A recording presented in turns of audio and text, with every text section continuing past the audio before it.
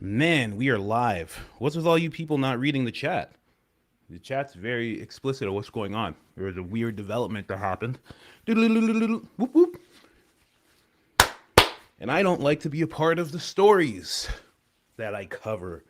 I like to cover the stories from afar.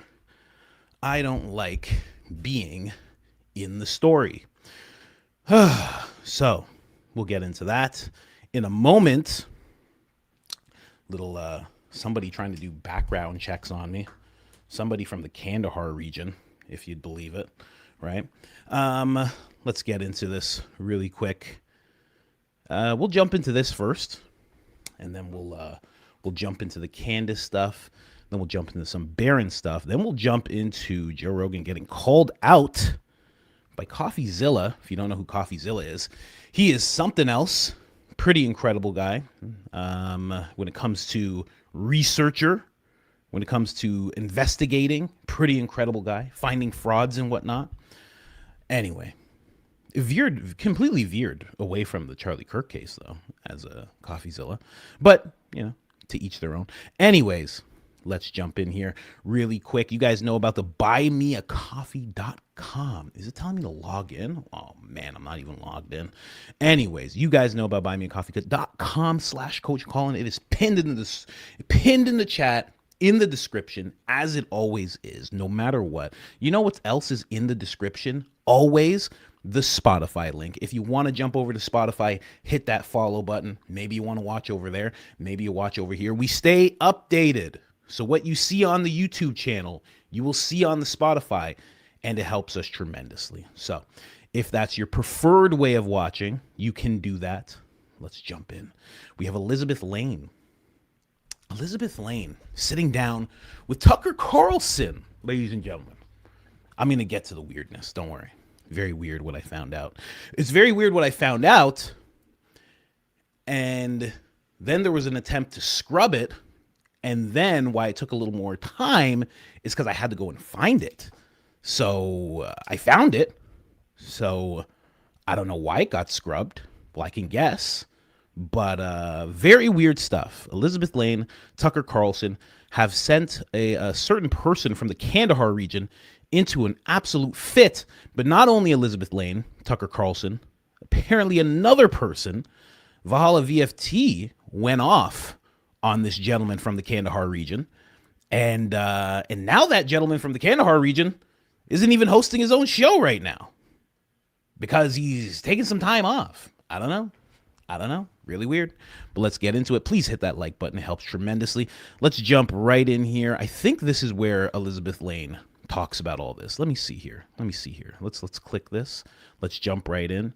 Yeah, it seems like what she's saying is true. Seems like it. I mean, yeah, I'll say allegedly. What do I say? Allegedly, maybe, perhaps. There you go. We'll put that there first. Let's jump in. I'm like, what's going on here? It's a former Green Beret. Like, what's going on here? And then I get an interesting phone call. And it is someone who knows Gary and says, Elizabeth, I've been watching what's going on and these attacks on you, especially after I dived into this investigation and Charlie Kirk and this stuff. And I think you need to talk to my friend right now. And I'm like, okay. He's a former Green Beret, also Special Forces, and you need to talk to him ASAP. I'm like, okay. So I call. This guy picks up. He's like, oh, I know Gary really well. I'm like, what's going on? Let me tell you something, Elizabeth. He says, so Gary and I used to do videos together. And Gary himself didn't believe in Charlie Kirk's assassination narrative. So I was like, okay. But now he's attacking everyone, especially Candace. I mean, Candace is like, Gary wakes up for it and goes to sleep to attack Candace, right?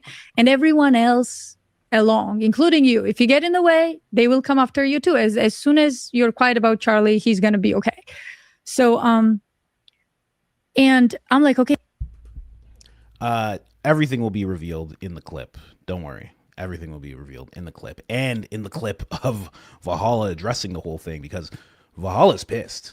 That's all I can say about that. And he he's taking it back to the 90s. He just wants to know who wants to meet in person, basically. That's what Valhalla is pissed. Don't worry. You'll see that clip in a second. Let's go through this first. what's going on? And he says, well, do you know that when Charlie died, Gary got paid by the DOD? I'm like, okay, so, and that's when he changed his narrative, he said. But that's not all, though. So apparently Gary gets paid by DOD a very generous amount of money. Gary changes the narrative, and now Tyler Robinson is the killer and everything is fine. Okay? What can you do to monitor him? Absolutely not. Absolutely not. How about that? Absolutely not. Skip past this. Immediately skip past this. Okay? Absolutely not, sir. Anyway, here. Now it's been renamed Department of War. I assume that will revert to defense once this nightmare's over. But once we lose yet another war, you think they're paying Americans to spread propaganda in the United States, specifically about the Charlie Kirk case? So I know that Ukraine is paying them, and I'll tell you how. But with Gary's case, we have these documents. Ukraine is paying them to do what? We will get to it. Trust me, just trust the process. I'll get to it as soon. I will. I trust the process. Yeah. So he says Gary got paid by DOD. So that doesn't surprise me because, okay, former Green Beret, maybe some contract, maybe something, right? So I'm like, okay, but you got to give me something better than that. And he's like, oh, we'll give you better. It's not just me who's a former Green Beret. Like, we have 5 other guys that want to talk to you. I'm like, okay. So he says that when Gary got paid, Gary stopped making videos with him and started attacking him. So 2 Green Berets are making videos, okay? 2 Green Berets, Gary and this other one that called me on the phone and said, we both were sure that something was wrong with the main narrative with Charlie Kirk.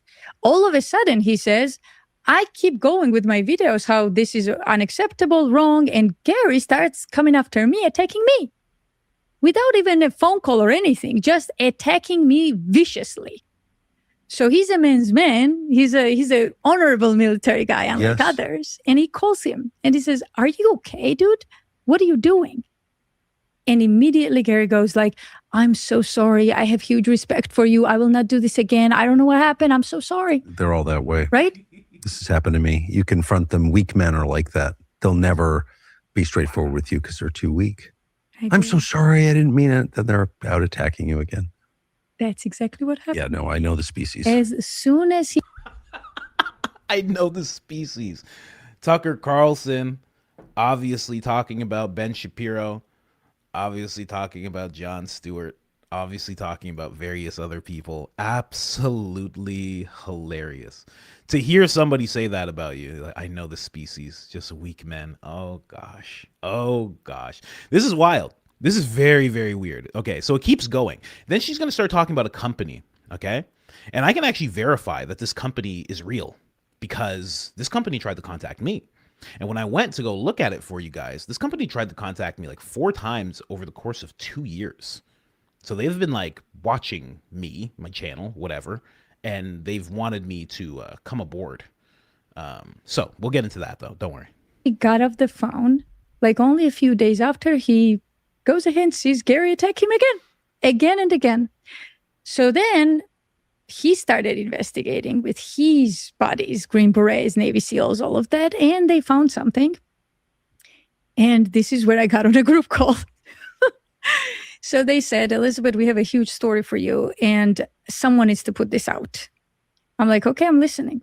He says, when Russia-Ukraine war started, we Special Forces guys got some interesting calls. I'm like, okay. Ukrainian company called us, they said. And they offered us money. I was like, for what? They said, we were supposed to go on YouTube and glorify Ukraine, Zelensky, their military, all this, trash Russia, and we would be compensated for it. Yeah. Yes. So immediately, Yeah, that was it. It was the same type of offer. Very weird. I don't know. They're contacting like ex-military and then me. Like, who do they think I am? Like, I don't understand. reaction was, please tell me you remember the company, and please tell me you have some proof. And he was like, yes, I remember the company. We all do. And we have the proof. So I'm like, great. Here's the offer, Tucker. These are for former special forces guys. Some don't even have YouTube, some do. And the deal was the biggest YouTubers that they wanted, right, to spread Ukrainian propaganda. They would get paid some around $10,000 a video, okay? 10,000. And above that, they would get $40,000 in advertisement money. So they would be set with good advertising. Whoa, whoa, I didn't know it was that much, guys. Whoa, hold on. Whoa, whoa. Your boy makes a lot of videos every week. Hold on a second. I didn't realize, guys, haven't we all loved Ukraine for a long time? Am I out of bounds here? Haven't we all found Ukraine to be spectacular? I'm just saying, I'm not changing my opinion. I'm just saying there's no correlation. I just didn't know how much. And now I'm just saying, isn't it a great play? Like, Zelensky has always been a great leader. Has he not? I mean, he's a hero. In fact, I mean, dare I say, he's an American hero. I mean, I can't explain how or why, but I'm just saying, does this count as a video? Zelensky, are you out there? Does this count as one? Please.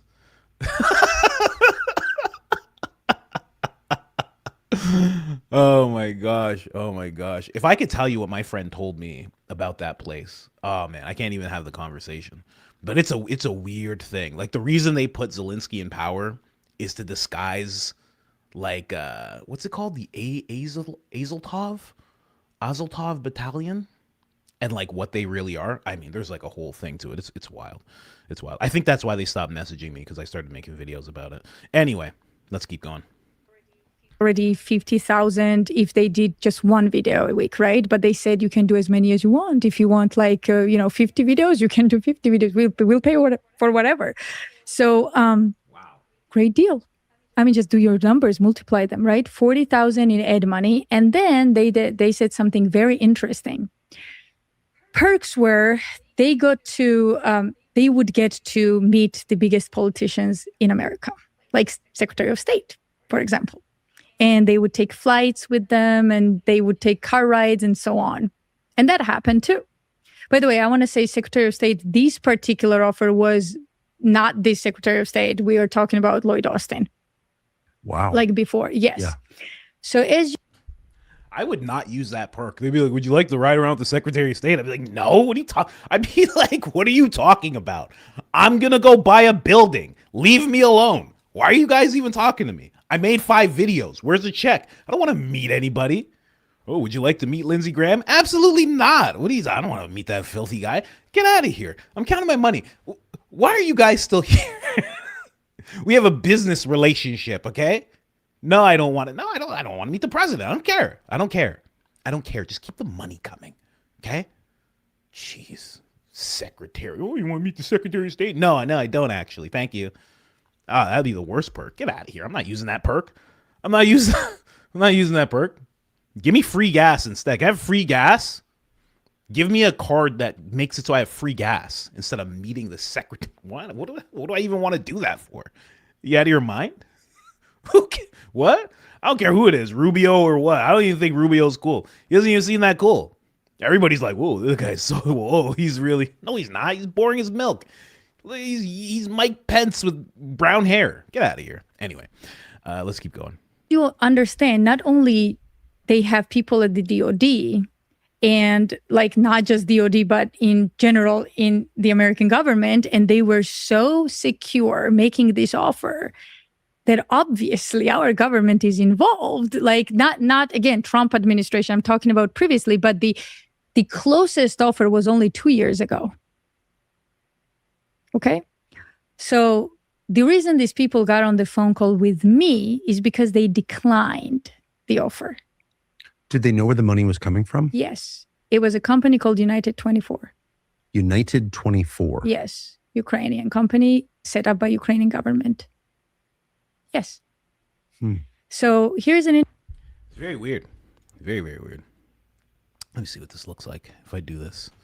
It's going to show any weird info. Is it? I don't know. I don't think it is. Let me see here. Hold on a second. Actually, no. Wait. Yeah, here. I'll do it like this. Here, let me see something. Share this tab. What's it look like? What's it showing? I just want to show the emails. But it's weird. Let me see if there's any NDA thing on here. No, nothing. Nothing. Okay. Okay. Can I make this go away? Oh, I can't. Don't worry. Don't worry. I know what I'm doing, kind of. There's a whole bunch of these emails. I am still on my laptop. I don't have time. I don't have time. I just don't. Anyway, how do I show this? Whatever. Let's just see what it looks like really quick. There's nothing that it shows, right? Right? It shows like here. It shows job application. Okay, whatever. Yeah, you can see it. But either way, this is what it looks like. So special collab for I Am Coach Colin. So some guy named Rashman. In the United 24 media team, we believe that your creative talents align seamlessly with our vision. I'm Eugene, communications manager, United 24 Media. We are not an ordinary brand, which was created to earn money. We are building the first ever Ukrainian English-speaking mass media and have only good intentions. Oh, and I froze. Oh, how about that? Oh, didn't I? Oh, how about that? How about that? Of course I did. There you go. Okay. Of course I froze. Oh, how fun. And it's not my fault. You sent me the emails. This is from 2024. This is from November 27th, 2024. Says, we are committed to collaborating exclusively with the best and see that in you. Your videos have impressed me. Let's explore an incredible potential joining forces with United 24 Media. We are posed to provide the best experts and exclusive content for your videos. I look forward to working with you, blah, blah, blah, blah, blah. And there was like 4 other emails that were basically the same thing, you know? Weird stuff. Very weird stuff. So I can verify that company is real. I don't know who has had it reach out to them. All I can say is I know it's reached out to me. That's all I can say. So that company has reached out to me. And again, they didn't go over any pricing, I should say. Like, they didn't go over all that. Or else I might be like working on Patrick Bet-David's podcast right now. I'd be like the new voice. I'd be sitting next to Vinny like, what's going on, guys? Yup. Adam, I love your point. I love the points you make, Adam. I'd be with Tim Pool. Just both of us just in beanies. Yeah, Tim. Oh, man, the way you gave it to Candace. That's how you do it. That high five. High five, boss. Good job. Good job. I'd be sitting down with Benny Johnson. Hey, Benny, what's going on? So let me just tell you about these conspiratards that won't stop talking about Charlie Kirk. Yeah, I would have been wearing a suit. Officer Tatum, Officer Tatum would be hugging right now. What's going on, Officer Tatum? This is my good friend and colleague, Officer Tatum. Ladies and gentlemen, we're going to hear what he has to say right now. Would have been all about it. Maybe, No, I just, I remember responding to them. Maybe I didn't send it because I was like, I don't think you actually watch my videos. I don't have good things to say about like what you guys represent. I remember writing that, but maybe I didn't actually get that off to them. I don't know. But whatever, either way, I just kind of left them on red, I guess, but who cares? God has other plans for people, you got to follow God. And that was God working in my favor, because maybe I would have, if God wasn't with me, then maybe I would have responded. Maybe I would get tied up in something that I don't want to be tied up in. And then it would be hard to leave. We've all seen that. We've seen that with Charlie Kirk. We've seen that with many people. So, God looking over me. Thank you so much, Lord. Let's keep going. Elizabeth Lane here, ladies and gentlemen. Let's keep going. Interesting thing with United 24. You know who provides money for United 24? Who? We do. The U.S. government.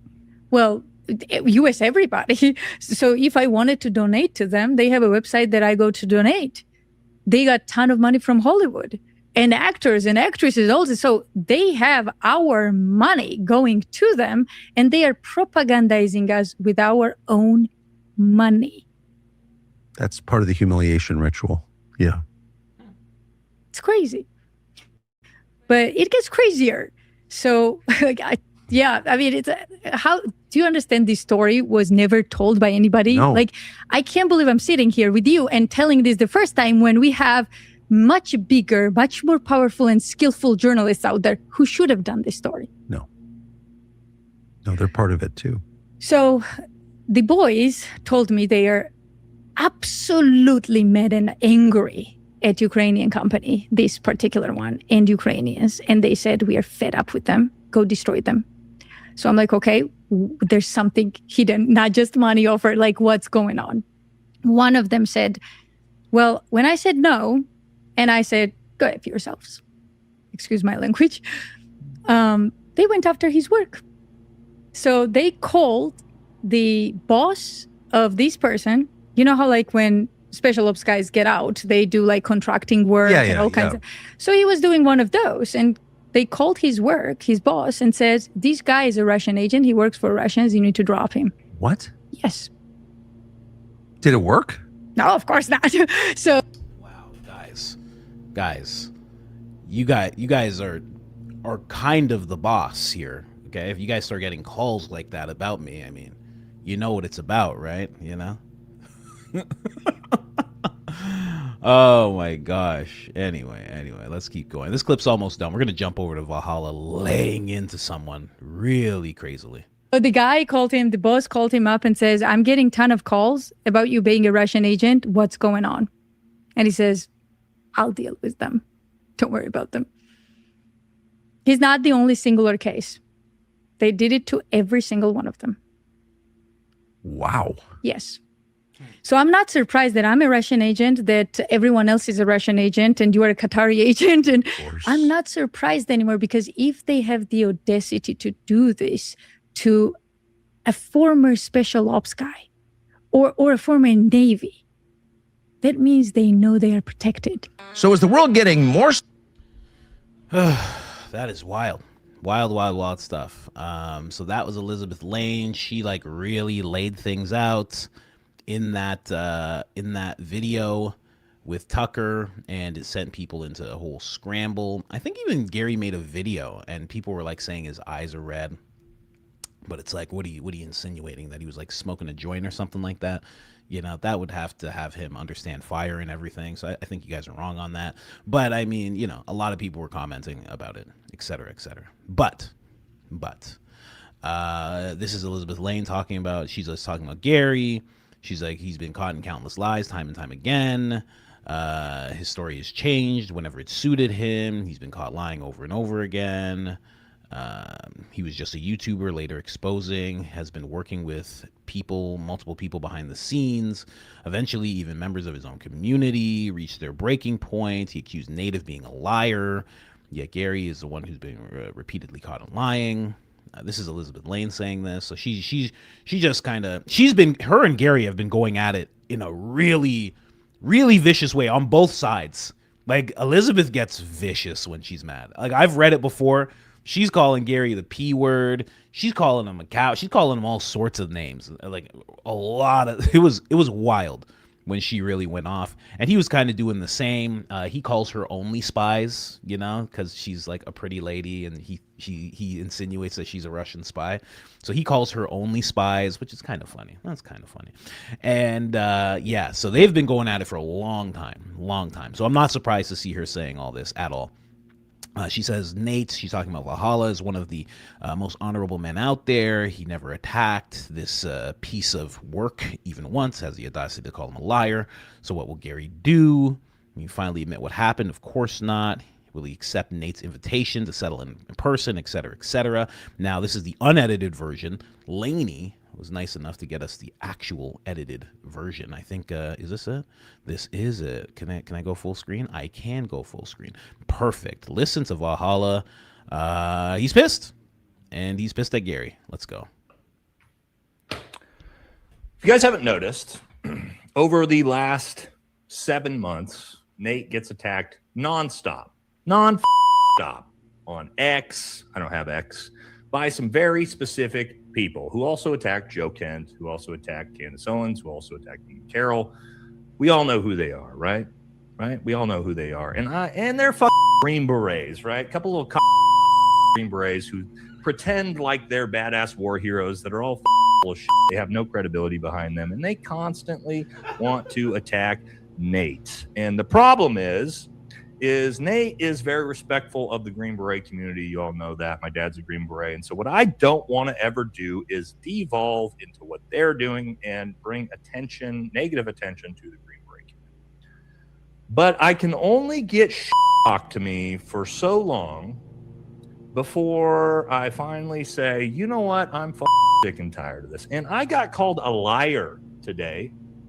And we all know who I'm going to talk about. Gary Melton, Paramount Tactical, right? You know what? Gary, you've been attacking me non-stop for months. I've never said a The beeps make it so crazy. They make it so crazy. Oh my gosh. word back to you because I actually respect the Green Beret community. I don't attack fellow Green Berets. Even Matt Tardio, who's my friend, has publicly apologized for even doing content with you. Publicly apologized, privately apologized to me for even sharing the same camera as you because you're such a little piece of shit. But what you did, Gary, today is you called me a liar. Oh, Liz. Okay, hold on. She wants me to save it, but I'm curious, guys, because all right, let's see if we can get Liz to come on right now. Guys, I've hit my break point, right? You can only push me so far until she's driving right now. Okay. We'll tell. Someone said, we cool with Tardo now, guys? No. Just because someone's friends with somebody. Like, what are you talking about? That's not how that works. Everybody's like, whoa, Alex apologized to Candace. I don't care. I don't care at all who apologized to Candace, how she feels about it. I'm never going to trust that guy again. So you got to be your own person. We're not a hive mind here, ladies and gentlemen. We're a bunch of people meeting, talking about mints, and listening to funny clips, screaming, mama, whenever it's convenient to us, okay? That's what we are here. We'll tell Liz to log in. All right, she's gonna log. She wants me to wait, but I can't wait now. We're too far down. We're just gonna do it. All right. So here's the thing. Liz is gonna log in and watch because Liz knows because she's been massively attacked. So here's the thing. Let me give some context here. I have been, you guys know, so respectful while these little have attacked me nonstop, called me fake Green Beret when I have way more impressive Special Forces resume than they do. They don't have Valorant combat awards. They don't have any of the I have. I don't talk about this, but I'm so sick and tired of listening to these little talk about people like me and Joe Kent who have infinitely more impressive resumes than they do. All right. And again, you guys know I don't do this, but I'm just sick of it. I'm sick of just watching them talk nonstop to me when I mind my own business. All I do is I go out, I do ballistic tests, right? And I do scientific studies and all this different trying to like bring up, and what do? They do panels, right? Trying to debunk everything I say when they have no credibility, by the way, by themselves. And I finally hit a break point with these little because Elizabeth, let's see if I can pull up the actual clip from a Liz. Let's watch this together because Liz covered this on Tucker Carlson. Okay, and just so you know, Liz is talking about me here. She's telling a story here, which I wasn't going to do. But let's watch this together, and then I'll give some context. I keep going with my videos, how this is unacceptable, wrong, and Gary starts coming after me, attacking me. Without even a phone call or anything, just attacking me viciously. So he's a man's man. He's a honorable. She's talking about me right now. Okay. Military guy, unlike others, and he calls him and he says, "Are you okay?" This is after Gary. The first time Gary decided to talk about me on Twitter, out of nowhere, by the way. What are you doing? And immediately Gary goes like, "I'm so sorry. I have huge respect for you. I will not do this again. I don't know what happened. I'm so sorry." They're all that way. Right? They are that way. This happened to me. You confront them. Weak men are like that. They'll never be straightforward with you because they're too weak. I'm so sorry. I didn't mean it. Then they're out attacking you again. That's exactly what happened. Yeah, no, I know the species. As soon as he got off the phone, like only a few days after, he goes ahead and sees Gary attack him again, again and again. So then he started investigating with his buddies, Green Berets, Navy SEALs, all of that, and they found something. And this is where I got on a group call. All right, so all this happened. Me and Liz are going to cover all this. We're going to call all this. Let me give some context, because what Gary decided to say on Twitter today is that none of this happened. So Gary, I'm right here, buddy. You remember, let's talk about this. Let's say this publicly, because Nate never talks about this publicly, but let's go ahead and talk about it. You said I'm a liar. Gary, you said I'm a liar, but you don't remember when the first time you decided to talk about me on Twitter and I called you up privately because I'm a real man. I'm like, you're a little little fuck. What you did when I called you up, you remember? It's just like Jerry Springer. It's oh man, such fun thoughts of being like a kid and just being like, I don't want to go to school. And then you watch Jerry Springer. And that's how it would sound right before they would start fighting on Springer. You would hear the beep, beep, beep, beep, beep, and they'd be locked. And Steve, the security guard, bodyguard guy, he would come and he'd split them up and they'd be fighting and they'd throw a chair. It was the best when they throw a chair because that was a heavy chair. And they'd throw the chair. Nate is in throw the chair mode. He is in throw the chair mode right now. Remember? And I said, Gary, why the are you talking about me outside of nowhere? Gary, you're going to see this too, but I'm done. I'm done with your right? You said, what'd you say? When I called you up and I said, what's your problem, man? Why are you talking to me? I'm so sorry, Nate. I'm so sorry. I'm so sorry. That's not the way I meant it. It's completely misrepresented. I respect the out of you. Over the top apologies. You remember that, Gary? I remember that. But now you're saying that that's a lie. No, that's not a lie, is it, Gary? And so, Gary, if I'm so sick and tired of you talking shit about me on like a little punk when I've approached you privately and kept my mouth shut and been respectful. But now, Gary, how about this? How about the next time you want to say anything online about me, you come out to my house. I got a combatants gym in my house, and me and you just solve this man to fucking man. Why don't you put your little mouth or money where your mouth is and come find out? How about that? I'm sick and tired of it, buddy. Wow. You're a buddy. I will fold you like a lawn chair. We'll do it for charity. We'll donate it to Erica Kirk if you want. Come get some. Otherwise, shut your mouth. Wow. Shut your mouth. Stop talking about me online. If you want to solve it, let's solve it in person. Public challenge. God. You and me. Otherwise, shut the up. Jeez. Shout out to Laney. Thank you for the edit. That is crazy. This guy said he'll fold them like a lawn chair. You know, and I've heard stories in that community that they're in that they do from time to time solve things like that. Like if one guy's a problem, it's like, okay, let's solve this, you know? And they'll just swing it out, see who ends up on top. That's it. And then you shut your mouth after. Conflict resolved.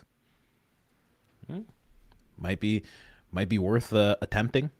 He even said he'll give the money to Erica Kirk. Do you know how mad this guy has to be saying he'll give money to Erica Kirk? Erica Kirk's a multi-millionaire. Okay, Erica Kirk sells 10 hats a minute. I don't know if you guys know this, right? Basically, I mean, they sell merch like Tesla.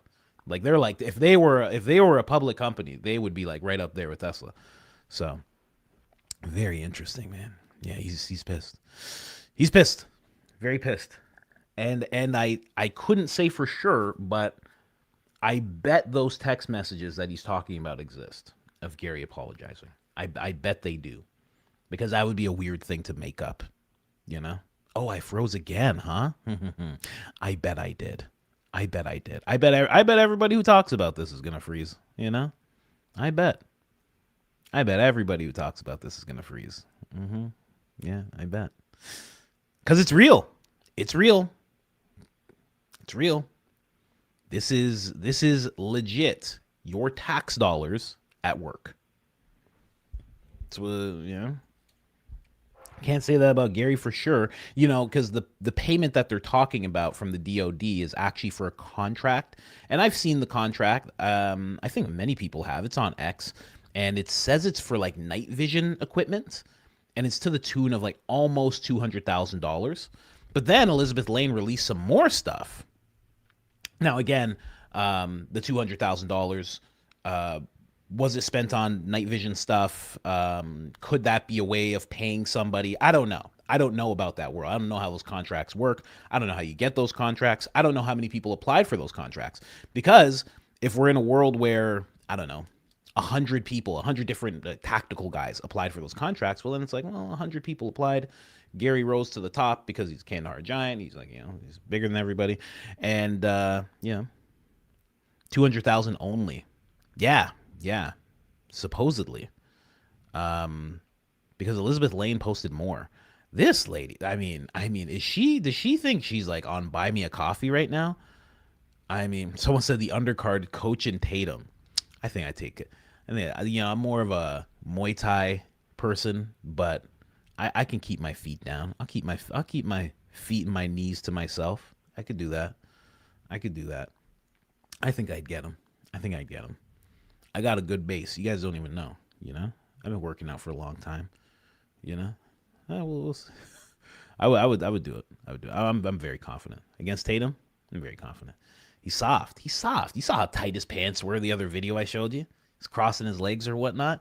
Nah. See, if he lived in Dallas, if he still lived in Dallas, if he stayed there, I'd be like, I don't know. It's Fort Worth. I don't know about all that. He's from the projects. I don't know. But he's been soft. He's been in Arizona with Tyler Boyer, and they're drinking Starbucks and all sorts of stuff. Yeah, I'll deal with him. Anyway. Oh, man. Have him screaming, Mama. Mama. Coach, Mama.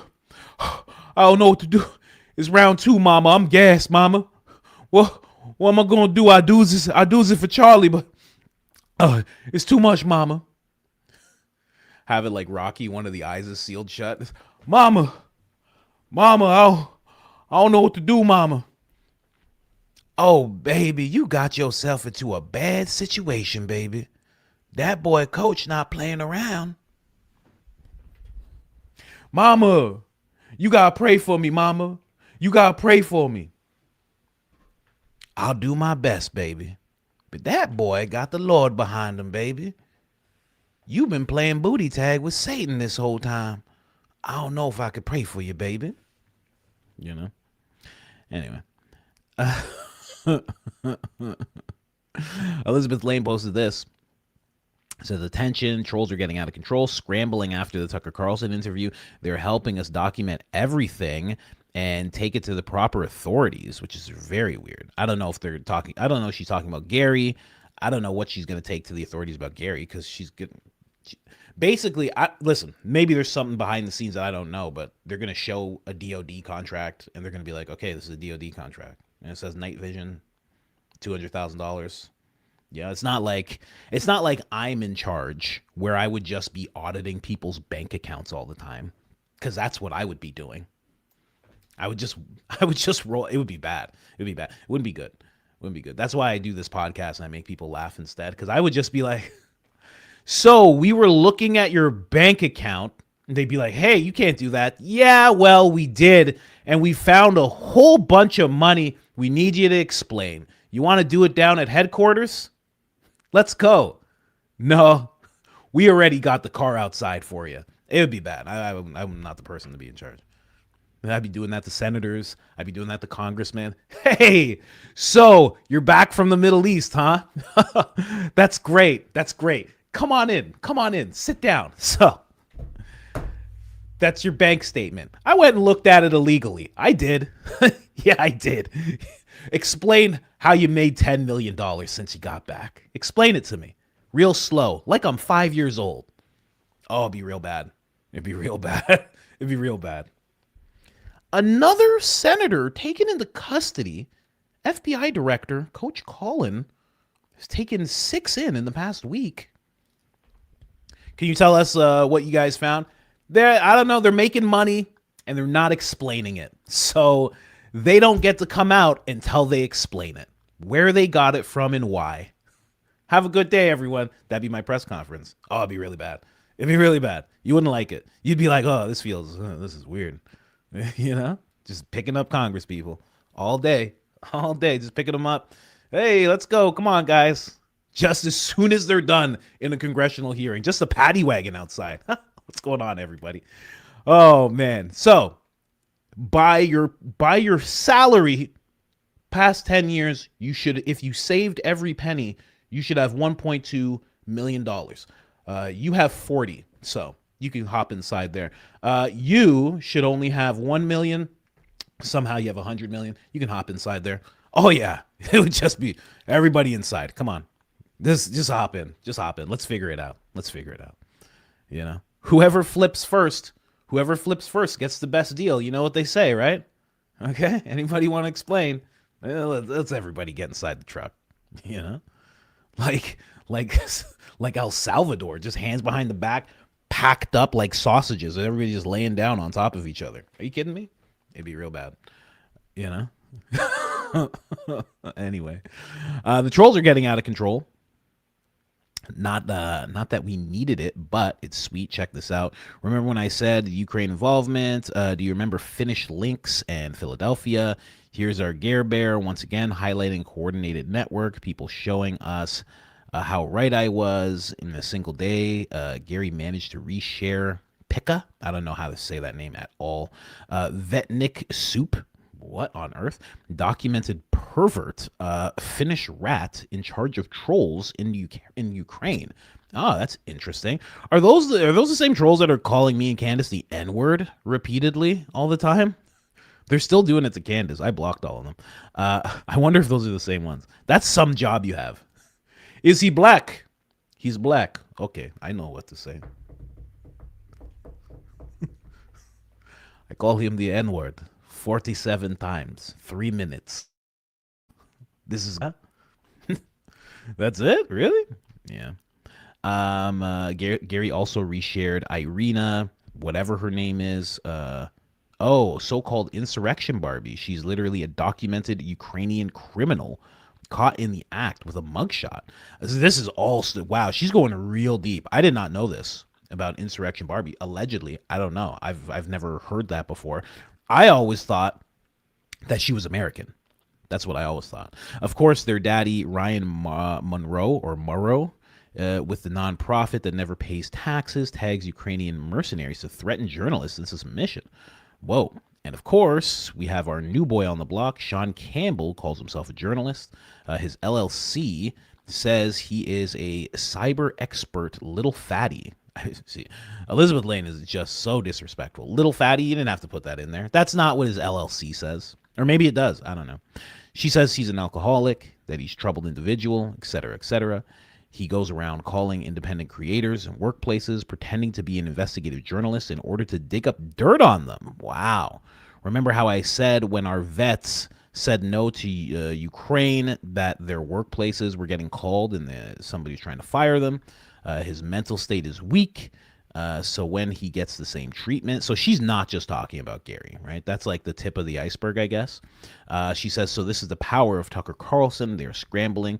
It has brought independent journalists together. Thank you, propaganda artists, very much. Power is in unity, not in money.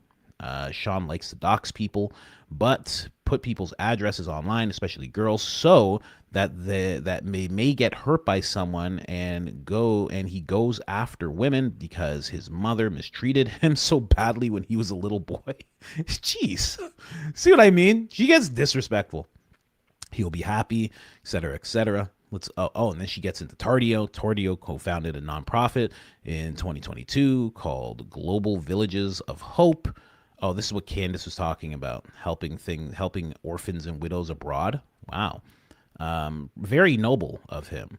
It's a nonprofit, private companies. I can't, guys. I'm on the floor laughing right now. Should we call them nonprofit bros? Wow. Wow, Elizabeth is going hard. She needs to just make a video where she says all this, because this is like Candace Owens level stuff here, you know? And of course, you may know James Zachary Howland, who had a vasectomy too soon. How do you even know that? That's too much. I think his balls went through it, though. Wow. Just relax, Elizabeth. Good gosh. I mean, too much. Okay. So either way, she ended up tagging. She said, thank you, trolls. She said, Ryan Monroe tagged Ukrainian mercenaries to threaten me, who directly works with the SBU. I don't know who that is. I see it as a full-blown treason. And these people point fingers at Candace and Tucker. Screenshots below. Thank you, trolls. For the rest of you guys, block them. And then there's something. Oh, this says Paramount Tactical Solutions as a premier firearms company. The website, revenue 2 million, et cetera, et cetera. That's very interesting. Here, I'm just going to move this because I don't want his address or anything there. The phone number's blocked out. Sports recreation, retail, tactical firearms. So it lists what they do. 511, Mystery Ranch, et cetera, et cetera. Okay. All right. So $2 million revenue. That's a lot. That's more than 200,000. But I don't know about any of this. But I do know one thing. In someone posting this, so she posted screenshots, just doing a little connecting, et cetera, et cetera. And then Gary released this, I think soon after. This is where people were talking about him looking a little glossy-eyed and whatnot. I think this is the last video he released before he went on vacay, I guess. I don't know. Somebody like Elizabeth Lane can come on a show like Tucker Carlson and say just spew lies about people, accusations, defamation with zero evidence, and people would just accept it because they disagree with somebody else. Like, that's a sad state in the United States. That's exactly what he does. You know what I mean? He's very sad that people do it. That's exactly what he's been doing to everybody. He called me a criminal. Based on what? You know what I mean? Just because I hung out with Italians? They were good guys. They were good fellas. They were nice guys. Stand-up guys. Nothing wrong with them. One of them, rest in peace. I love you forever. Mr. Russo. Yeah, you know, great guys. But he's upset about that, even though he's doing the same thing to Candace and just various other people, nonstop to Barron. I mean, come on. There's zero. Not only is there zero consequence, but people are spreading these lies, and it's highly incentivized. It's highly profitable to go out and just trash people, and people expect no evidence at all. And she has none because there is none. I've not taken a single dollar. But let me tell you something. If this is some attempt. Was he crying or something? Someone said Vince Russo. Mike Riley. Of course. Oh, man. He is a Russo. Yeah, was he crying or something? What is this? Where is he? I guess he's in a hotel room or something. I don't know. To get me to stop, it's not happening. Folks, Elizabeth, I will be coming after you when it comes to information. I'm going to continue to expose you for the liar, for the propagandist, the anti-American, pro-Russian propagandist that you are. And the same thing goes for Tucker Carlson. See what I mean? Like, you just called her a pro-Russian propagandist. You're calling her a spy, all these different things. Only spies. Again, very funny in my opinion. I think that is a very funny joke. But it's like, what's going on? You're doing the same thing. And she's coming after you, and now you're saying you're coming after her. So it's like, you know, why is what she's doing evil and then what you're doing is good? It's just because you're saying it is. You're just saying, hey, what I do is good. And then you just do, you know what I mean? It's like Frank Turek, like, hey, the Old Testament says you got to kill people like this. I'm just preaching the word. It's like, what are you talking? No, you're doing something bad and you know you are. And the same thing goes for Candace Owens. Folks, these people are trying to destroy our country and you need to wake up. It's not even a sophisticated op. It's obvious. They're lying to you, but people are just entertained by all this stuff. And all it costs is the future of our country. So anyways, folks, just so you know, and I will have a much more in-depth response to this later. But these are lies about me. And they've continued to lie about me for the last 10 months. And I'm not going anywhere. Very interesting. Very, very interesting.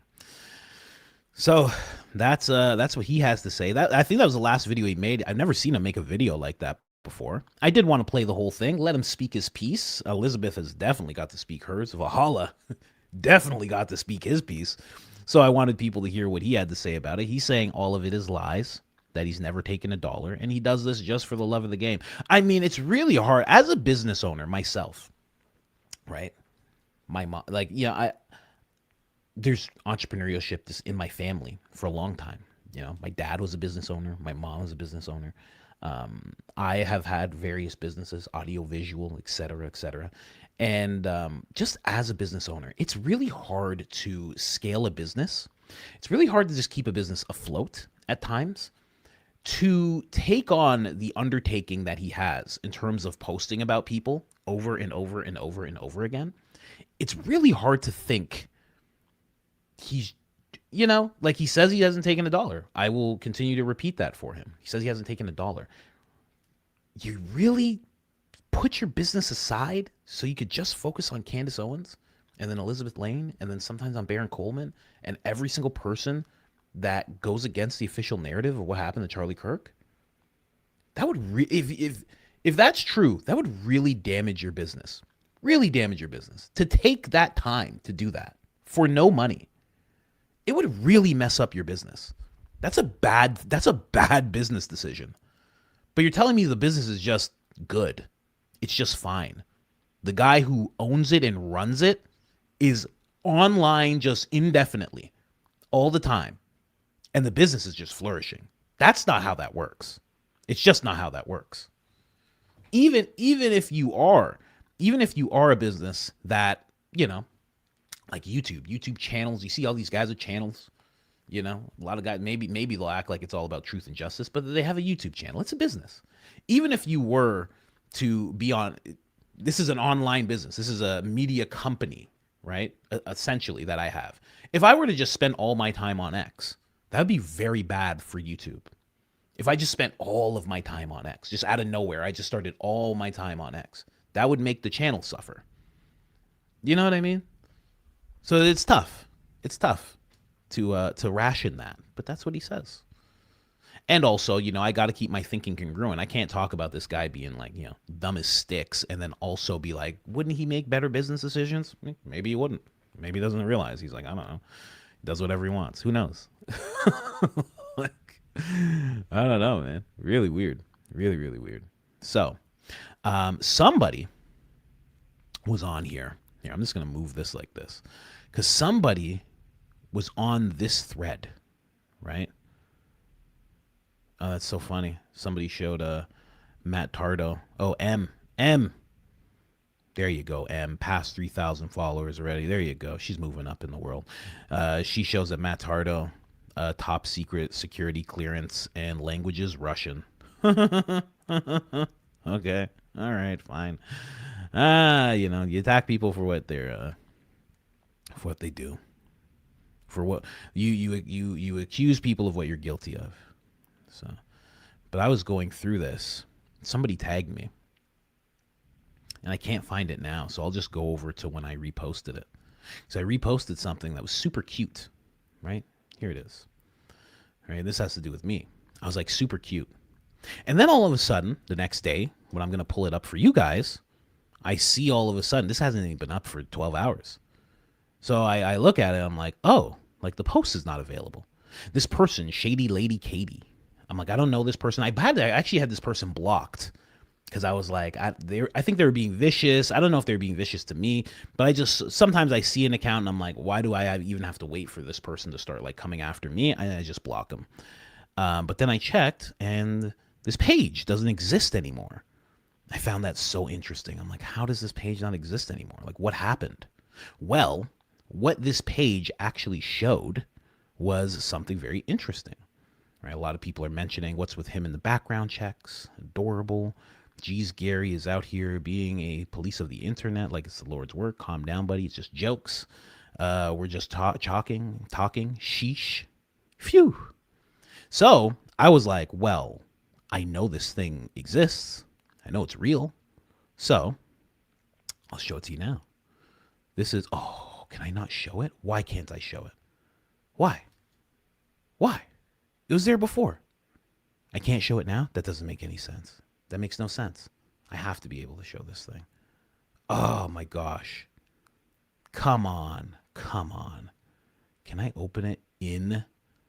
Guys, tell me something. Can I open an image? Oh.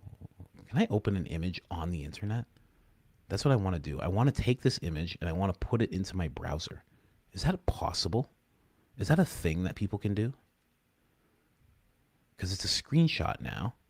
And it showed me that I was able to actually show this screenshot. And now I can't for some reason. You know? Yeah, it's weird. It's weird. Let me see here. What can I do? I'm not such a tease. I right here, there's usually a button that says share this page. Someone said copy the address. What is the address? How do you find the address? Come on, 40 guys. Like, yeah. You got to tell me. I can copy it. What if I copy it? Someone say take a screenshot. I do drag and drop into the browser? No way it's that easy. No way, lazy. Oh, if I go and find, oh my gosh, can I do that? No. Oh my goodness. Why is it an email right away? That's weird. Hold on. And then I can just go like this. Click it. There it is. So this person shared this. It's apparently, and I don't know this person. Again, I blocked this person. I don't even like this person. And I don't even know if they're real. I don't know anything about this shady lady. I mean, they're called Shady Lady. But what she showed everybody was this. She says, she actually said in the post that's not available anymore. She said in the post that she had fallen victim to what Gary was doing. She said he always would ask for information under the disguise of telling the truth, like truth and justice, like I always make fun of. And that she has provided him with information. And then she provided this screenshot. And she says it's a conversation with him. And it's him showing, basically he's like, she's showing my account. And then he's saying, did you do a background check on him? And then she's saying, no, I have not, haven't cared much to. Here are his additional profiles though. And then she shared a bunch of profiles. Now I imagine this is back when, you guys, I don't even think I went over this guy with you guys, but Gary was sharing like a post that I had from Instagram from like almost 10 years ago. And I was like, oh, this is so weird. Like, why is he doing that? Like, why is he, because we were going back and forth, as we would, because we love each other so much. And he he showed this post and he showed another post and he was calling me satanic. He was like, this guy is look at this person, ladies and gentlemen, he's satanic. And then everybody in the comments jumped in because, little did I know, I'm like, we're slowly building this community of jokers and Christians. And all the Christians jumped in and they're like, people change. Like, this is what Christ does for us. And I was like, I'm so glad people realize this. Like, this is what Christ does. Like, I was into New Age stuff before, and I had all the things, the Buddha and, all this stuff. And the next thing you know, I gave my life to Christ and all that stuff is gone. That is washed away. Like, it's just done. So, wow. Yeah. So he was trying to do background checks on me, apparently, for some reason. Trying to do background checks on me. I'm guessing he thought I was one of those crazy blacks that you see on TV and movies, He was thinking like, maybe I'm like O-Dog from Menace to Society, maybe I have that type of background, he was going to see like an attempted murder charge on my background or something like that. I don't know what he thought, but I've always said I'm not black like that. I'm black like I can't swim, and I'm black like I am covered in lotion from head to toe right now, but I'm not black like I have a bunch of charges on me. I don't do that. We don't do that. Like I always say, my mom was a bodybuilder and I was way more afraid of what would happen if I got in trouble with her than any type of law enforcement. So I kept myself pretty clean that way. But yeah, he did try to figure it out. Oh yeah, you're Mike Riley. Yeah, your record's way worse. I don't have a record. I have one. I never even talk about it, but I have one assault charge on me because a grown man assaulted me He was probably near the age that I am now, probably a little older. He assaulted me when I was a kid. So that's the only thing you'll see on my record. I know because I've had someone tell me like this is the only thing on your record. And it's like from 1994 when I was like 8 years old or something like that. Wild story that is. I don't talk about that much. But that is what Gary was trying to do. And it's wild that page does not exist anymore. I found that to be the weirdest part of all of it, is that page is just gone now. Completely gone. So I don't know if she did it or if he did it. I don't know what happened there. But somebody got rid of this page right after I retweeted it. Weird stuff. Anyway, so that lady's gone. Shady lady,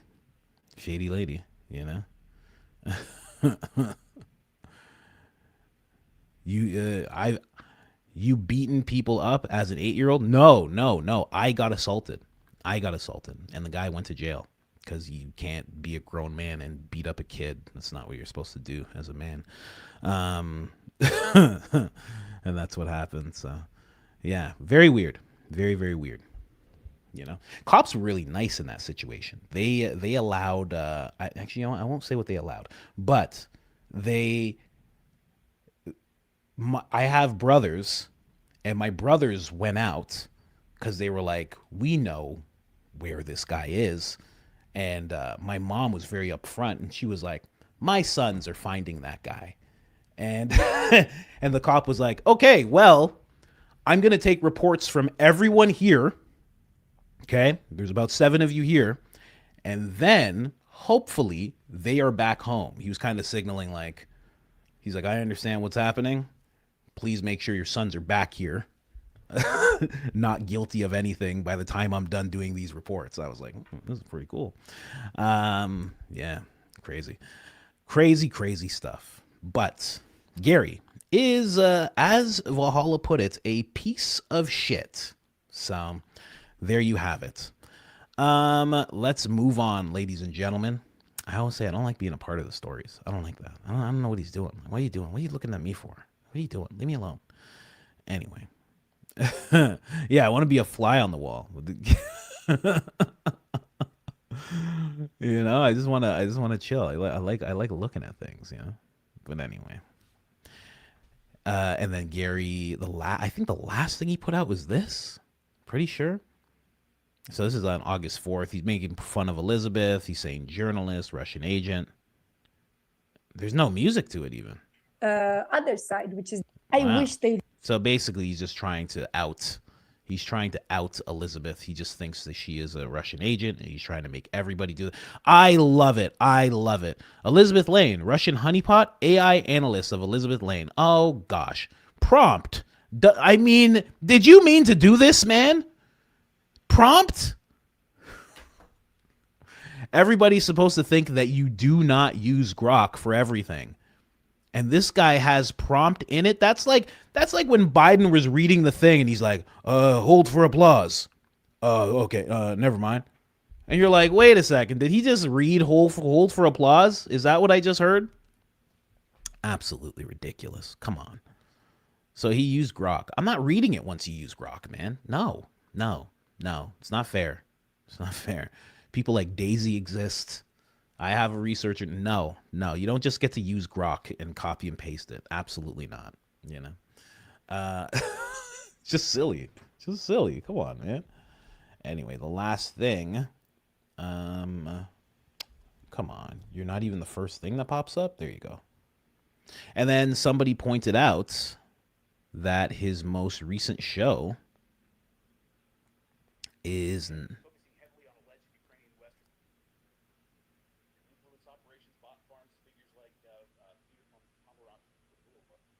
oh gosh. Anyway, let's move over to this guy. So this dude is now hosting Gary's show. No idea why. Just as all that came out, just as she did that interview, just as all these things came out, he releases that video where he's somewhere, no idea, looking a little disheveled. Now this dude is hosting his show. No idea why.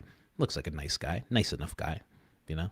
But as he was explaining why he was hosting the show, he was kind of like, yeah, who is that? I don't know. He said Jared. Say Jared? I don't know. But he was explaining why he was hosting a show, and he's just like, he like stumbled over his words. He's like, oh, you know, Gary's off. He just had to do some, and then he's like, oh, he's just taking time off. Like he kind of like stumbled on his words, like he was about to say what's really going on, and then he just kind of pulled it back to like a generic answer. So there you go. There you go. There you go. You gotta make your own decision there. Who is the one that is anti-American? Is it Elizabeth or is it Gary? Now, you know, Gary seems like he's getting paid. Yeah, here's the thing, right? People feel like he's getting paid. Can't really say he's anti-American if America is paying him, right? Or if there's these out, you know what I mean? It's like if they want him to do it, if they're like, we need someone to do this, right? Can't say, yeah, Graham may be anti-American. Graham Allen might be anti-American in the sense of like what America is really about and founded on. But, you know, the Pentagon's like, we'll give you money to do this thing. I don't know. It's weird, huh? It's hard. Who do you point the finger at here? Who do you really point the finger at? I don't know. Anyways, guys, just wanted to bring you that really quick. And this was old. It's not even like he's actively doing this. He did this check on me. He posted the wrong address, and then he called me a 24-year-old real estate coach. So whatever research they were doing just didn't make any sense. Yeah. It's cool that you thought I was 24, though. I found that was just like nice. That just felt really good. I was like, this guy thinks I'm 24 years old. I was like, this guy thinks I have boyish good looks. I'm like, how about that? Shout out to Gary, friend of the show forever. Once you mistake me for a 24-year-old, you're friend of the show forever. That's it. There's nothing he can say that's going to make me say that he's not a friend of the show. Thought I was 24 years old, ladies and gentlemen. Do you know what that's like? Everybody who's above 38 knows exactly what that's like. That's a nice compliment. That'll make your whole day. Everybody knows that. So, anyway. Someone said, Mike Rice said, I wish I was 24 again, right? Could you imagine? But you'd have to do it all the same, so you end up in the same place, you know? Unless you like are gonna become the inventor of Tesla or something. Then you go back and you change things. Fine. You know. But God has a plan for you, right? So even if you do change, even if you could go back and change things, he's still going to have the golden thread. You don't want to move away from the plan that God has from you. And where you are right now is actually the plan that he's had for you the whole time. And it's just hard to tell because you're in the plan. You'll never have a bird's eye view of the plan, but that's what he has. He knows exactly where you're supposed to go. Anyway. Why not 33? Because your boy. Why not 33? Because your boy looks young as F. That's why. He didn't even think I was in my 30s. Anyway, let's jump over to Baron, ladies and gentlemen. Baron doing big things. I do like everything Baron said about Julian Dorey. I like everything that he had to say about him. You know, it's fantastic what he had to say about him. But I do feel like, you know, Baron's modest. But you do have to look at it like, you know, I'm sure he was like, wow, this is such a great opportunity. This is amazing. But you got to remember, these platforms need you, man. You've been putting in work. These platforms need you. I know it's nice. And, you know, if Joe says, come on the show, if Tucker says, come on the show, that these guys need you. You're the guy who put in some serious work, you know? So that was the first thing I thought. I'm like, of course he's on Julian Dorey. And Julian Dorey needs to talk to someone like this. Who else does he have to talk to like this? You know? Shout out to Baron doing big things, big things. Is this the first clip I'm going to play? Nah. Do I have another clip here? And then we have 18 seconds here. And then we have 47. Why do I have two that are just like seconds in? I don't want to do. Oh, because they're clips. That's why. Check out this clip. Okay, let's do this one. So we'll do this one. We'll do this one first. We're going to go through the chunk of like what's important and makes sense. And then at the end, it's going to be a little bit more just about Baron and his come up. That's where we'll end it off. I think that's fitting. But let's jump into this one. This is the problem with Erica Kirk. Or no, this is him talking about Turning Point resources, sources, and what they tell him on the inside. This is wild. Listen to this. We haven't heard much of this on the show. Have you had, I presume? Oh, Julian Dorey. Oh, okay. I don't care. How about that? I only do that to people who are very like particular about pronunciation. I always tell them I don't care. I'm like, I don't care. Yeah. Anna Kasperia. How about that? Anna Capsperia. You like it? Candace Owens. How about that? And right now that person's like, it's not how you say it. It's okay. You'll be fine. You'll get through it. Julian will be fine. Julian Dorseyan will be completely fine with what I've said. Now, can we please get to Bear Ring Coleman and what he had to say about Erica Cork, please? And thank you. Anyway. When people from TPUSA reach out to you behind the scenes? Yes. Lots of them. Like high up people as well, I take it. What's, without revealing specifics of stuff you want to keep private, like what's the nature of that? Shut the fuck up, or like, hey, we want to right your path here. You actually have this wrong. We could help you out with that. Like what are the types of things they're saying to you? I've been given a lot of corrections where I've speculated on things and they say, here's what actually happened. And I've subtly made those corrections without burning a source. Got it. I've had so meaning you had maybe sources that were around TPUSA or in it that maybe told you something that then wasn't true verifiably, and you're like, okay, so I don't want to burn them, but or I had said something publicly on a podcast, and somebody said, well, you didn't quite get it right. Here's what really happened. And then, I can subtly make that change over the next few weeks without anyone really realizing that I've talked to someone. So that's happened a few times. And I've had good contact with a couple of particular people who have given me the temperature of what it's really like in there right now. What's it like in there right now? She's not super supported from some of the top people. That's interesting. From some of the top people. Now, I haven't heard Baron talk about that too much. Because when Baron gets down to it, when he's focused on his episodes, he's focused on a topic. They have prepped. So he's not just going to kind of like just bring things up out of nowhere. Sometimes during the supers, that'll happen. But to say she's not that supported by the top people, I mean, who is that? So we have all the little characters that we know, right? We have Blake. We have Andrew. We have Tyler Boyer. Who else do we really have though? And that's Blake's made it clear he doesn't even work for Turning Point, right? He's made that very clear. So who are we talking about when we talk about these people, right? So right now you see Charlie Kirk, he's still on the board of directors. I wonder if they're still paying him. Erica Kirk, right? You have Dave, what is that? Englehart, right? So you have David here. You have Doug DeGroot. You have Mike Miller. You have Tom Sodieka, right? You have all those people. Are these the people that, aren't with her, who don't support her? She's not super supported, right? Then you have executives. You have Justin Strafe. I forgot about him. You have Marina Minas, right? You have Justin Ullmans. You have Hunts Hertzberg. I would suspect he supports her. Not based on anything. Just a hunch. You have Lauren here. You have Andrew Cipher. What a name. What a great name. Mormon dude, by the way. That dude. I feel like Candace mentioned him last week or the week before. You have Frank here, right? You have all these guys. You have one black person.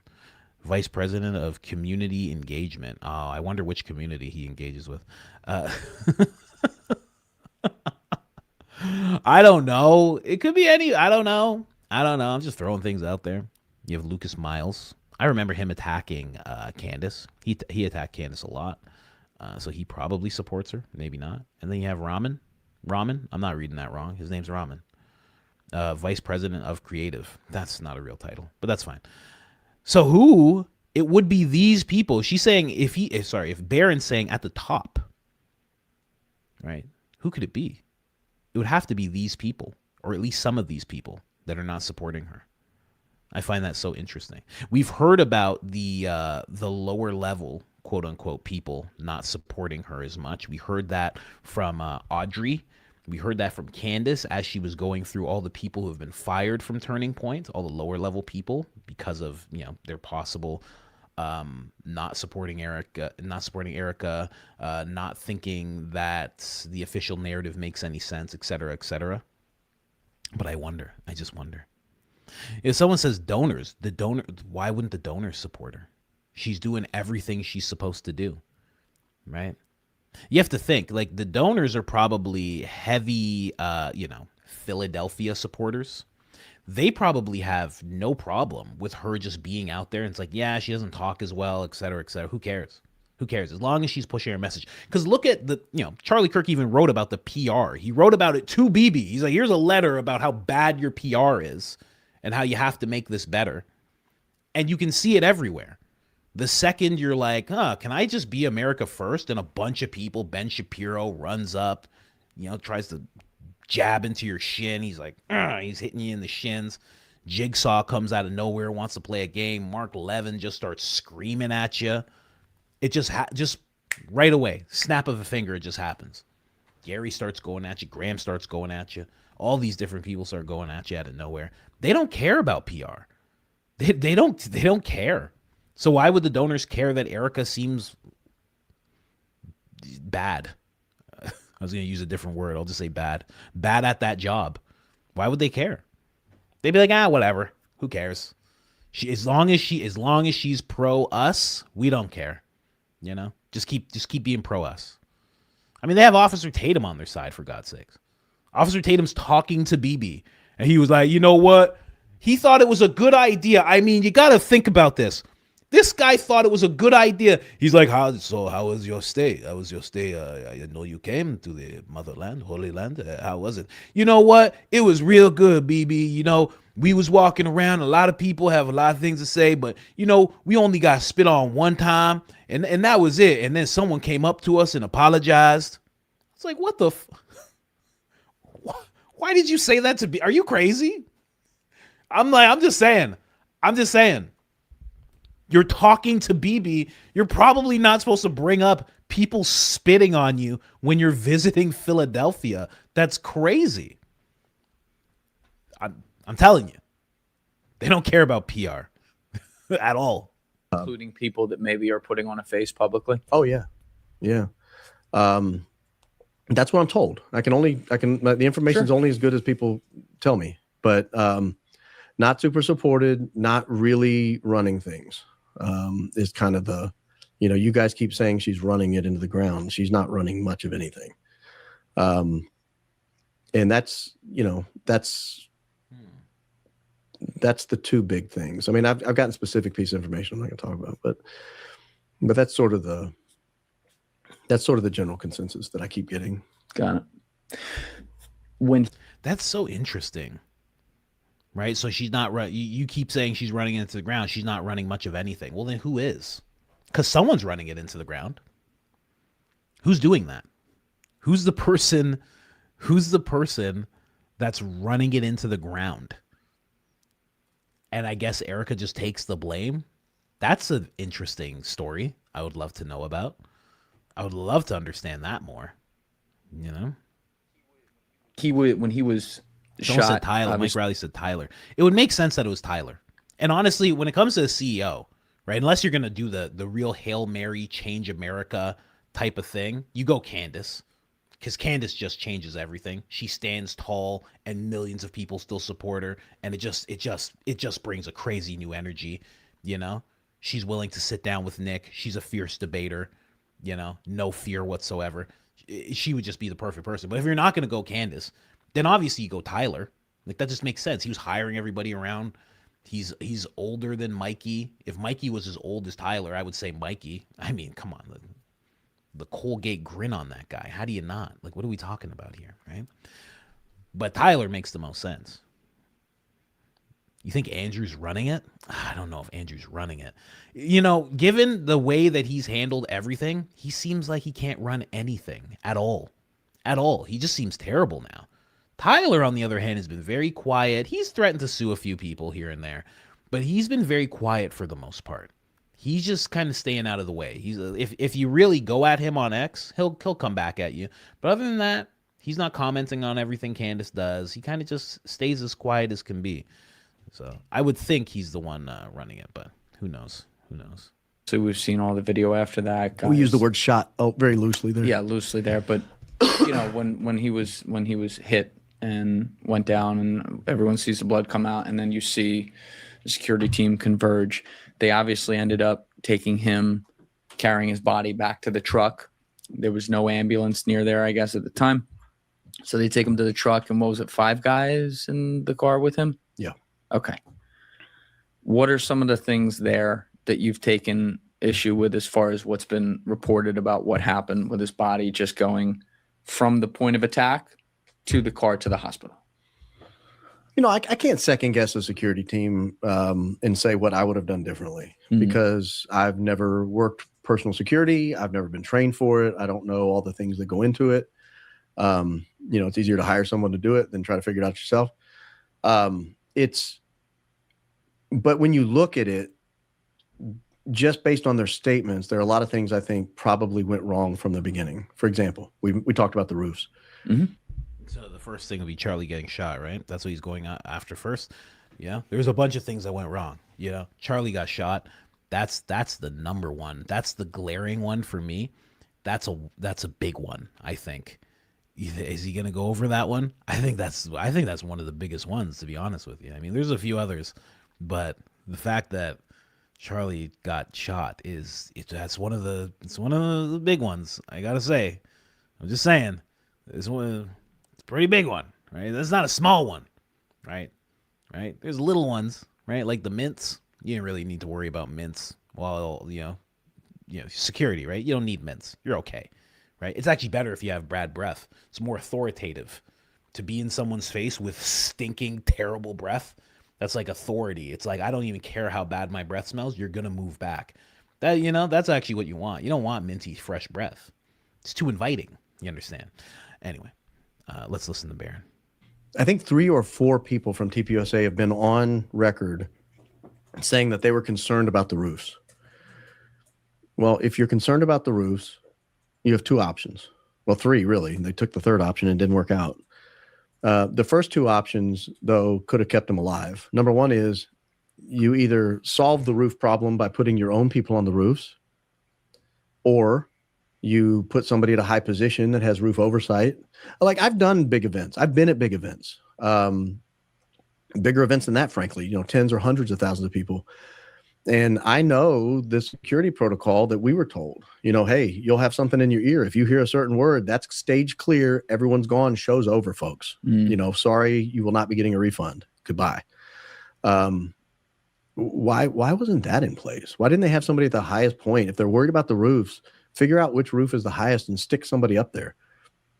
And the second you see somebody in all black climbing on a roof, whatever the code word is, purple, purple, purple, purple, purple, show's over, folks. Charlie's gone. Sorry to end it 8 minutes into the program, but he's in Salt Lake City before anyone knows what happened.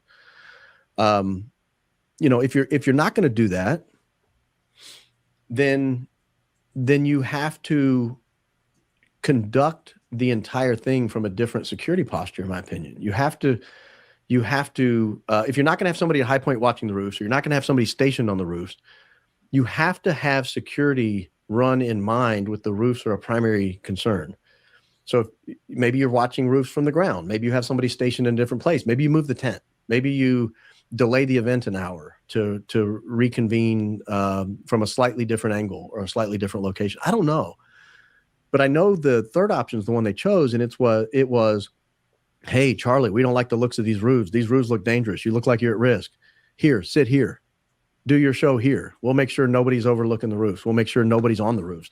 Do you actually remember what happened? There was actually something like this that they claimed it might have been Frank Turek. The Frank Turek, yes, Mr. Yankin and Bankin himself. But someone said that they were trying to tell Charlie that, like, listen, this is iffy. There's too many roofs around. And that Charlie was just like, I don't care. Move aside. Move aside. The people are here. He was too brave. That's what they put out there. That it's like, no, it wasn't our fault. It was Charlie wanted to do that there. You know? He wanted to have that happen. That's what he wanted. And when I say have that happen, I mean the event being in such a vulnerable place. I forget who said it, though. I don't know if it was Frank Turek or it might have been Brian Harpole in the Sean Ryan interview. He might have said that. So, anyway, let's keep going. Also, someone revealed that if you have such a neck injury, you're not supposed to move someone like that. But I guess they wouldn't know he had a neck injury. I mean, besides the fact that, anyway. But apparently you're not supposed to move someone in that situation. But they did. Have a seat here, sir. You'll be fine. That's not it. I mean, I've said this many times on my show. If I'm hiring security people, I'd rather have somebody smart than beefy. The fact that you can roll around and shoot a gun while you're rolling is not as impressive to me as watching around as I'm walking down the street. Not as impressive as having situational awareness and enough of an IQ that you can detect, hey, something's not right. I don't feel good. Let's go a different direction. Let's get out of here. So his IQ is pretty good then. He's a very smart guy. Yeah. Struck me that way. We IQ people. We IQ test people. No, but I mean, that's more of a concern to me, because once the shooting starts, you've lost. That's right. The game's over. I tell people this with a lawyer all the time. Don't get sued. Once you get sued, you've already lost. I don't care if you win, you've lost. It's going to cost you a lot of money. It's very inconvenient. Lawyers win. Yeah. There with free speech and journalism, there are some protections because you can always, like anti-slap statutes, for example. I'm sure you're familiar with what you do. But I think from a pre-show posture, it seems to me evident on its face that there's a failure. But that's not me coming and saying Brian Harpole's group failed Charlie and got him killed. That's not the point. My point is, as we're second guessing and looking, the next time somebody does an event and someone doesn't feel comfortable with the roofs, let's evaluate the roofs. Right. Let's think about it, and let's evaluate whether we should do the show at all or should we put people in different places. The excuse they keep giving that, we only have permission to be in this area right here. Well, Tyler Robinson didn't have permission to get on the Losi Center roof either, but he did. That's their story. So if he doesn't have permission to get up there, yet somehow manages to, you got 12 or 13 people with you, and you can't put one person on the highest point in the facility that's overlooking the tent. The Losi Center would have been a pretty good place. You'd have had operational oversight over the entire field. Well, that sounds like a great place to be. Right. Yeah, it would have been. It would have been. Yeah, Valhalla's talked about that at length. So have I. I've talked about the whole security thing because, when you're analyzing the footage, the security is the first thing that you start really looking at. That's why everybody was focused on hand signals and, what they were handing, if there was handoffs and all this stuff. But I mean, I don't think you got to be a genius to figure that out. Exactly what Barron said. You just go do it. Oh, we weren't allowed. And they said, there was a text message. Check out this text message. It said, I got you covered. No, I didn't ask what they meant or anything like that. But I mean, come on. It said, it said, I was covered. Come on. Come on now. I was covered. I don't know. I had mints in my mouth. I was feeling good and I thought I was covered. Text message said so. You just send the guy up there. You'd be like, I don't care. UVU, the campus police said we can't. I don't care what they say. Who cares? Who cares? Go up there. Go up there. Go on the roof. Who cares? Who cares? Go ahead. Doesn't matter. Tell them I sent you. It would have been fine anyway, judging by the way they handled the entire thing. What are you on the roof for? Huh? What? No reason. I just like being here. Oh, okay. All right. Wouldn't ask who you are or anything, apparently. Let's move on. Baron, ladies and gentlemen. I really do. I think more about those sources that these guys have. Candace and Baron. These turning point sources. I would love to know more about these turning point sources that they got. I would love to know more about what's going on there. What are people saying? There's two pieces of information that I'm not going to say anything about. I was like, oh man, come on. Tell us, what is it? They hate Erica Kirk. She farts loud. She farts loud and hard. You have no idea. It's crazy. And she does it on purpose. She does it on purpose to the employees. And if they don't enjoy it, she fires them. You gonna sit on some information like that, Baron? You serious? You serious, man? You're not gonna share that with us? I'm kidding. Anyway, let's jump into the next thing. This one's the problem with Erica Kirk. Oh, that was actually a good segue. I didn't even realize I had a segue like that. Let's get into this next one. I haven't covered this case a ton on the show. We talked about it probably about 3 times before, other than we were live on air when it happened. Obviously, we were like all stunned. I was with Nate and Chris from the religion business when that happened, September 10th. But, I didn't do like full podcasts on it. And then a couple things happened. My guy, Alessi, who's been with me forever, was up in town. He lives down in Florida now, and he came up here. So we recorded one on his podcast when he was here, and he asked me about it a little bit, and we talked about it in some of those clips, especially the ones with Erica went a little viral, where I gave some opinion. Then I had Clint Russell in here as well, and we talked about it for about 15 minutes. But until I had Joseph Scott Morgan in here to like just break down the forensic side of it, we hadn't talked about it in depth. But you've done 150 plus episodes on this at this point, and you were talking about this right away. So, what was it like in October, to be raising those kinds of questions, even about someone who's like a grieving widow and all that, at a time where a lot of people might take that the wrong way, even if that is like what we are clearly many of us were clearly feeling and seeing. Was that a little nerve-wracking to talk about it that way? I didn't. Somebody just asked if Julian is a lefty. And I can't understand why you would ask that question after what we've just seen, other than the hair. I think the hair has you questioning whether he is a lefty or not, okay? And don't let the hair fool you, okay? I don't know why he chose that hairstyle, but he did. And he's sticking with it. But, don't let it fool you. You got to listen to some of his episodes. You'll know exactly where he stands on things. He doesn't mince his words, Yeah, I know. It's the hair. I know, guys. I know. I thought the same thing when I saw the hair. I saw him with the baseball cap on. I was like, that guy hunts ducks, doesn't play around. He can do a duck call with just his fingers. He does that whole thing. He does it excellent for sure. And then all of a sudden the hairstyle came out, and I was like, what? I'm like, what? I thought it was a joke at first, I gotta say. But he's great. He's a great guy. He really is. He's a fantastic guy. I'm telling you, Joe Rogan 9 years ago. 9 years ago. That's the type of guy he is. Talk about her. You didn't? I didn't. I gave her the benefit of the doubt for months. And what changed? The book tour in December. It was so bizarre, so weird. The interview with Barry Weiss, the Fox and Friends appearance. I watched all of it. And every single appearance she did that week, I think it was like December 10th to 15th, something like that. It was mid-December. Every single appearance she did that week was so bananas that I thought, I've got to.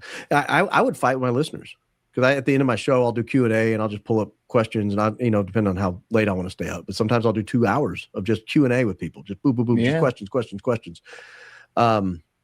And I was fielding questions on a daily basis at the time. Erica's too weird. You're being too nice. She's not a grieving widow. She killed him. And I was like, guys, you can't say that. And I was like, I've never lost my spouse. My spouse is very much alive. We've been married 25 years. Everything's fine. That I don't know what I would be like if she was suddenly murdered the next day. I have no idea how I'd react. Maybe I would be weird. Maybe I would act strangely. I'm very much not a public crier. I've gotten sad a few times in public, and I'm the most awkward, sad public person you've ever seen. I hate it. I'm trying to stop it at the same time, and I just don't like it. Mm. It's a very vulnerable position, and if you don't like feeling vulnerable, you don't like being emotional in public. And I kind of looked at her through those eyes. Maybe she's just very vulnerable. She's had a vulnerable childhood. She had vulnerable relationships. She not very confident in her emotions. She doesn't know how to handle them, so she acts weird. This was not me just playing the game. This was not me just talking points. I genuinely thought she was acting weird, but I genuinely didn't know what to make of it and was unwilling to comment on it. And then the book tour happened. And I thought, no, there's something wrong here. When I did it, because I'm always like, my first thing, like when I was young, was just looking into symbolism, right? Masons, skull bones, like all that stuff. Just looking into symbolism in music, in movies and things like that. And symbolism is really important because they use it so they can show us things without showing us things, right? So they can have us be consenting of things without realizing that we're consenting, right? If you cheer for someone as they do a satanic symbol, you're cheering for that satanic symbol, whether you know it or not. And I knew something was up from the first time when she was hugging the president and she raised her hand up and she did that hand symbol. And I was like, that's weird. That's where it was for me. I was like, that's very weird. I'm like, I know what that hand symbol is. Your fingers don't do that naturally. I know people always try to say it means I love you. It existed way before American Sign Language existed. So anytime I see that hand signal, I go, what's going on here? Because sometimes you're a poser doing it because you know that it's kind of controversial. There's a lot of people that do that. And sometimes you're the president of the United States and you're doing it on stage, like George W. Bush Jr. or Barack Obama or Bill Clinton or almost all of them. And that makes me question things a little bit. So that is where I was like, oh, okay. I'm like, I guess she's a part of it. But I didn't know if it was like wrapped up in the whole thing. But I was like, I guess she's a part of it. That was it for me. That's all I have to see. Sometimes it's bad to think that way. Sometimes it's good. In this case, it would have been good if I just came out right away and I was like, she did that hand symbol and that's all we need to see here, guys. I would have looked like Nostradamus. People would have been like, oh my gosh, how'd this guy know? I'd be like, well, you're throwing up Baphomet signs. You're throwing up satanic signs. No, I'm not doing the hand symbol. I don't do it. I don't like doing it. I don't think it's good. It's when those two middle fingers are down and the other three fingers are up. So that's all I can tell you. Particularly the Barry Weiss interview. I mean, that was so performative to me, so strange.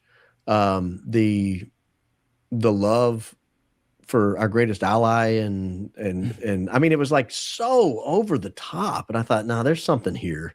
This is not right. I still at the time would not come out and say, and I don't believe I've ever said, she killed Charlie Kirk or she planned to kill Charlie Kirk or she was in on it. But I have allowed my mind to speculate. And what does it speculate? Well, I mean, it speculates that she doesn't have a very good alibi for where she was on September 8th and 9th. It speculates that she doesn't, frankly, have a very good alibi for where she was on September 10th. Where did she say she was again? She said she was on September 10th. Yeah. I think her current story maybe has not changed. She was at a clinic with her mom. She was watching the live stream, which is unusual because that live stream supposedly was not something they typically did. That was something new they were doing that day. And Terrell Farnsworth told Candace Owens that they were live streaming, quote, back to the ops in Arizona, that they were trying something new. And the fact that she's at a clinic with her very ill mother, and I do believe her mother's very ill. The fact that she was at a clinic with her very ill mother, but she's watching the live stream of her husband do something he's done, 1,000 times? Right. Like, why are you watching that one that day? I mean, Utah Valley University, fine university, not knocking it. It's not Harvard. It's not Harvard. What just came to my mind? I was about to make a joke. Okay. This is how my mind works. I was about to make a joke because he's saying that she was at a clinic with her mother. And then I was going to stop the video and I was going to say, and then someone came and whispered into her ear about what happened, like the same way happened to George W. Bush Jr. George Bush Jr. when he was, doing that, in September, somebody comes up to him while he's in that classroom and he goes, and he's like, oh my God, already? Oh my geez. Right? I was going to make that joke. That someone whispered in her ear the same way. And that's how she was notified. And then he started talking about the live streaming. And then what came to my mind was, because I'm thinking about presidents, right? This is how my brain works. It just jumps around. So now I'm thinking about presidents. And now I'm thinking about Butler. And then I'm thinking about CNN being the only outlet that was live streaming what happened in Butler. And it's something that they never did before and something that they never did again, which was really weird. So if you don't know, they were live streaming Butler, and they'd never done it before. No outlets really were doing it. They'd never done it before. What happened in Butler happened to the now president, and then they never did it again. And that was very weird. And it's very much similar to this.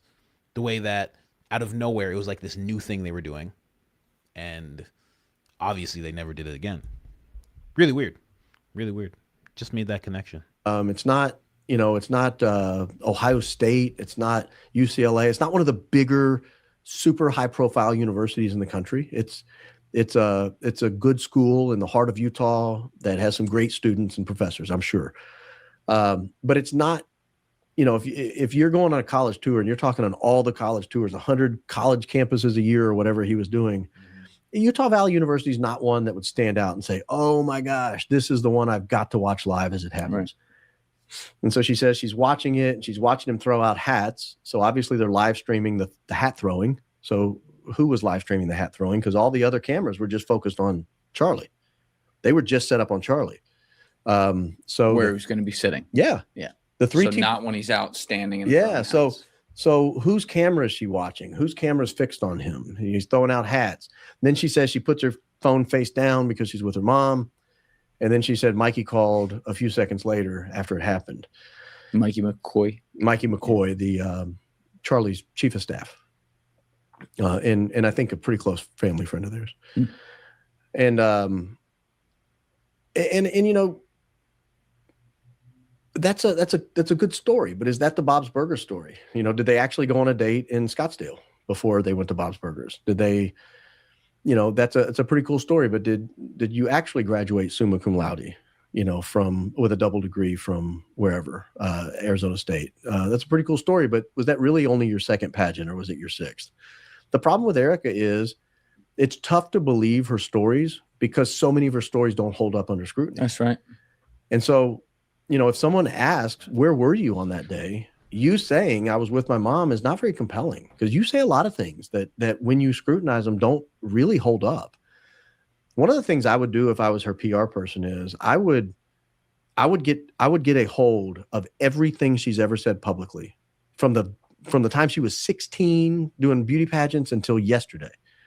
And I would somehow, whether you feed it into ChatGPT or whether you just create a spreadsheet or just memorize it, I would figure out what your story is. And I would make sure you either never address anything on that story ever again, or you clarify it. Yeah. I would also, if I was TPUSA, call everybody into a conference room and say, the next person that lies is fired. The next person who tells a story that's inconsistent is fired. Like, we have a massive credibility gap. It's starting at the top, but it's bleeding through everybody. Andrew, your Twitter feed is a disaster. It is so easily disprovable on many occasions. So let's stop this. Let's stop just winging it. Let's get some discipline. Let's get some messaging, and let's stick to it. And if it's not on the sheet, you don't know. If they ask where you were on this day and it's not on the sheet, I don't know. I'll check my calendar and get back to you, because we're only talking about what's on this sheet from now on. That would be wild. That'd be wild. I know what I would do if I was their PR. I would quit. I'd quit immediately. Right away. On the 11th.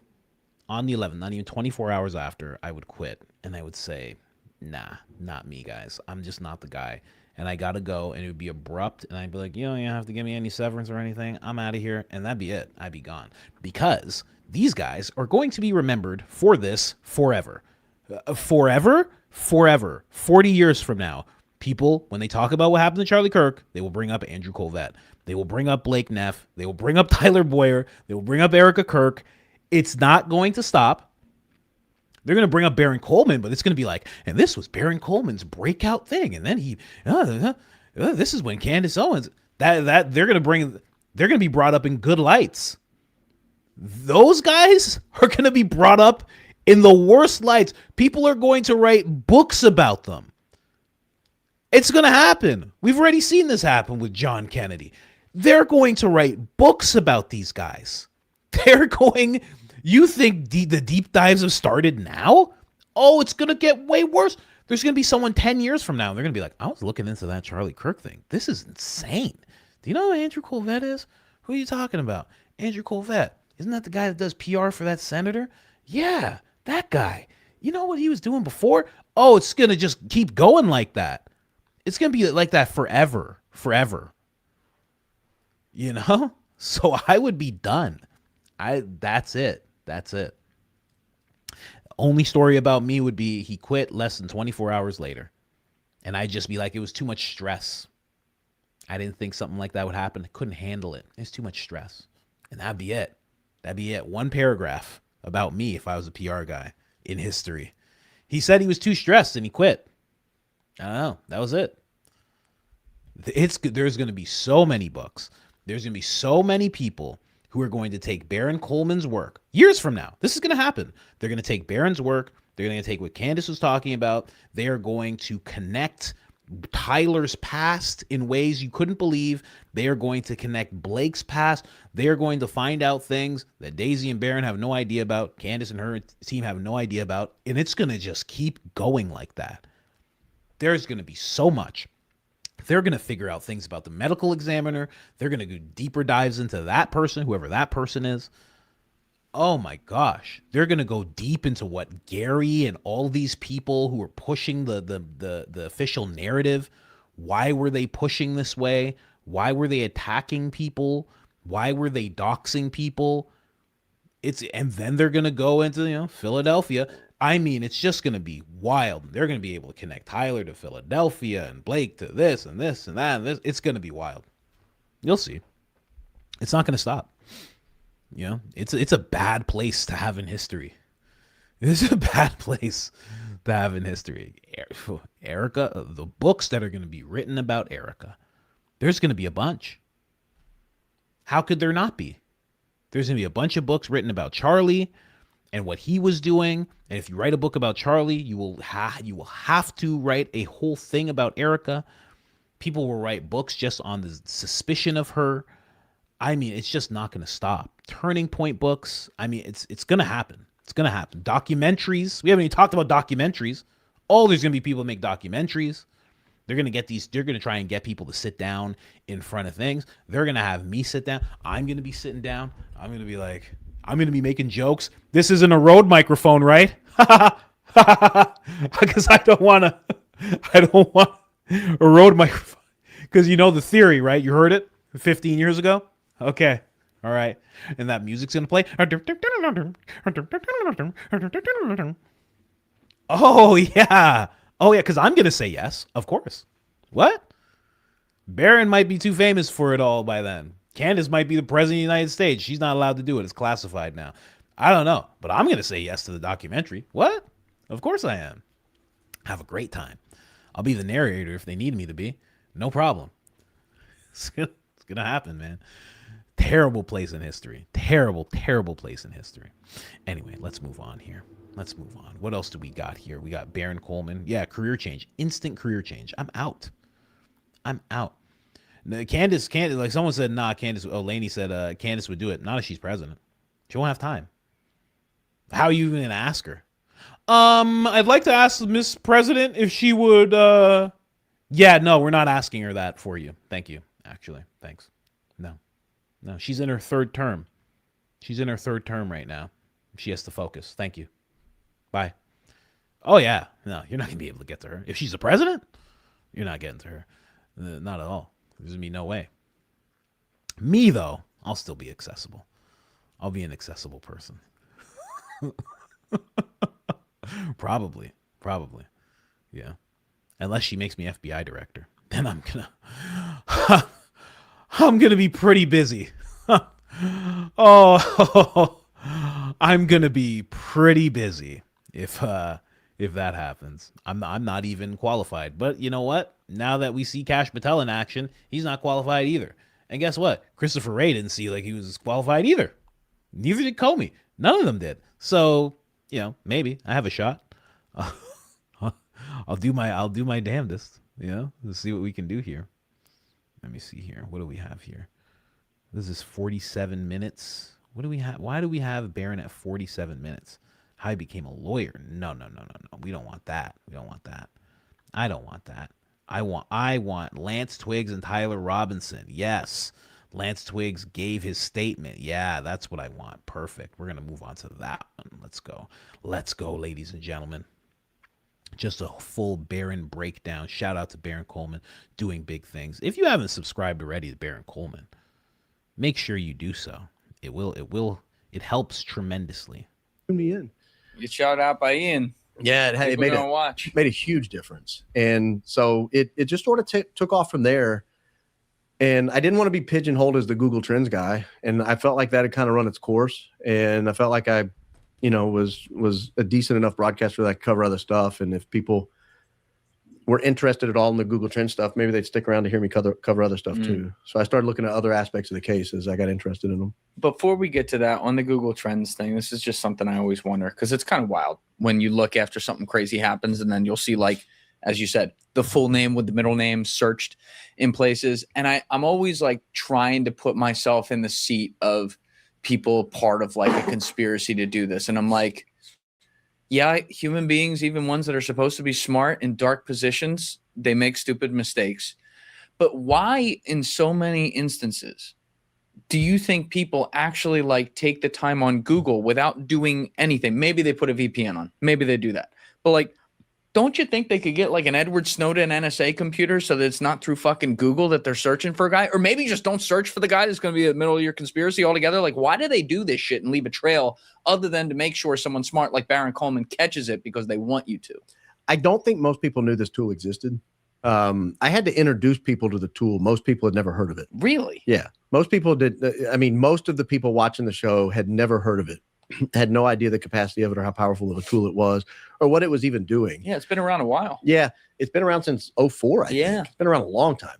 But that ambiguity or that lack of knowledge or maybe just ignorance in its classical sense, that ignorance of Google Trends allowed people to attack the tool or attack the use of the tool in the Tyler Robinson case because people were like, oh, that's not what Google Trends is. You can't identify a single search. Well, no, you can. If that search shows up, that search was done. It was done. It absolutely happened. And so it's, I think part of it is people just didn't realize it existed. I do see now that these searches are not being run on a lot of these mass shootings. It used to be almost all of them. Almost all of the mass shootings, you could find the shooter searched in particular jurisdictions in advance, 3 to 6 months in advance, and then again a month in advance, then again a week in advance, a lot of times a day or two before. It's so strange. Yeah, it's just wild. And there's some that you couldn't, like the shooter down at Parkland in Florida. I could find Nicholas Cruz. Yeah, I think that was his name. Yeah. I could find nothing on that guy, and that was a kind of a weird situation there. Like that's one I expected to find a lot on. I found nothing. There's no lights in that kid's eyes. Nothing home there. He went and got a Coke at a Subway and just like chilled out. Yeah. Like that's a different type of person. Yeah. Different type of person. What are you talking about? That's Mortal Kombat Ultra. What are we talking about here? I don't know why people don't take that more seriously. I mean, there's just so much information that it exists. It existed, and there's so much that you see in the world, in these topics that they're talking about that make no sense, that show that it still does exist. Every piece of technology just advances, right? Every single one. These things used to be huge. You used to have shoulder muscles carry around a camera. Look, and then they did this, right? Like, my phone's a supercomputer. Why is it in my pocket? My phone's a supercomputer. And now it's like this. What are we talking about? The iPhone 20X Ultra Pro of Mortal Kombat Ultra still exists. Of course. They just don't have to do that crazy stuff that they used to have to do before to make it happen, to splinter you. They don't have to do that anymore. It's just simple now. It's probably like a quick procedure. Just like Neuralink. Right now, it's like Elon Musk is like, I just need to, just a simple circle in your skull. Just a piece. I take it out. That's all. And you're like, what are you talking about? But pretty soon they're going to be like, and you just take this tablet and you swallow that, and you're going to feel a little bit of discomfort because it's going to go down, it's going to break up, and then something's going to come back up, and that is it installing. What do you think? That's not happening? Are you crazy? Of course that's going to happen. Everything gets simpler. So Mortal Kombat Ultra wouldn't? They just stopped doing that? Ladies and gentlemen, I think we have to stop controlling these people's minds. It's getting too good. Oh, they would Charlie Kirk that guy in a second. Are you kidding me? They'd be like, that sounds great. What's your name? Mark? Put on this microphone, Mark. Everybody stand back. Tell us what you said again, Mark. Well, when it comes to controlling people's minds... Oh. They'd be like, anyways, guys, I was doing Mortal Kombat Ultra on this guy the other day. Are you kidding me? Never stopping. Get out of here. Anyway. Yeah, no lights. That's a good way to describe it. But anyway, yeah, I mean, that was kind of the limitation of the Google Trends, is just that people weren't familiar with it. But because people weren't familiar with it, I think it had value because people were just Googling names. They're like, oh, we're using a guy named Thomas Matthew Crooks. Let's look him up. Let's check it. Does he have a social media profile? You know, what's he look? Is there a picture online? What are they going to see when they Google his name after this happens? I don't know that that's what was happening. I can't say definitively that's what's happening. But in the absence of hard knowledge, the mind kind of runs wild on these things. Yeah. Now, the first few weeks when you're doing that and focusing on the show with the Google Trends, though, there's a lot of information coming out from the government fast and furiously about, you know, what they are saying happened here. This is what it is. This is, oh, there were texts with Tyler Robinson, his alleged lover. By the way, his lover was trans. There's that angle here. He wrote this stuff on the bullets. What was standing out to you, again, outside the trends right away, that you're like, what the fuck? That doesn't make sense, like from the jump?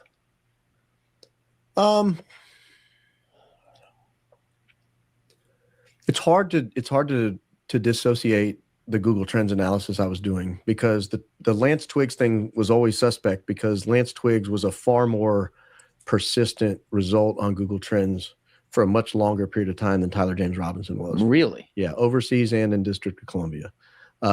He would pop up from time to time going back to when he was a teenager, 16, 17 years old. You would see him with his full name, Lance Tyler Twiggs, and Lance Twiggs. How old was he now in 2025? I don't know, 22 maybe, Okay. 3. So So you're several talking, years. yeah, like 2021, 22, it starts popping up. Wow. Interesting. And my thought in this is, you know, how do you become a patsy? I think there are hundreds of thousands of available patsies at any given moment.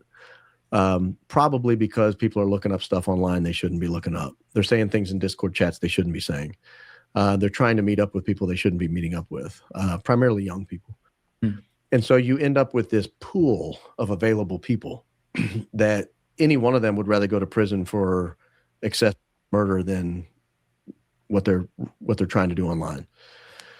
And so it's hard to segregate those two things in my mind. It's hard to take the story of Tyler Robinson that we're being fed without the Lance Twiggs component being this persistent, showing up, looking to me like a federal operator, or at least an asset of some sort from the very beginning.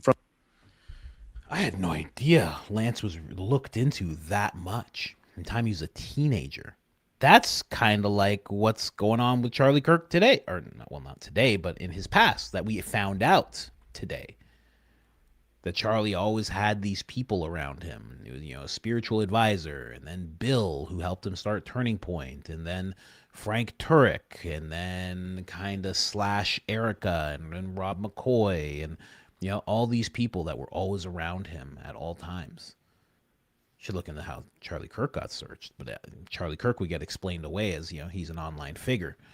But I wonder, that's so interesting. Someone said Anna figured out Google trends in Philadelphian.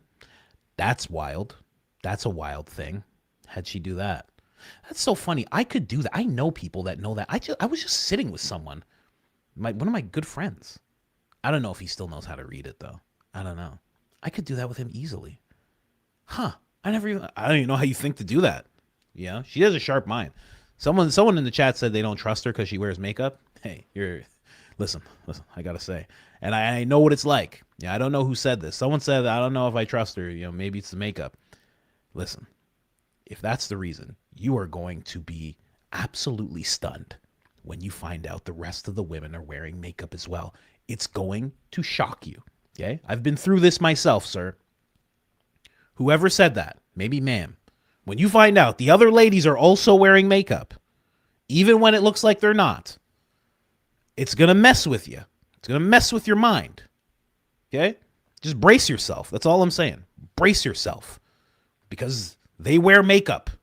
Okay? I mean, it's gonna stun you when you figure out, there you are. It was you. You're the one. It's going to stun you when you find out. Believe I've had the same thing.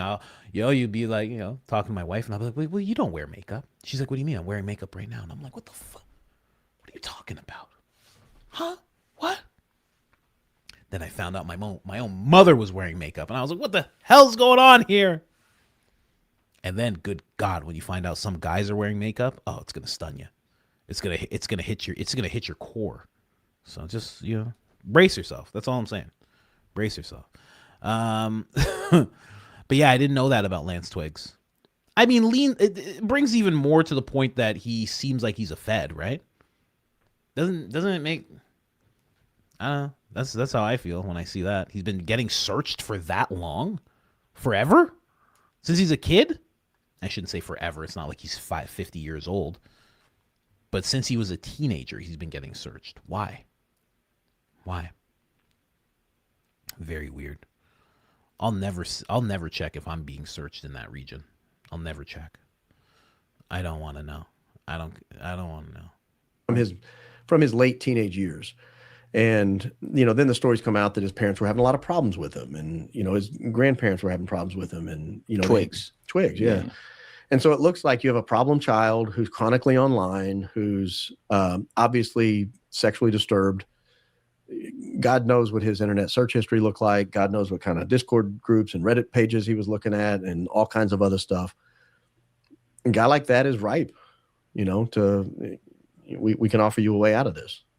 And so I sort of always took it from that perspective. That's sort of what made me start to be skeptical of the whole story from the beginning is the Lance Twiggs component, not the Tyler Robinson component. That's interesting. So you were pulling onto that more. Was there a thought there early on where you're like, damn, I wonder if Tyler Robinson even did this altogether? Yes. I was willing to accept he did it initially. I kind of took it at face value. Why'd you take it at face value? Yeah, thank you. I have a mute. I don't know if you've ever watched me. I cough a lot. It's just, yeah. I've seen you do it. It's just part of me. So I have a mute button that I've installed, and I use it a lot. But I was willing to accept Tyler did it, but I was willing to accept he was set up to do it. Like he was not brainwashed, but pushed, radicalized, nudged. We got to do something. He's coming on campus. This is our chance. You're the guy. You got the gun. You know how to shoot. That kind of thing. I kind of always I associated Lance Twiggs with a setup from the beginning. That is brainwashing. People always feel like it has to be like Clockwork Orange, like your eyes are held open or whatever. Yeah, that's not exactly what it is. It's just it is a pushing. It is a washing. Right? It's something being repeatedly said to you over and over and over again, right? Like Jack Posobiec constantly saying, "I saw the left off my friend and they celebrated," and he posted that like 30 different times. That's like a form of it. You know, it's a less invasive way of doing it, but it is a form of doing that. So weird, very weird, very weird. I want to move on here though. I don't want to play too much. I want to go on to the next clip here. Baron Coleman, ladies and gentlemen, doing the Lord's work here. It'd be very interesting to see him on not on Rogan. I think Tucker would be better than Rogan. I feel like, because Rogan's hit or miss. He could just all of a sudden just be like, I don't know about that. I don't know about that. And the next thing you know, you're just like, oh, okay, so what was the point of this whole thing? But at least with Tucker, he would just sit there and listen. The same way he was in that interview with Elizabeth Lane. He'll just sit there and listen, and then he'll ask questions, right? If you notice, Tucker will fact check via himself. He will ask a question that makes that person kind of verify. You know, he'll ask deeper questions. Joe will just be like, our new sponsor, Perplexity. Check it in there, Jamie. Well, it says it's wrong. I don't know. It's like, it's just too boomer mode, you know. I love you, Joe. Love you. But you know, I think he would be better on Tucker, way better. And honestly, Tucker gets, I shouldn't say Tucker gets more respect, but he kind of does. His interviews are a little more respected, you know, because again, like Joe will shoo things away, and you know, he's not pushing the way he used to. Again, you know, Julian Dorey is doing Joe Rogan work right now. Danny Jones is doing Joe Rogan level work right now. Anyway, we're going to get into this one. I don't think it's a shot. Doesn't think it's the right angle. I want to hear that one from Baron Coleman right now alongside Julian. Let's go into this one really quick. Did it explode? Did something eject out of it? I don't know. Was it damaged? Did it remain whole? I don't know. It would be easy to prove it remained whole. Just, you know, those record on a 32-bit waveform, just release it, you know, or show us that it kept recording. I think you could fake it, but at least you could try to show that it didn't explode. So his microphone moved. His necklace, that the charm was hanging down in the pictures down below his sternum, like right below his xiphoid process right there. It shot up towards his neck at basically the speed of light. I mean, it was so fast. What caused that? That's not a gunshot wound to the neck. That necklaces don't jump that high when you're struck in the neck. There are some angles that look like the necklace on the back of his neck, the chain on the back of his neck goes straight back off his neck, or at least his shirt goes straight back off of his neck, and you can still see the neck, and I don't see a hole. So if the gunshot wound to the neck is supposedly causing all this stuff, why is this happening before a hole appears in his neck? Now it's possible the hole was super small, but it didn't look super small with that much blood coming out of it. So there's just a lot of problems with the gunshot narrative that I default to the fact that there's something that was acting on his body. There was some force that was acting on his body. Whether that force came from the microphone, from the necklace, whether it was some high-tech force that we don't even know exists, you know, some sort of, you know, for lack of a better word, like an EMP or something that blasted at him all at once. I really don't know the answer to that. Is there a way that, whether it's in like Chris Martinson's lane of a second, an actual second shooter down there, different gun, is there a way that if someone's shooting from much closer than 138 yards, as it was alleged where Tyler Robinson shot, that, you know, the kinetic energy or types of things that could happen could explain the movement of the mic, of the shirt, of the chain in the back and all that in a more satisfying way than what they say happened from 138 yards away? I think the closer you are, the more force a 30 caliber round arrives with, the more likely it is to blow out the back of his neck. So I'm not entirely satisfied with that, but I think, you know, I don't think he was shot with a bullet. That part he said is very interesting. And somehow, who's this? Shady Lady Katie is back. So the page didn't exist. Now the page is back. And she's saying more stuff. Whoa. She's like really saying stuff. Whoa. Okay, let me thank you, Jillian Faith. Thank you so much for sharing that. The party just said about the necklace going up, the back of the shirt going up, and still not seeing anything at the neck. I have not noticed that. That's crazy. And if I look at it again, and I can't look at it with you guys here because YouTube, surprise, surprise, YouTube doesn't like that kind of thing on the screen, right? But if I take a look at it again and I don't see that, I can't pull it up. I would. I believe you me. I would pull it up if I could. If I was just like, you know what I mean? I'd pull up. We'd be talking about Perez Hilton right now if I was allowed to pull stuff like that up. Forgot about Perez Hilton. That was insane. Oh my gosh. Don't watch the clips. Don't Google what I'm talking about right now. Don't. Well, you can Google it, but don't look. Don't look at the videos. It's crazy. But if I look at that and I see what Baron just said, then I'm out of the shot world, because I'm not out of the shot world. I'm not out of that yet. I know Candace is. Baron just said he was. I'm not out of that world quite yet, because I think that there could be a second shooter. That is possible, I think.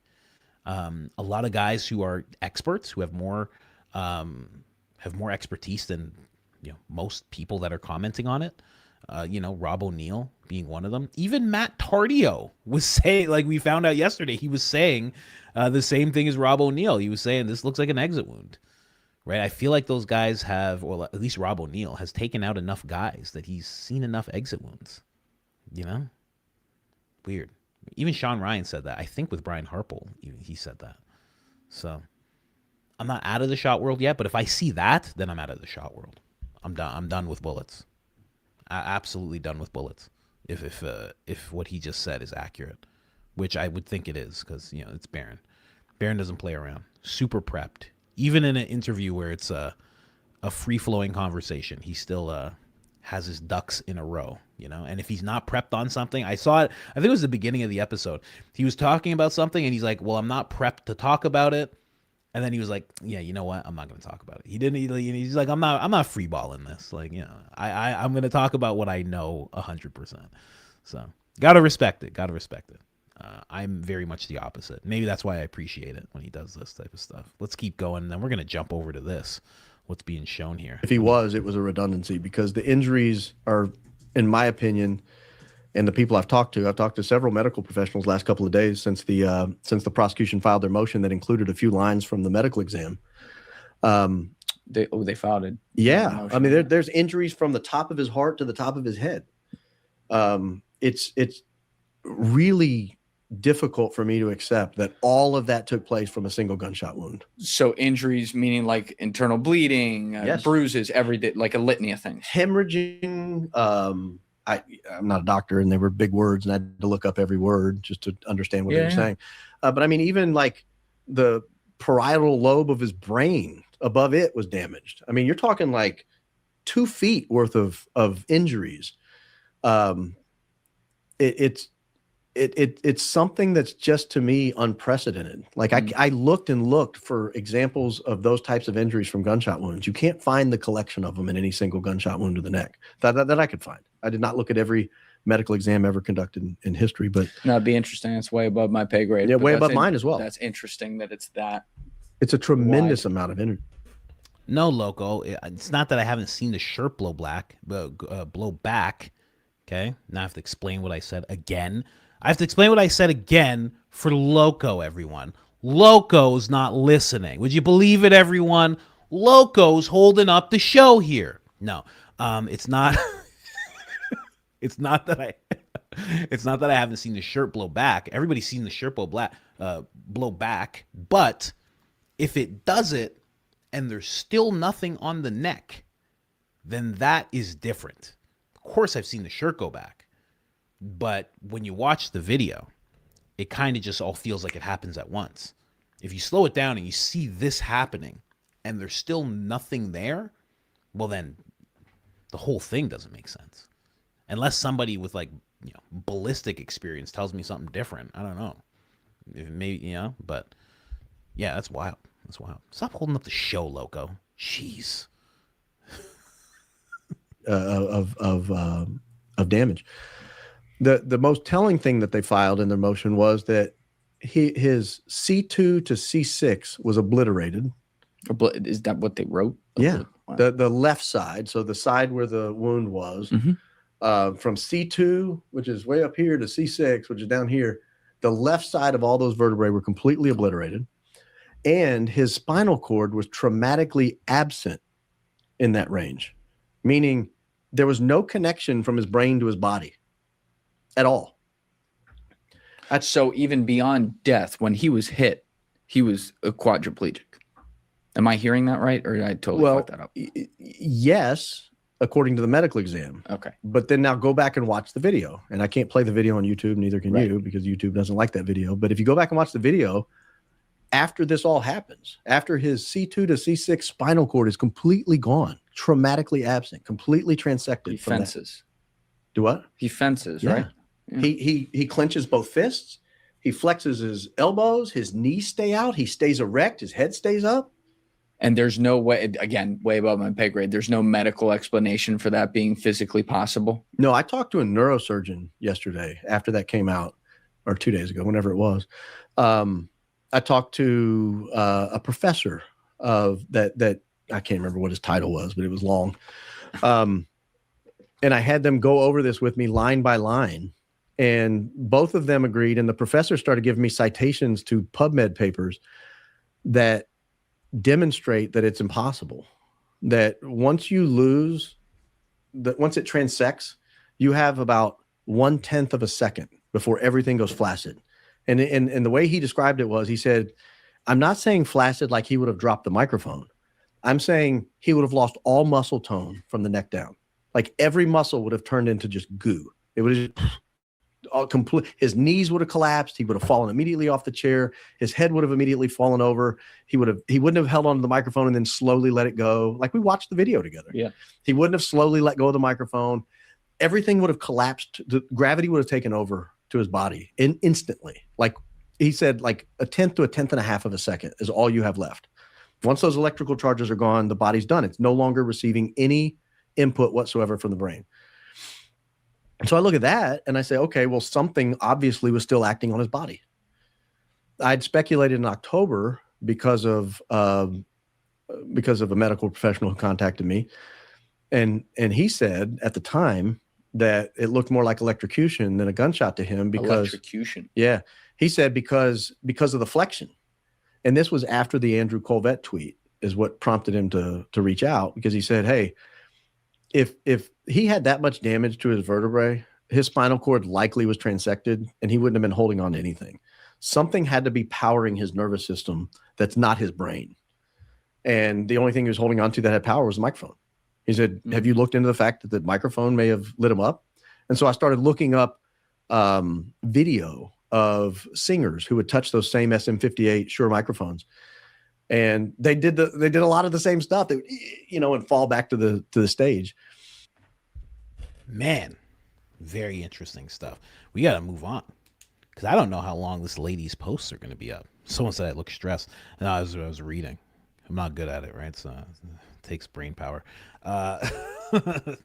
I'll go back to the last clip of Baron Coleman because I do like hearing just the conversational bits, but I do want to jump over to this right now because I don't know what's going to happen to this person's posts. We have someone who's exposing some coordinated efforts that are going on. This is very weird. Three Atlas passenger. You showed me the Charlie Kirk video with the shirt going back. It'd have to be from the front because I want to see when the neck, when that happens, and the shirt at the same time. So it'd have to be a view from the front.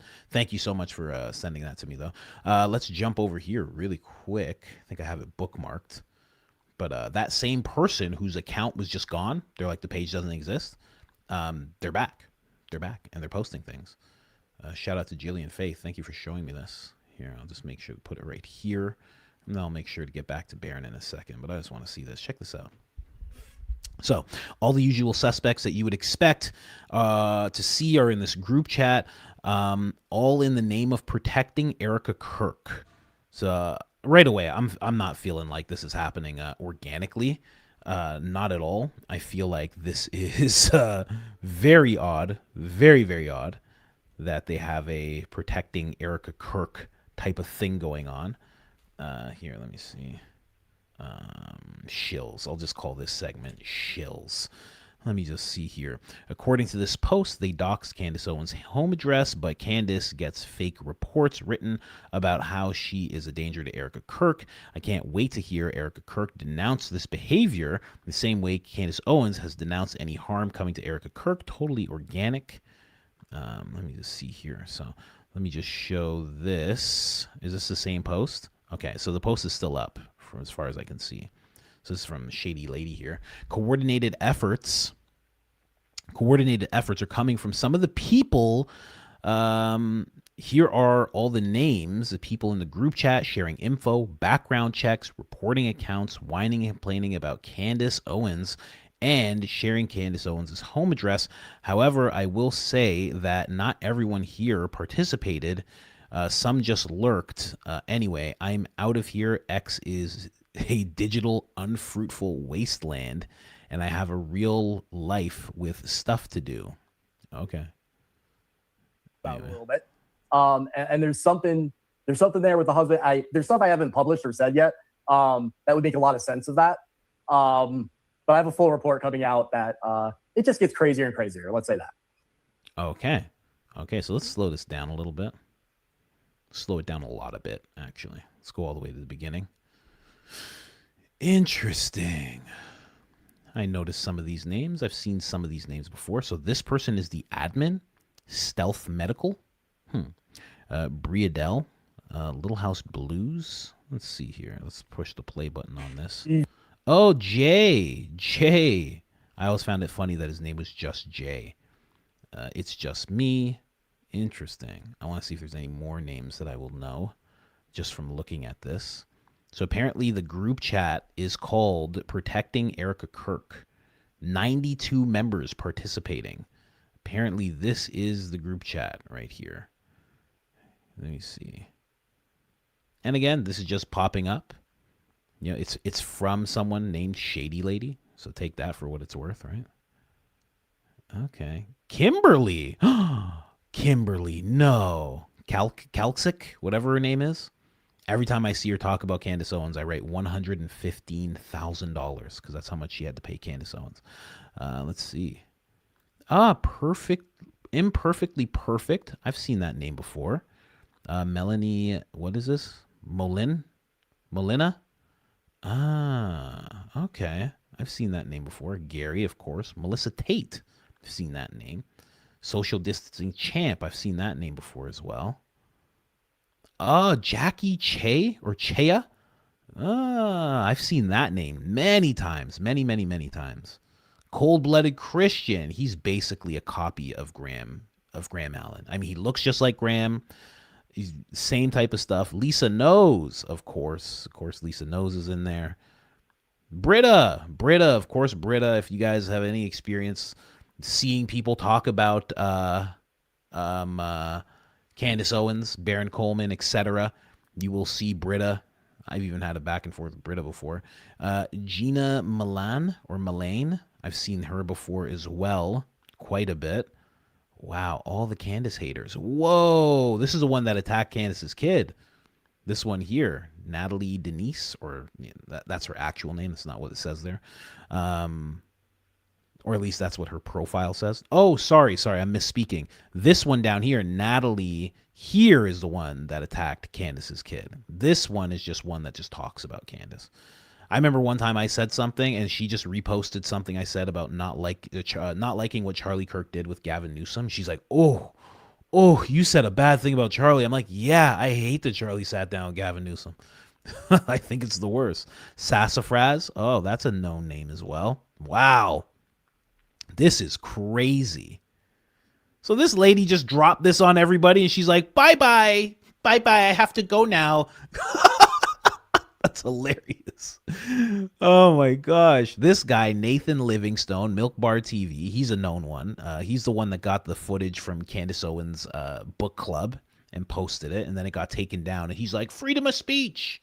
And it's like, you stole it from her book club. You can't do that. He didn't realize that. He has me blocked. I can't see any of his stuff. You know, a few of these people have me blocked. I couldn't possibly imagine why. I'm actually very nice. Abby Libby, I've seen that name before. Insurrection Barbie, supposedly not American, but that's such an American name. I don't know. Whatever. Audrey Schaefer, anti-Marxists. Well, that's nice. Alaskan Bird, anti-commie. She's one. Bren, say it ain't so, Bren. Oh my gosh, Bren's there. This is very interesting. Okay, a lot of these names I haven't seen before. Based Boy Mom, I've seen that name before. Jane Doe, you know. Yeah, definitely seen that name before. Obscure moderator. I've seen that name. 100% I've seen that name. A lot. Artie Trolls. I've seen that name before too. That is Shady herself. She is in the group that she's exposing right now. And I guess that's it. She just got to the bottom of it. Wow. I love how at the end she's like in her tweet, she's like, go live your lives, build something. Hey, were you just getting paid for propaganda? What are you talking about? Go build something. Is this American taxpayer money that's being used to do this type of stuff? What's happening? Oh, go build something. What? Oh my gosh, that's funny. Wow. And then she shows here, she says the group chat name is actually Protecting Erica Kirk. Or sorry, Protecting Miss Kirk, I should say. Wow. That is wild. Jeez. So I guess I'm not the only one people are looking into. Also, some of you are just really horrible people. What? Says the girl that's a part of this group? Maybe she thought she was really protecting Miss Kirk. Maybe Mrs. Kirk, whatever you want. Maybe she really thought that. So she's like, I'm still a good person. I don't know. It seems like you're spreading propaganda. From what you're showing us, that's not, that means you're horrible too. Also, but you can come to Christ. I don't know what you are. We accept everybody though. So you can come on down, come on down, accept Christ, repent. We're always accepting one more. That's how we do over here. Somebody tagged Baron Coleman and Candace Owens. She says they both blocked me a long time ago. Yeah, so did I. I guess we all had the same instinct. We did not have to have a group chat about it in order to come to this distinction.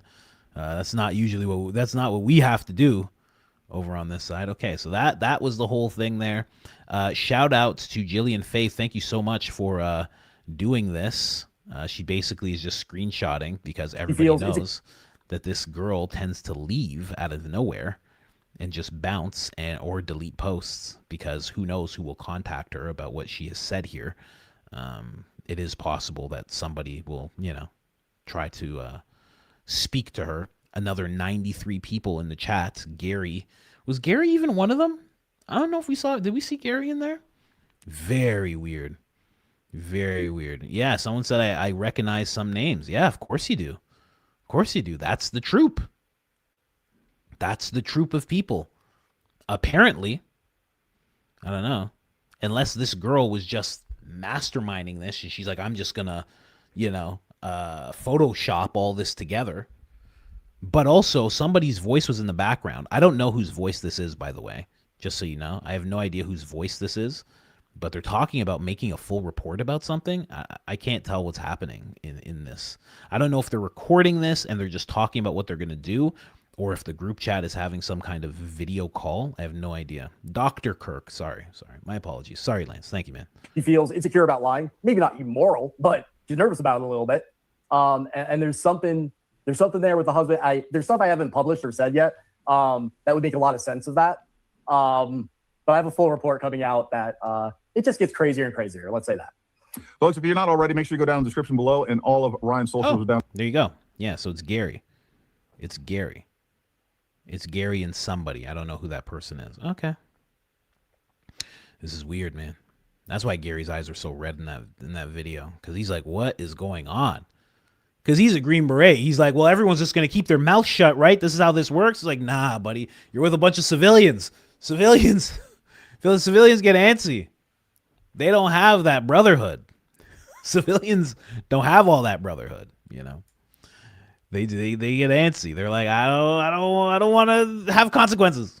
And but it's fine. He doesn't have that brotherhood either, apparently, you know, given what he did to Valhalla. Crazy. Very interesting stuff. Okay, so I will wait to see if there's more of that pops up over the course of us being here together. If any more pops up, I will make sure to bring it up right away. But apparently this lady has stopped posting for now. But I have someone who's going to keep me in the loop of all that. Do appreciate that again. Thank you. Let's jump back over to Baron. That was your shill moment of the podcast. This is brought to you by the American taxpayers and what their money's going towards. Did you really think all this tax money was going towards shills talking about Candace Owens? I have to say, Bill, I did not expect that whatsoever. I thought for sure it was going towards potholes and things of that nature. Perhaps healthcare and whatnot. Hospitals, maybe. Well, you'd be wrong. It's going towards people crying about Candace Owens online. It really makes you think, what's going on with Erica Kirk? Is Erica Kirk some kind of deep state figure that we're unaware of? I have to say, Phil, she might even be unaware of it. I have no idea what's going on. Well, I mean, Jim, she might end up being our vice president of the United States. I certainly hope not, Phil. That would be absolutely terrifying. You know? Let's go back to Baron. You know, that's enough propaganda for today. Let's go back to Baron. Crazy. So crazy. I can't believe that. I just hope more people do that. Yeah, someone said go touch grass means stop investigating. Yeah, exactly. She's like, go live your lives, people. Did you just show us 100 people who are participating in propaganda? I did, but it's just like, quit being so terrible. Come on. You have better things to do. I did until you showed me that. Oh my gosh. Doing background checks. Wow.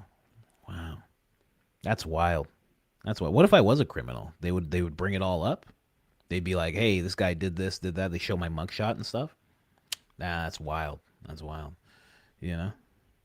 I got nothing on me. Nothing on me in that regard.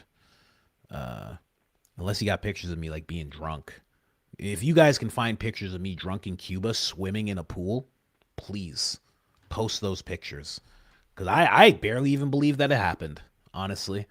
So I was blackout drunk. So if you can somehow bring me those, that would be much appreciated. Shill Team 6, if you could please. Oh, man. Anyway, let's jump back in the Baron here, ladies and gentlemen. What is this clip? We're at 2 hours, 36 minutes, 59 seconds for anybody. This is the 7 fragments removed from Charlie's body. The ATF received. 3 are missing. Interesting. Let's go. Baron and Julian, ladies and gentlemen. Let's go. 3 after JSM. I think I put that link in that Google Drive folder. That would have been like 3 weeks ago. So it should be there. But it shows it next to like an actual measurement. So you can see like how the bullet allegedly changed and all that. But like,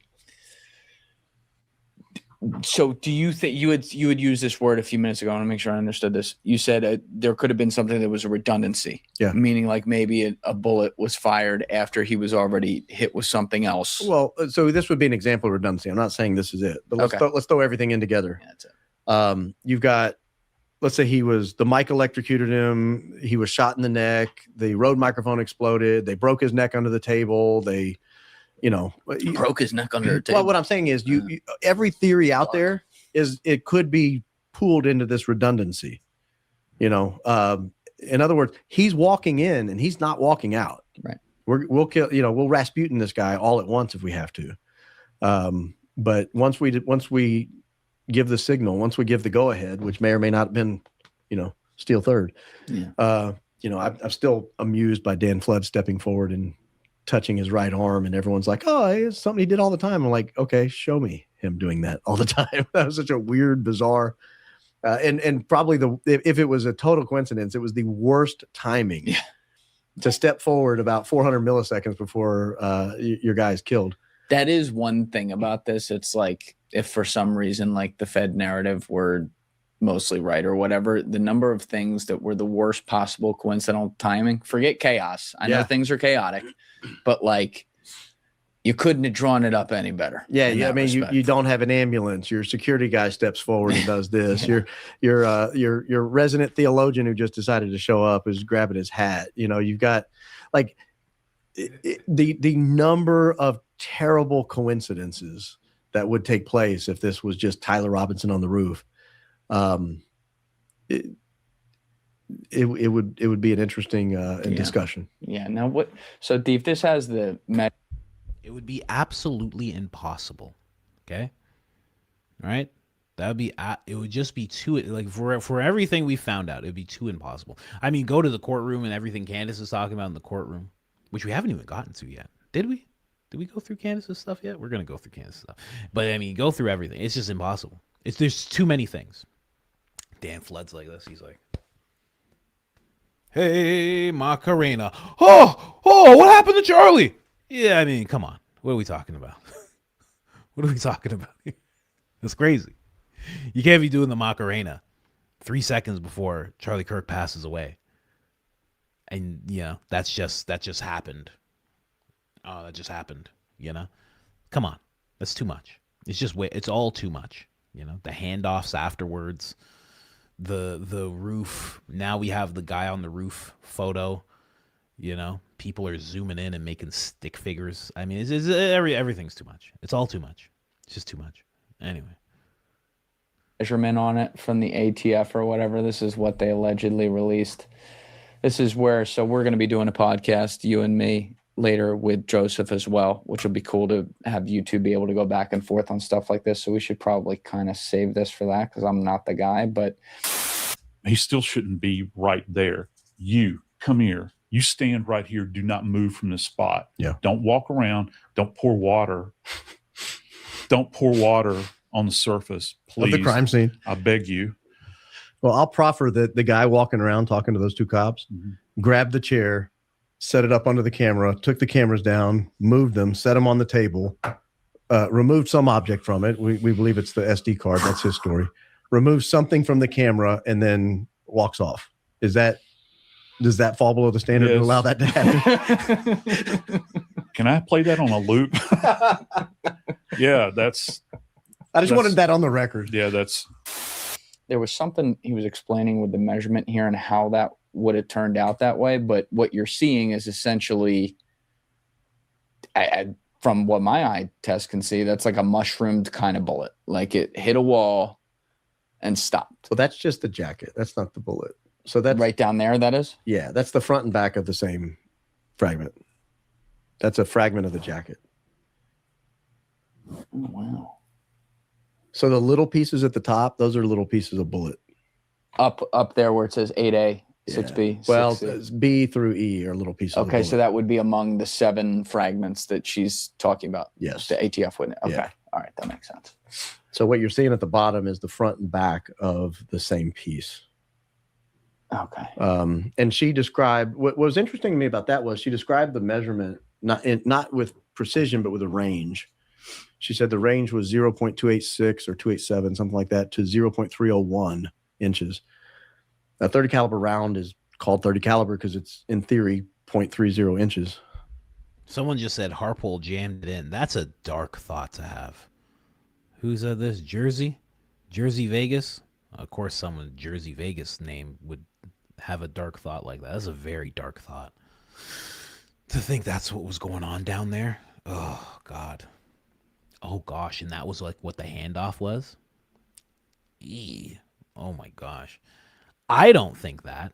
I would listen, I don't want to get stormed by Shill Team 6. I don't think anything like that. But that's a very dark thought to have, you know? Jeez. Just crazy.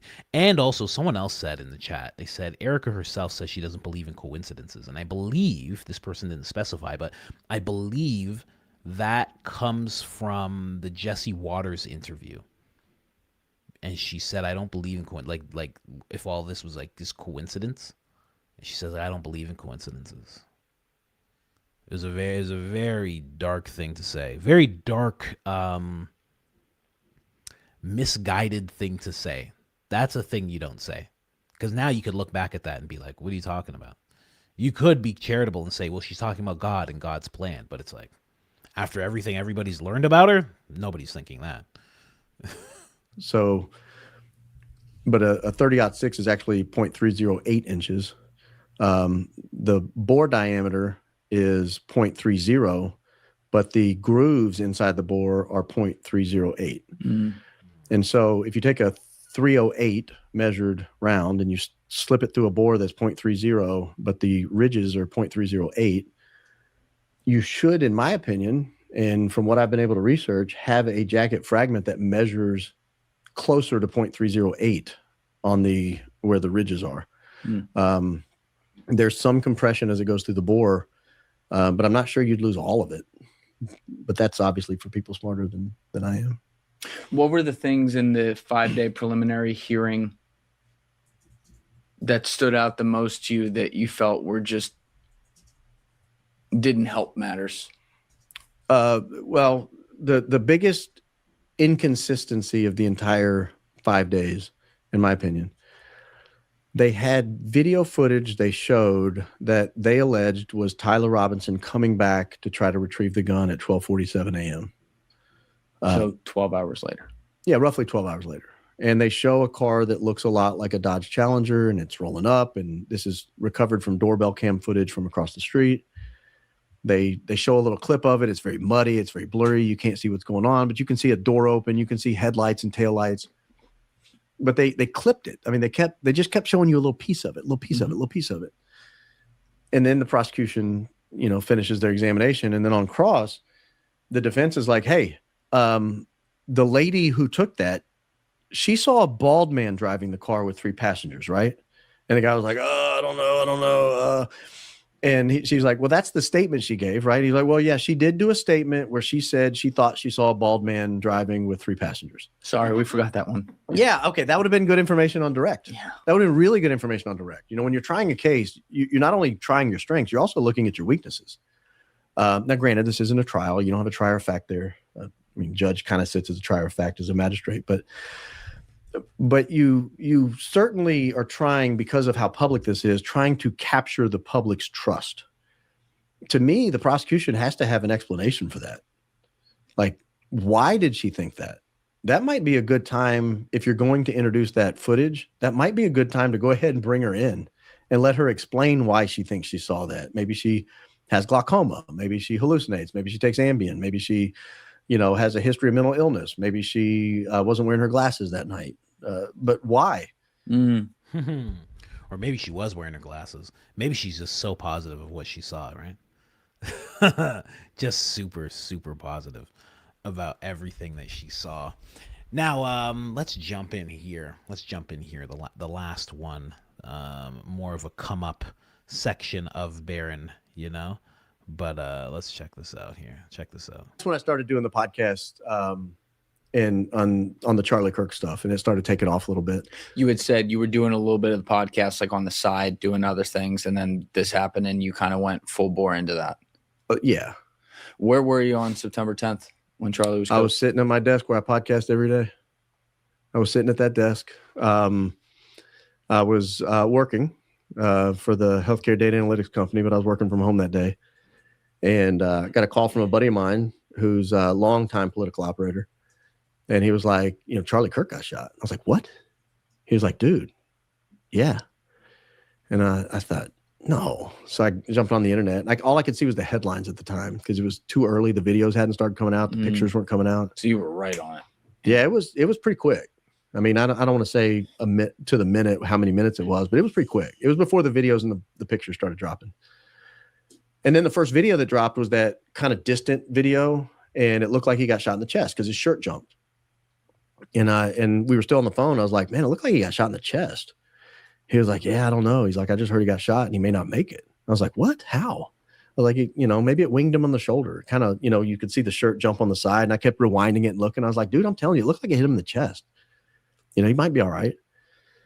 And so we were guessing, what kind of person would do it. Would it be a radical leftist? Would it be some, person who's opposed to the bombing of Iran in June? Who could it be?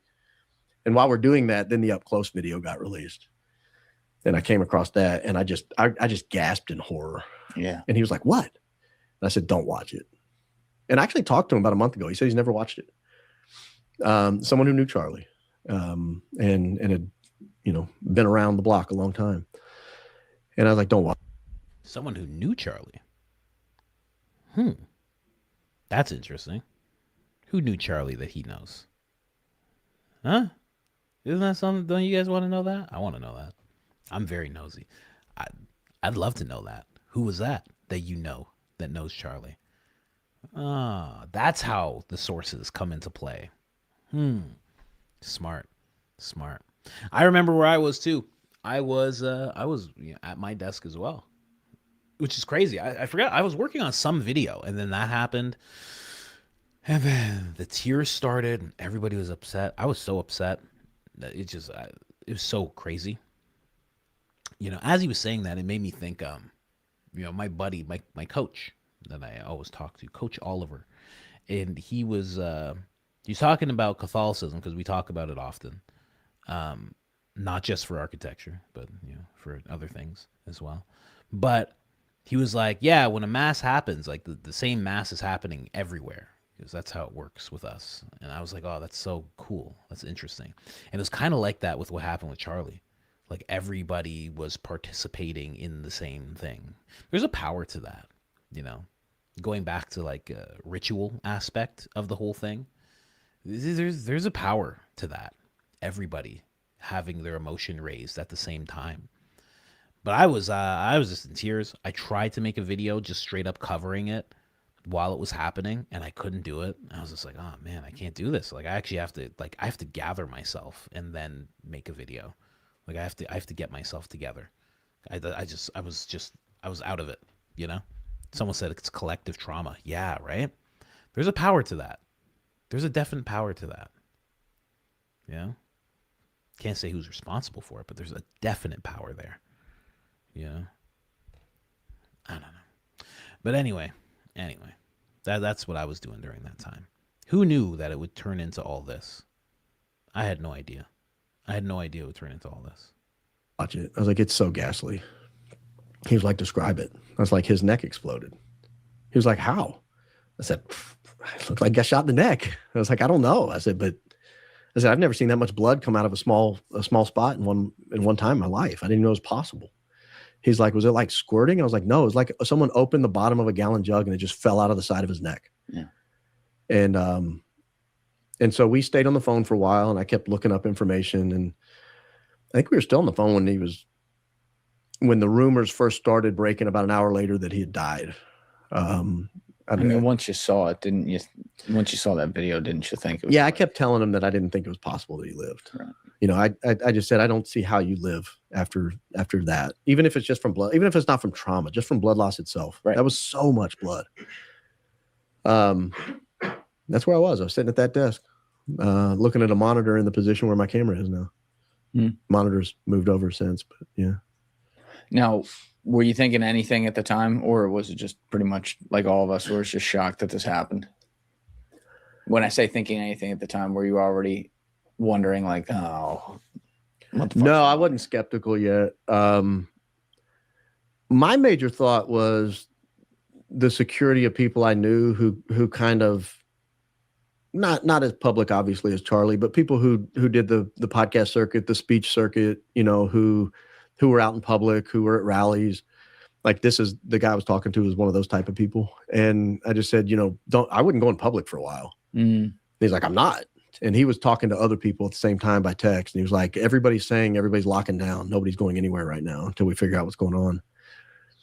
And I think that was the natural reaction, was just fear.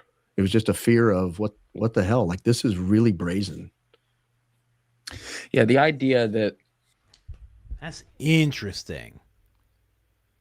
That's very interesting. Who did he know that would say, I'm not going anywhere? Regular people could go places. I think it was pretty clear that you knew that you could go to a place. Like, why anybody who would have that fear, it would be an odd fear to have, because it's like it's a crowd of 3,000 people. One person gets hit, and then that's it. And then a bunch of people walk around, and a bunch of guys are picking up holsters and doing this. And Officer Bagley makes his grand entrance into history, and he says, "Oh, what's going on here?" And some guy's like, "Hey, what's going on?" You know, he's like, "Oh, that's a gun and a badge. I'm not gonna ask any questions." And he's like, "You want to go to the roof? Let's go to the roof, man." Oh, wow. You know it's just him, right? You don't need Victor Marks to call you up like Erica Kirk and tell you that you're safe. Nothing happened to anybody. Interesting. You know, especially in America, someone would ever be killed by anyone, regardless of who actually ended up doing it or was behind it and whatever. The idea that someone would be killed on the basis of their political beliefs, which unfortunately has happened many times before, is just, it's still insane to me. It's insane to me that in this case, in 2025, something like that could happen. It could happen so publicly. It could happen where there's thousands of people right there in the iPhone era where everyone's got their camera out and, you know, people are gonna be able to see this forever. You think about that guy, Charlie Kirk had kids. They're going to grow up one day and chances are they're going to see that video. You know what's crazy? He says that's happened many times in history. Most of the names that come up in your mind when you think of that happening for political reasons, if you look into it, that's not what happened. If you actually look into a lot of things that have happened that way, that people just brand as like, oh man, just for their political beliefs, it's not exactly the way it went. And if you look into it, most of them are exactly like what people think happened with Charlie Kirk. Like a guy had one opinion, behind closed doors it was changing. People around him who were donating to him kind of went, I don't know about all this. And then they went away. That is actually what's happened majority of the time. I mean, X, right? Martin, Kennedy, a bunch of different things. It usually happens like what a lot of people think happened with Charlie, actually. And kind of the same reason too. Very weird. Anyway, that's for another episode, you know. And it's like, that still doesn't register for me that that's like a thing today. Yeah. Speaking of that, I mean, it was odd that there was so little footage that came out. You think thousands of college students gathered anywhere. People trapped 4 angles, something. I mean, it was just maybe 6 total, I think, that have been released. Maybe only 4. Not including the back camera. I'm talking about just iPhones. I think 4 or 5, 6 cameras at most, including the UVU review camera angle where the school itself was filming. But it was just a shocking moment. I was not the biggest Charlie Kirk fan. I wouldn't say I was opposed to Charlie. I never spoke out against him. I didn't have a visceral reaction to hearing his name. But I always thought he was on the team. You know what I mean? Like in the middle, on the uniparty. He had started kind of speaking up on the Israel issue a little bit towards the end of his life, but prior to that, I mean, he was just sort of a water carrier for whatever mainstream Republican thought was at the time, and that's not really my brand of politics. And so I always sort of viewed him that way. I also had a friend one time tell me, this was before he died, how much money they thought he was making, and I was just shocked. Like it floored me when I heard the figures that were coming out and that he was saying. And are you able to say that? Like what he was estimating? Yeah, I mean, he was saying 25 to 50 million a year. He thought he was pulling in, which he asked me, what do you think he's making? Because he had just heard somebody that supposedly knew. And this was probably 6 months before he died. And I said, I don't know, I bet he's making 2 to 5 million. He's like, I think it's like 25 to 50. And I was like, what? How? I was like, how? He was like, whoa. That's crazy. Here, I just want to pull it a little bit more. That's nuts. That's nuts. And possible. Very possible. I mean, there was that other guy that revealed he had a nonprofit and he just started paying Candace Owens for absolutely no reason. He was like, I don't know, I like you. I like what you do. I think you're talented. We'll just put it on the nonprofit. And he just started paying her.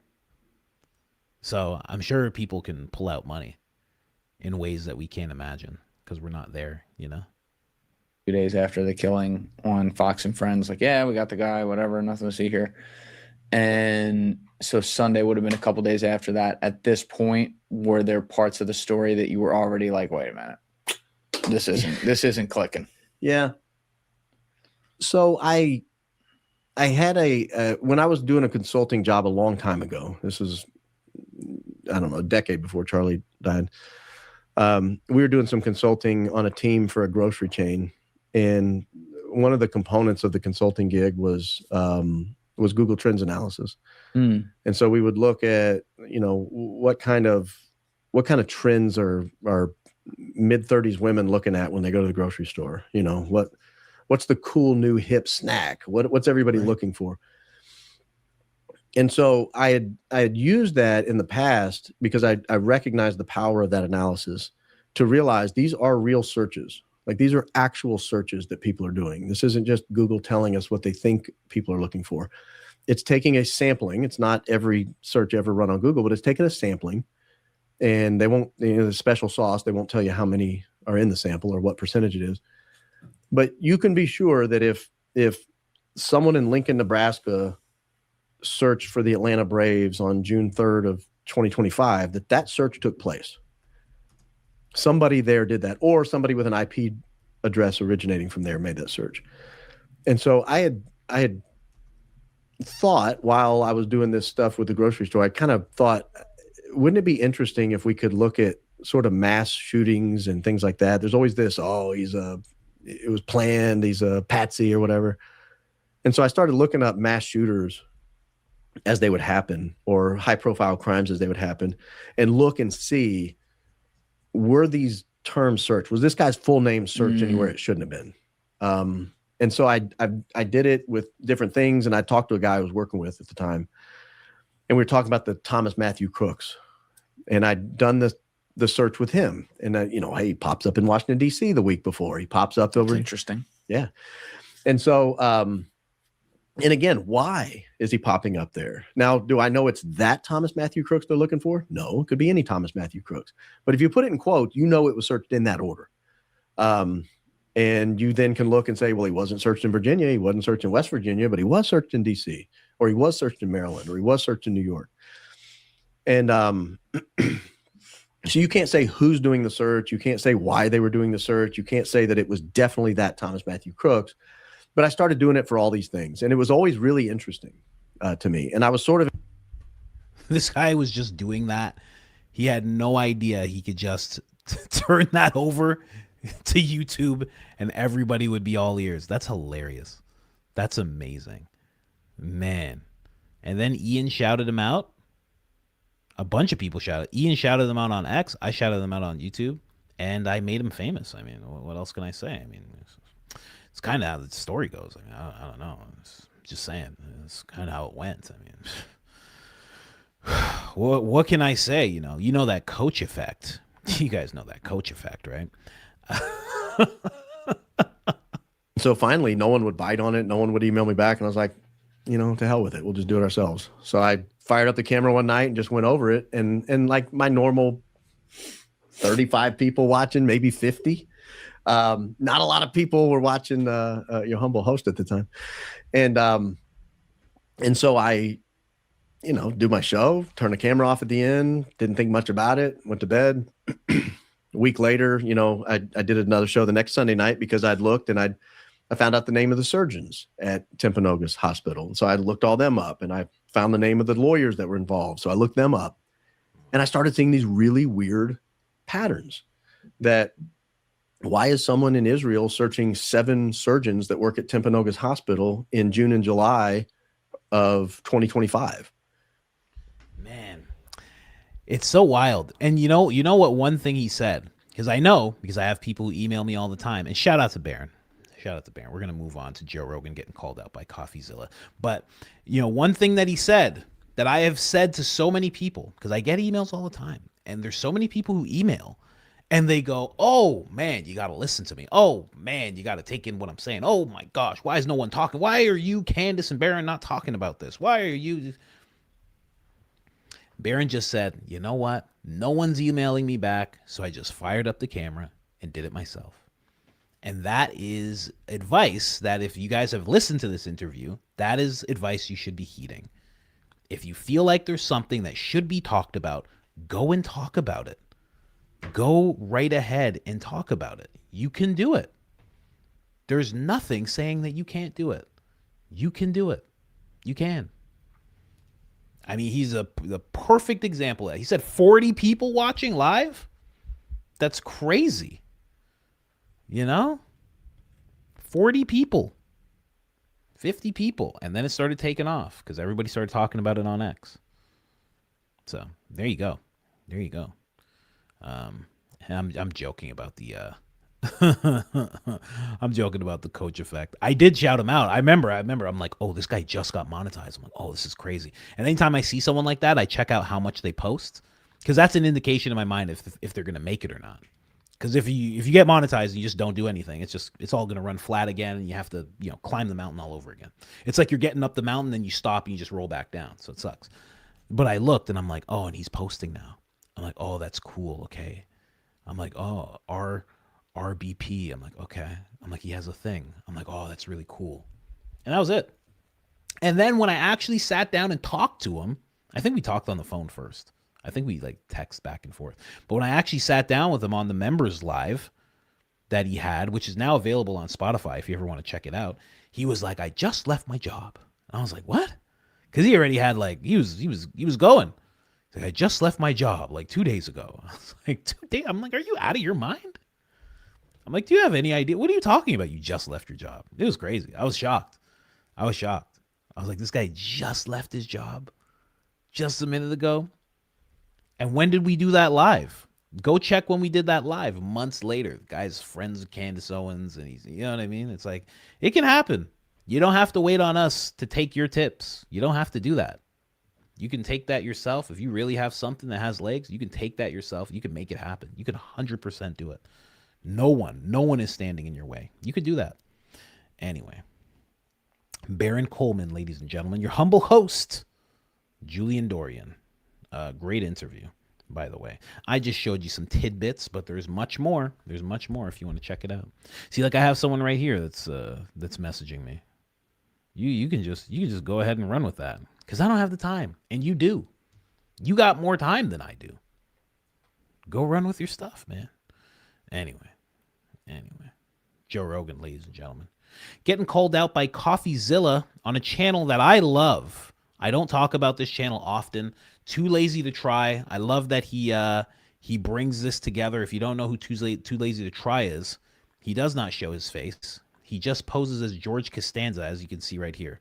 He just makes himself George Costanza. That's it. And Coffeezilla and Joe Rogan are at odds. If you don't know who Coffeezilla is, let me show you right here. If you don't know who Coffeezilla is, he has been in the investigation scene for a very long time. Very, very long time.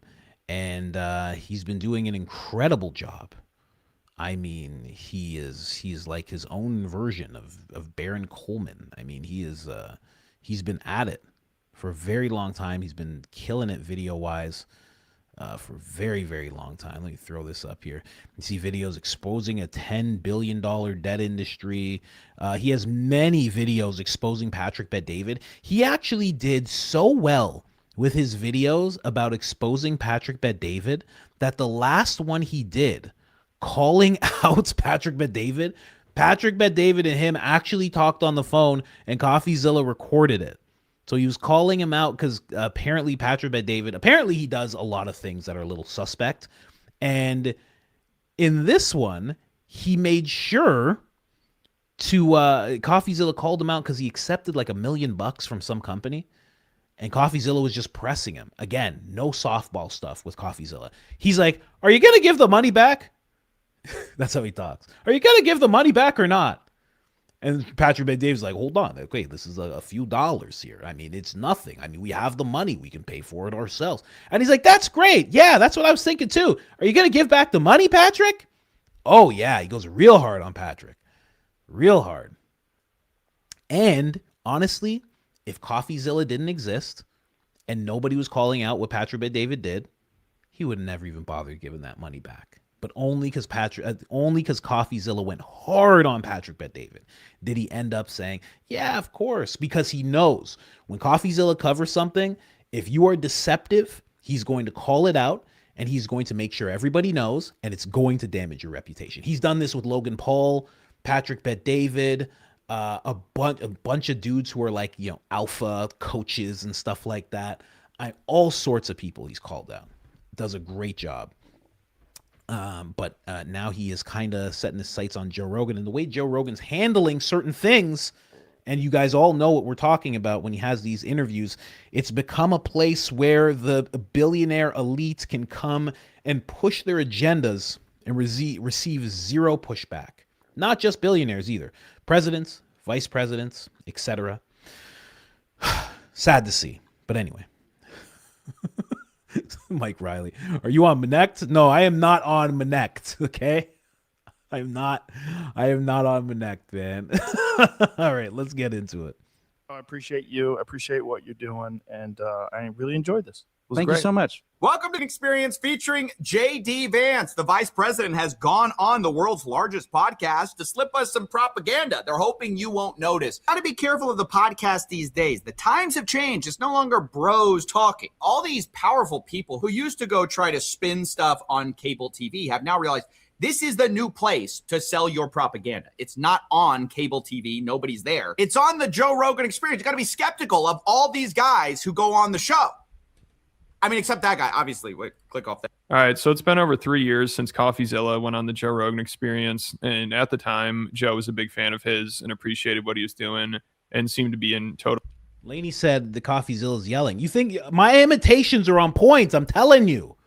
You go listen to the people after I do it. I'm telling you. You hear my BB impression. People were talking about my BB impression, my Philadelphian impression. Go listen to them talk. I'm telling you.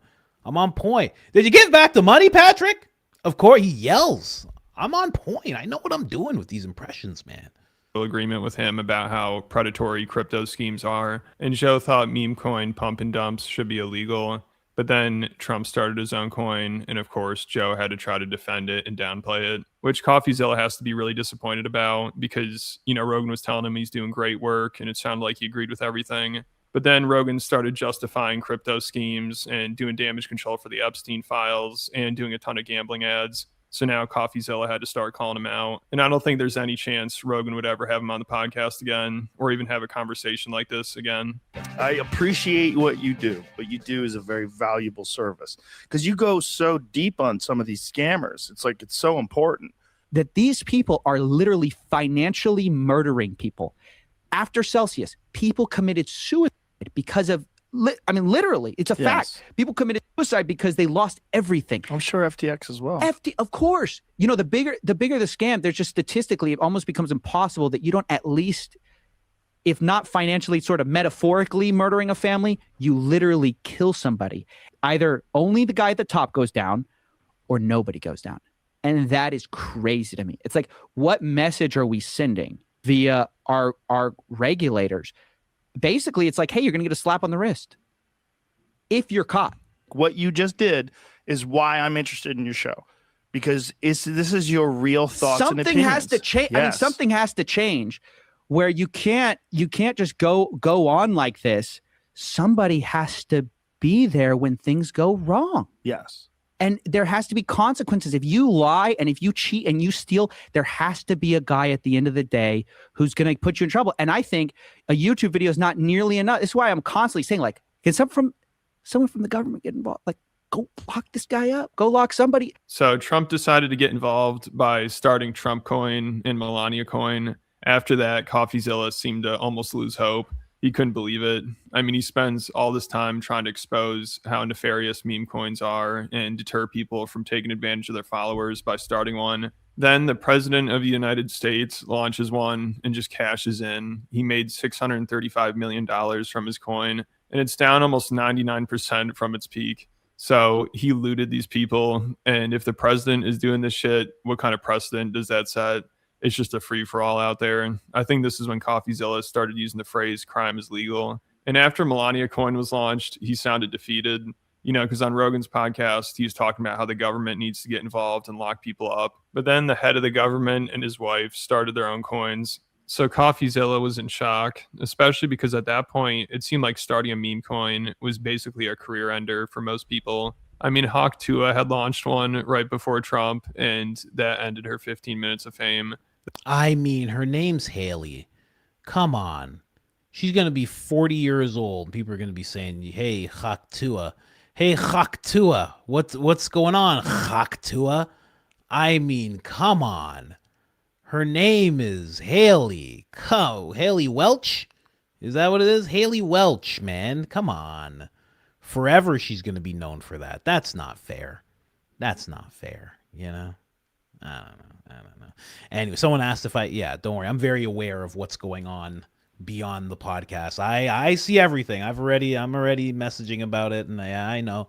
Don't worry. We're going to cover it. I'm off on Thursday, but I think we're going to do some videos about it to keep you guys, because I got to be off on Thursday. We'll be back on Friday. Rare Friday show we'll be doing. Anyways, let's keep going here. And just so you know, all that stuff you just saw with Coffeezilla, that is how Joe Rogan used to think. That is what Joe Rogan used to believe. That's what he used to talk about. These are the guests that he used to have that were calling out the establishment. He made sure to do that type of thing. And I think Too Lazy to Try is correct. I don't think he's ever going to be sitting down with Coffeezilla again. I think Coffeezilla is now on the same list that Whitney Webb is on. If you guys don't know, Whitney Webb is definitely never going to be on Joe's show. I would be shocked if I saw Whitney Webb on Rogan's show. You don't go from Andrew Wilson today and Whitney Webb tomorrow. Yeah, he might. You never know. But I doubt it. I highly, highly, highly doubt it. So, yeah, there's that. Whitney Webb's the best. That's what a lot of people say, but it's been years. She's been the best for a long time, and she's never been on the show. It's because of the things that she has to say. Right now, Coffeezilla is actually touching on the same things that Whitney Webb has been touching on for a long time. Thiel, J.D. Vance, Trump, all these different things. And Musk, these are all people that Joe is friends with. And that's why you never see her on the show. That's why I think you'll never see her on the show, ever. Because how come it hasn't happened already? It just makes sense how much she could tell him about what's going on. How much she could, you know what I mean. Anyway, let's keep going. That completely destroyed her career, which I'm sure started to discourage people from launching their own coin. But then Trump came out with his a month later. And I mean, right when it seemed like starting a meme coin was thought of as the lowest form of grifting, Trump launches one. I mean, it was low even for Hawk Tua, a girl who's just trying to cash in on some stupid viral video. So you'd think to start a coin after that disaster, you got to be completely shameless. But unfortunately, I guess we learned the president of the United States is more shameless than a girl who's known for talking about spitting on a dick. It's like going to be the historic grift. I honestly can't believe it. I'm like waiting for someone. Is somebody going to stop this? Like, is this allowed? I saw a tweet that I was just like, yes. Somebody goes, crime is legal. And that's how I kind of felt about that. I mean, to say it's a conflict of interest is like insulting all the people who've had conflicts of interest before. It's so crazy to use the presidency in this manner to pump a meme coin to enrich yourself, insiders, and basically everyone but your standard base, right? Because the standard Trump guy and girl, it's a disaster. It's a disaster for most of his supporters. And that's what is like the grossest part of this whole thing is like, you're not only doing the world dirty, your own fans are gonna get wrecked on this with another meme coin from the first lady. What can I say? I spent years of my life trying to tell people to do the right thing, Don't take advantage of your followers. Don't scam people. Don't grift. Otherwise, you're not going to get anywhere in life. You're not going to get to the highest office of the land. That's crazy. And if you do it too much, law enforcement might come after you. Now, the guy doing it appoints the law enforcement. So I don't even know what am I doing here. I don't have a good answer for that. So about a month. That is so. It's almost sad. He's like, I don't even know what I'm doing here. He's been doing this channel for years and years. He's like, I don't even know. He's like, he lives on, getting the scammers, exposing the scammers. And then he just watches that happen. I knew that was going to happen. I don't know if you guys know about the crypto community. If you even know what crypto is. Digital currency. Trump made a coin. Melania made a coin. These are known as pump and dumps. What pump and dumps are is that the coin gets pumped up based on hype. A lot of hype. It gets hyped up to the highest extent, and then it's worth a lot of money. And then what happens is the person who started the coin has you can always do different percentages, but they'll have a lot of the liquidity. They'll have a lot of the coin. So then when it gets pumped up, they pull their liquidity out and it dumps it. Basically, what we call it in the crypto community is a rug pull. So everybody's on the rug together. They're like, this is going to be great. And then the person who started the whole thing pulls it out from under them. Rug pull, you fall flat on your face. You end up with nothing. And now you have to hold the coins hoping that at some point, the person who started it, the president, comes back and says, okay, this is what we're doing with the coin, and we have some things in the works, and then that will drive more hype. It goes up, and those same people who landed flat on their face, they'll now pull the rug, and all the new people who get attracted from the hype. It is a rough cycle. It's a rough cycle in the crypto community. I've watched it happen hundreds of times. At one point, I was researching crypto and NFTs for a friend of mine, and I would watch rug pull happen in real time. It was the weirdest thing to watch. And people would be in Discords, because a lot of crypto communities have Discords and stuff, and they'd be like, what happened to the creator? What happened to this person? One time there was a rug pull that was so absolutely ballsy. It was crazy. So what happened was the guys pulled the rug. Everybody was like, I think this is a rug pull. I think this is a rug pull. The guys who did the rug pull, who took the money out and ran, they were young guys, and they were like, F you. They told everybody in the community, their middle fingers, they're like, screw you guys. Your greed is what did this to you. That's what did this to you. You guys deserve what happened. And they just disappeared. It's crazy. Nothing happened. You think they got arrested? No, they disappeared. You can't find them. It's in one digital account. They move it to another one. Before you know it, the money's just gone. And it's just like, you can't track them. It's wild. It's like more than a Ponzi scheme. A Ponzi scheme was like nice and slow. It's like a Ponzi scheme is like the 8-track. Remember 8-tracks way back in the day for those older people out there? Yeah, a rug pull in the crypto community is like an iPhone. It's like a holographic iPhone. I mean, it's just so much more advanced than just a simple Ponzi scheme. It's nuts. It's nuts. Anyway, for those of you that don't know, this is what Too Lazy to Try uses as his avatar. He just makes himself George Costanza with chips all over himself, which I love. I love because he's not trying to build himself into too much. Okay? This is a man with humility right here. I love it. Or two after Trump launched his coin, Rogan had on Elon Musk and they discussed meme coins. And Joe was still wondering how they could be legal. But of course, the people around him can't have him thinking like that. Like when he brings this up to Elon Musk, you could tell Elon tries to think of any way he can to downplay it. It's hilarious. He literally starts scratching his head trying to think of something. And he compares it to a casino, which Rogan slightly pushes back on. At first, he's like, yeah, true. But then he says, well, meme coins are rigged. So I think Coffeezilla was holding out a little bit of hope for Rogan to be against Trump starting a meme coin. But you could definitely tell Rogan wasn't heading in a good direction after talking about it with Elon here. Whoever's like the last to sit down loses type of thing. And somehow or another, it's still legal. Yeah, why? Like that's I mean, the thing is, I think not too many people.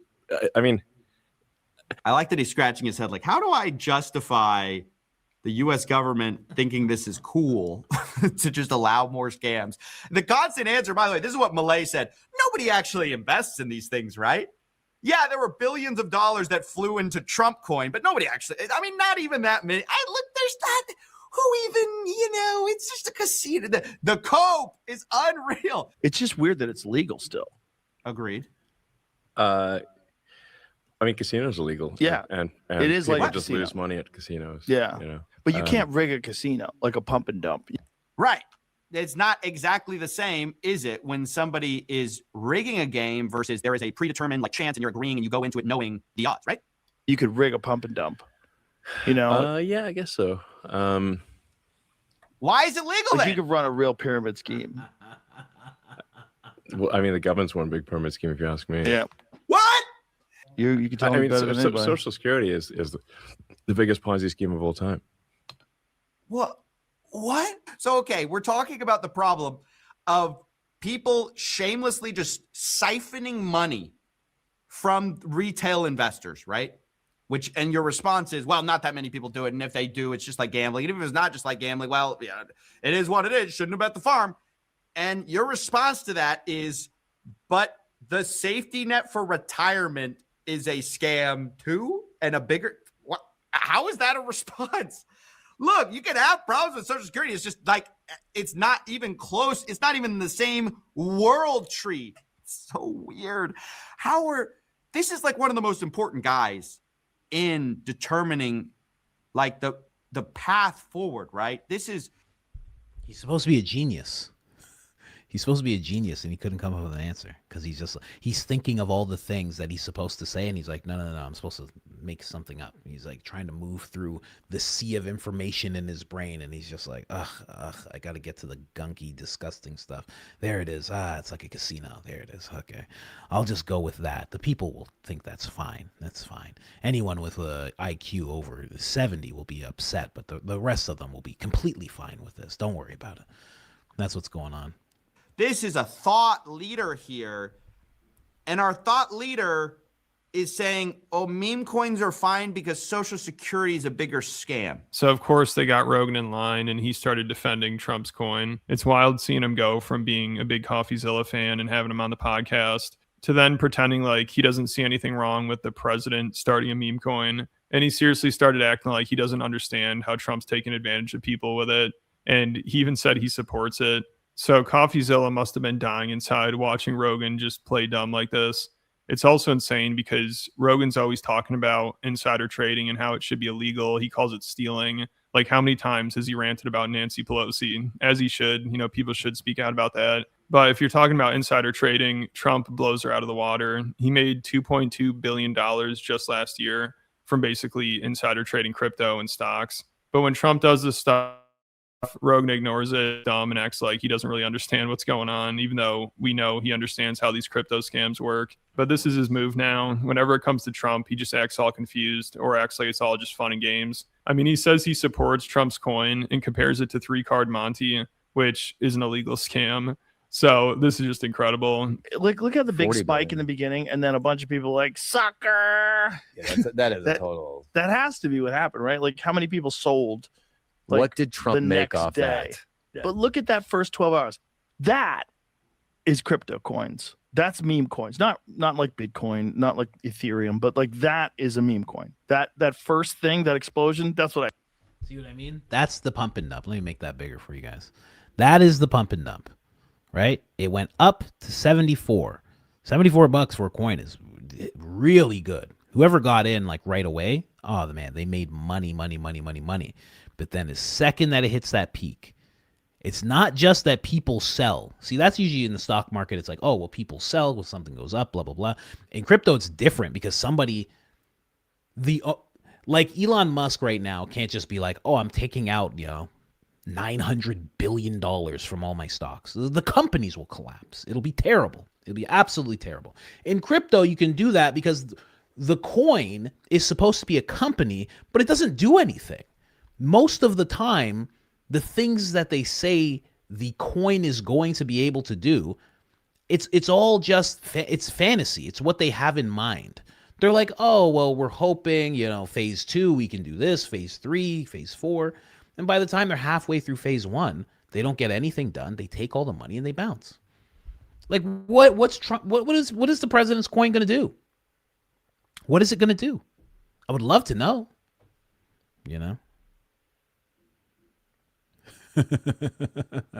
I black out. If I had something to black, I don't have anything. I have another Longhorn shirt, right? Go like this. Will this work? Will it stay? The hood is weighing it down. Let me see. It's not working. It's not working. I don't have anything on the fly to do it. Black it out like Barron blacked out Trump's. It's garbage. That's what I expect. But I support it. Why not? Yeah. If you could do that, look, if you can go fucking play cards, if you could figure out a way to 3-card Monty people on the streets of New York. Okay. Right. But the argument is that Trump. That's crazy. Because he's talking about the American people. Yeah, it's really not. You're not supposed to do that. You're not supposed to. I don't know. I don't know if you're supposed to back things like that happening to citizens. Because it's not 3-card Monty. It's different. It's a bunch of people who truly believe in the president. That's who bought that. There was some people who were just trying to make money because they know how crypto works. They know how it works. So like, Trump coin, gonna make some easy money. I'm gonna, there's probably a bunch of people who before it got to 74, they were like, done. $60. It's not doing any better. It's gonna get rug pulled soon. I'm selling, made my money, bang, I'm good. But there's some people who absolutely love him. Some people that were straight up mega. There's probably a lot of people who are straight up mega and they loved him and they were like, this is the thing. Anything he puts out, I'm going to invest into. And they probably did. And then it got pulled away. That's not 3-card Monty. That's a different thing. Is ripping off his fans with this Trump coin. But my question is how is he ripping off his fans? It's basically like DraftKings. like what are you doing? So now Rogan just constantly embarrasses himself trying to defend Trump's corruption. And it must be so disappointing for Coffeezilla because when he went on Rogan's podcast, it sounded like Joe really appreciated his work and had a backbone when it comes to this stuff.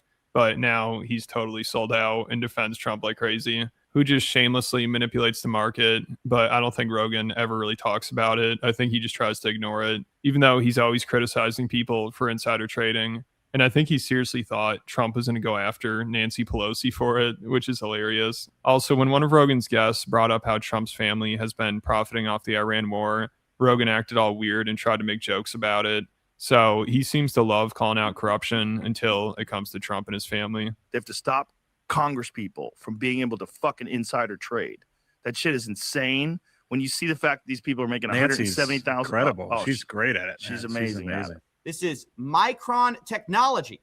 And you can see here, the purchases are in the green arrows. And all of these purchases culminated in the president talking about Micron as an incredible company. And then all of a sudden, the stock goes parabolic after that. I mean, just has this incredible run right after the president's endorsement, which sounds like this. I just left the head of Micron. It's one of the hottest companies. Now, I'll be honest. He kind of called this one like crazy. Like, look at this run up right after that. Almost called the bottom exactly. She's worth an estimated $400 million now. How? What's the salary? 70,000 a year? 170 grand. That's amazing. Micron, one of the hottest companies right now. It's hot. Not telling anyone to buy it, but I mean, this company is red hot company right here. Hey, are you the president? Hey, you can't do that. You can't. Or I guess you can. You're the president. It's either there's no way you can do that because you're the president, or of course, yes, sir, you can do that because you're the president. It's one of the two. I don't know which one. I can't tell anymore. But it seems like you're not supposed to be able to do that, right? Like if Mark Cuban did that, wouldn't he get arrested? Isn't that how that works? You can't do that. You're not allowed to do that. You're not allowed to endorse a company like that and get people to buy it. That's what I thought. I have no idea. I could be 100% wrong. It seems like it's completely legal and fine because it happens a lot. grand a year, something Yeah. like that, 200 Yeah. grand a year, maybe. Watching the panic in her face, realizing that Trump is now president, and they're talking about literally going after her for insider trading. Because on May 8th, the president said, hey, go out and buy a Dell. Dell, go out and buy a Dell computer. They make a great product. They're not looking for any publicity. I give them publicity. They say, well, thank you very much. But And the people who were purchasing on behalf of Trump bought Dell $5 million worth on February 10th. And then more. He's just go and buy a Dell computers to all the people that love him. Go buy a Dell computers. Go ahead. They make a great product. They say they don't want publicity. They say like it's illegal or something for me to give him this publicity. I look at him and I say, I'm the head honcho, okay? I'm the president. I'm the president of the United States. You make a great product. And some family members of mine have bought a lot of stock. And I'm going to tell everybody it's nuts. I'm going to tell everyone it's crazy. Huh? How many people in this room have stock? Oh, get ready. Get ready. That's crazy. Go buy they say they don't want the they say they don't want the publicity. I give them the publicity. Oh, the guys at Dell are like, oh my God, can he do this? Is he allowed to do this? They're just watching the chart go up. They're like, holy jeez, he's doing this. He's really doing this. Guys. Oh my God, this is better than a building falling. This is great. Wow. I mean, stand-up guy, this guy. You know. More on March 2nd, more on March 11th, more on March 23rd. And then he endorses a little bit later, and you can see what happened to the stock price. This was an incredible trade, ladies and gentlemen. Wow. Double your money in a few months. I mean, you kind of don't see big opportunities like that unless you're, I guess, the president. And I mean, next time this guy crashes the SP 500, I mean, I think about that weekly. I think about this guy. Because I knew he was going to do it.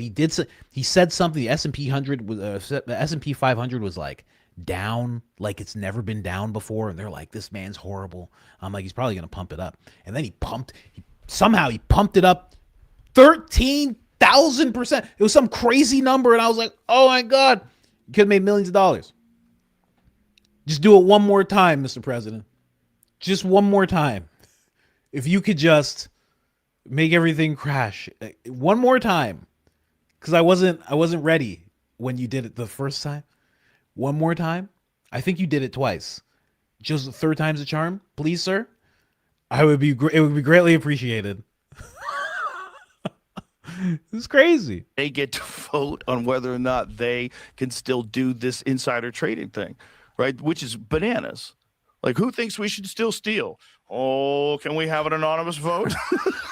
What about the military drones? Those contracts, when this war started, that's you can look into who made money on that one. Who made money on that one? Don Jr. What? What, Jamie? What did you find? Wait a minute. What did you? Are you? I'm just This Googling has things got to over be here. a mistake. Where did Eric and Don Jr. invest in military drone company amid Iran war? Is it Jamie? Where'd you find this? That seems like propaganda from Iran or something. Is that a cartoon? Iran's cartoon? So for Rogan, I'm just saying. That just seems like a good investment. I mean, you're walking by the Situation Room, and you hear your dad just go, I don't care. We're going to blow him up. Bibi said I got to blow him up. We're going to blow him up with drones and all sorts of things. It's going to be crazy. You're walking by the Situation Room. You're not going to, you heard it. You heard what he's going to do. You're just like, of course I got to just, you heard Dad, right, Eric? I did. I heard Dad. I heard what he said. I mean, I'm just saying, I don't, because you know which drones he likes. Remember Lindsey Graham was like, Lindsey Graham was always like, oh, I love these drones, right? We know which ones he's going to get. And even if we don't, we can tell him these ones are the best ones. Come on. Just seems like a smart thing to do. You know? If you're opportunities, Laney, yeah. Opportunity. I heard BB ordering around Dad this morning. BB was yelling at Dad this morning. I think I know what's going to happen in the next few months. We got to go buy some stock in some companies. You know, happens. It's wild. Absolutely wild. Wild that would happen. Whew. Man, making a lot of money. They're making a lot of money. And then Rogan's pictured there with all of them. It's so crazy. I've been following Rogan from the beginning. You have no idea how insane this is. This is nuts. He's sitting with the president, and this is the president. He's standing next to RFK Jr. You have no idea how crazy it is. So that's like you guys have been watching me, and then I end up in a room like that, and it's Candace Owens sitting there, and she's the president. And I'm behind her, and I'm this bald podcaster, right? And I'm wearing a dress shirt with no tie or nothing. I'm behind the Resolute desk, because that's the desk she likes. And then I'm standing next to, like, I don't know, Ian Carroll. Ian Carroll's sitting there standing next to me. You'd be like, what happened? That's how crazy it is for me to look at this picture. This picture doesn't make any sense. This picture is insane. Anyway, all right, let's keep going here. To still defend Trump and ignore his corruption is really hypocritical, just like him doing gambling ads constantly. Coffeezilla called Joe out on that because he was making a video about people promoting gambling to their audience and noticed Rogan started doing a bunch of gambling ads during his podcast, which Coffeezilla pointed out was really hypocritical for him considering how much he criticizes pharmaceutical ads. And I think this was the first time Coffeezilla went after Joe directly, which I'm surprised it took this long. But it seems like he might have been trying to hold himself back a little from attacking Joe, since Joe invited him on his podcast and was really supportive of his work. But after a while, it's probably just too difficult for him to ignore how much Joe has sold out. We got to discuss, though, how the biggest comedians in the world, biggest, smallest comedians, are pushing DraftKings. Didn't Joe get a 200? This guy said the biggest, smallest. Oh, gosh, he's upset. Oh, he's upset. He said the biggest, smallest comedians. How dare you, sir? Sir, how dare you? I know who that was pointed at. Ben Shapiro's not a comedian. How dare you? Joe Rogan is average height. Okay? And I stand on that. He is average height. The biggest, smallest comedians is a wild thing to say. He's very upset. $50 million deal from Spotify. I didn't realize before this video, like, how many gambling ads he has been running recently. In the month of September alone, there were 11 DraftKings ads in 14 videos. And with Joe especially, it's weird because he's the guy who rants against big pharma's manipulative advertising. If you can advertise, you can manipulate people and change their opinion based on theatrics. So many. Everyone gets a free bet. We all want to win. Hey, let's win together. You know what to do. You have music and people dancing and holding hands and spinning around in a wheat field. Like, that is so manipulative. And we are subject to manipulation. And when it's something that is so important, like making critical health decisions, there's so many of these commercials. Like, so many times I'm watching television, I'm like, how many goddamn drug commercials are there? By the way, I agree with him. We are being manipulated. But change a few words from that rant, you could say the exact same thing about how gambling is pushed. Casinos are also manipulative. They don't advertise the actual reality where people lose. Instead, they say things like winning, cashing in, opportunity. And Joe Rogan's a part of that. Every game is another chance to cash in. Don't. Well, I can tell you it's there. I don't want to play this ad through the thing. Yeah, it's a whole ad. I'm not doing that. You. In both cases, the collateral damage are the addicts we created along the way. And I guess I have to ask, maybe people think, oh, one's worse than the other. Is there that much of a difference between a drug addict and a gambling addict? No, really, I'm asking. It's like if you see the drug addict, you see him, he's shooting up or whatever it is, and you see him fainting, you go, oh, that poor bastard. But when you see a guy who's fully in the grips of gambling, trying to figure out how to get his money back, and he's all jazzed up with adrenaline, he doesn't understand why. It's just like cocaine. It's just like drug abuse. It's just like the opiate problem. It's just like anything else. It could. You and I both know people who have lost their lives gambling. Okay, you've seen people in pool halls. You see how they get, Joe Rogan. There's no difference in the drug addict and the gambling addict. Not at all. No difference. So there is no difference. Then why do we shake our head at the Sackler family and pharmaceutical execs who push pills that ruin people's lives, but somehow nobody cares? We're doing a very similar thing with gambling. So I wonder if Rogan is still a fan of his, or does he think Coffeezilla is just a mentally ill, jealous hater now? Coffeezilla also recently referred to Joe's podcast as after Joe had on JD Vance and let him try to do PR for how they mishandled the Epstein files. That's how JD described it. And you could trust him because he claims he's gone down every rabbit hole. He was trying to convince people he's an expert on Epstein conspiracy theories. So Coffeezilla talked about how JD's trying to prove you can trust him by acting like he's just an unbiased guy on a podcast, giving his honest take on the Epstein files, like Rogan's podcast used to be. But now Joe would never let somebody actually go into detail about Trump, Elon Musk, or Peter Thiel's connections to Epstein. Wow. This is crazy. Laney, what are you talking about? What did Joe say? What did he say? Because I remember saying I would eat the picture if Joe said something. What did he say? What did that effing guy say? What did he say? What did he say? I said I'd eat the picture if he said something. Oh, God. Come on, man. What did he say? Oh, gosh. Oh, no. I remember I said I'd eat the picture if he said a thing, and I can't remember what the thing was. Laney, tell me what he said. Just tell me. Oh, no. I don't want to eat the picture. It's really hard to eat pictures, as far as I know. Oh, you'll bring the receipts tomorrow? Oh, no. Oh, no. I guess we'll have to cover it tomorrow. Oh, gosh. Did he say? I remember there was something. Did it have to do with Charlie? Laney, did it have to do with Charlie Kirk? Did it have to do with Charlie Kirk? It was something I said about eating the picture if he said something about, was it about Charlie Kirk? Oh, no. Oh, goodness, no.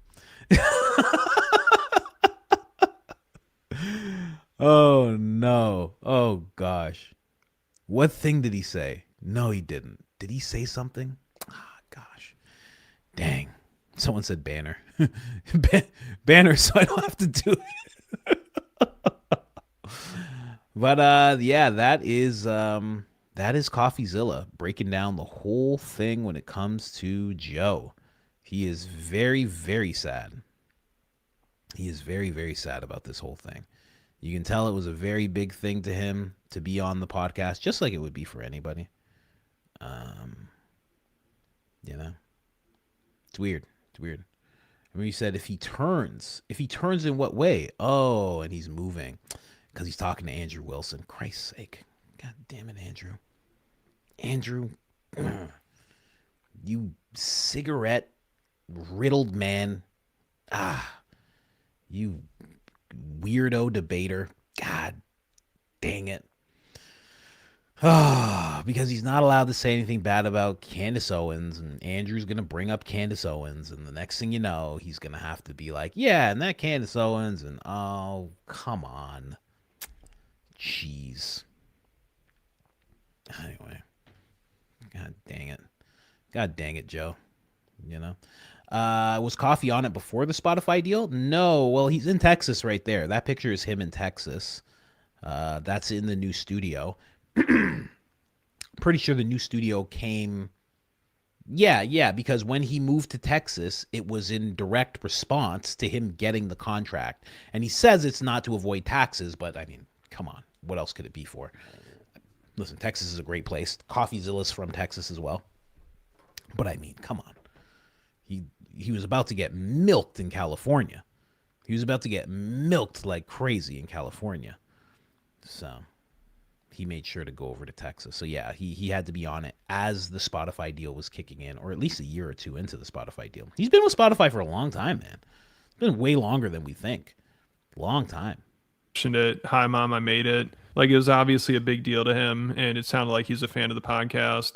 But now with how much Joe has changed, he probably thinks Joe's sold out. And there's this part from the podcast they did where they're talking about people selling out, and it sounds like Joe could be talking about himself now. because he says once you get a lot of advertisers or investors involved in your show, they influence who you have on, what you talk about, and what you promote. So then you're not independent anymore, but you don't have to worry about money as much. And Joe was talking about how tempting that is. You're back in the same trap that you were trying to avoid if you were trying to avoid that trap in the first place. But a lot of people were not trying to avoid that trap. They just started a thing. And then along the way, that thing became profitable and people recognized it was profitable. And then they swooped in and tried to buy it. And it's very tempting. Someone comes along, hey, Coffeezilla, we've got X amount of money for you. Oh, yeah. And then you don't have to worry about money anymore. Oh, don't you want to do that? And then you're like, okay, well, here now you have to interview this person. It's all to promote some crappy crypto coin or something like that's what it always Imagine is. if that was you, if you fell into that.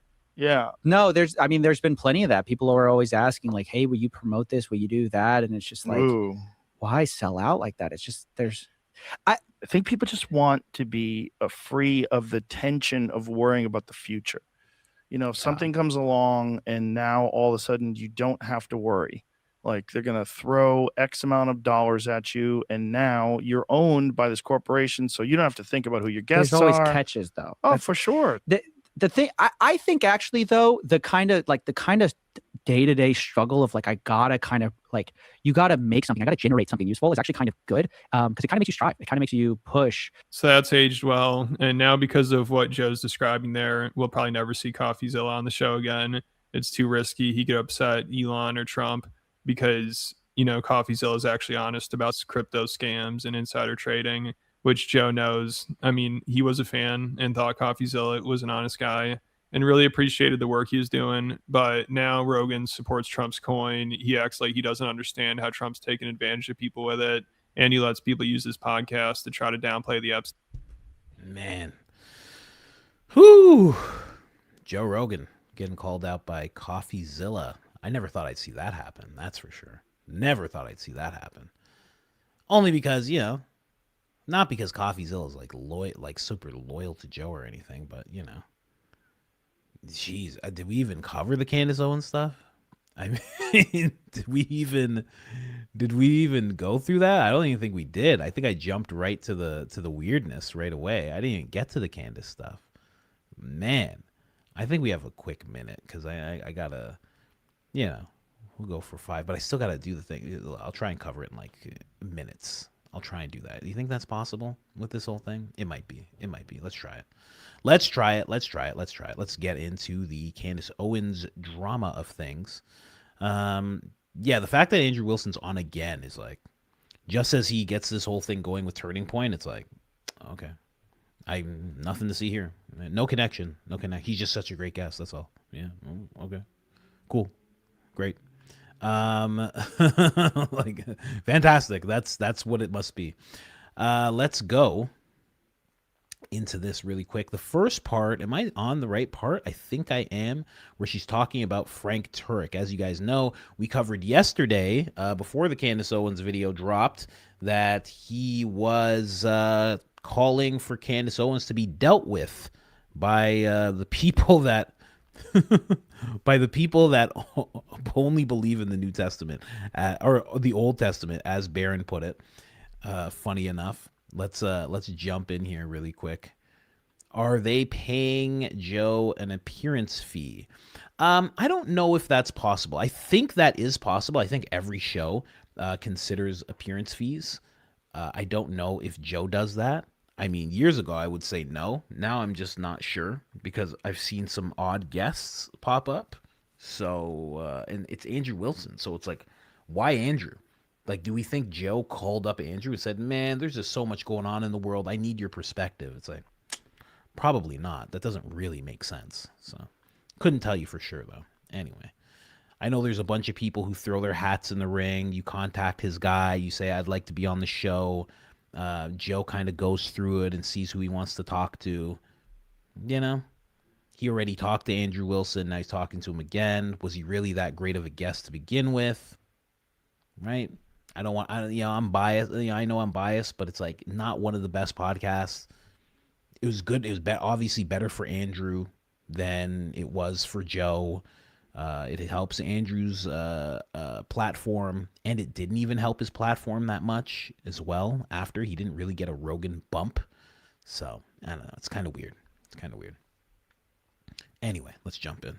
Describing yourself, like Neff, orbitive influencers who have been screaming for Tyler Robinson. So this is after Candace watches the whole thing with Frank, watches the whole Frank episode of him calling for her death, kind of.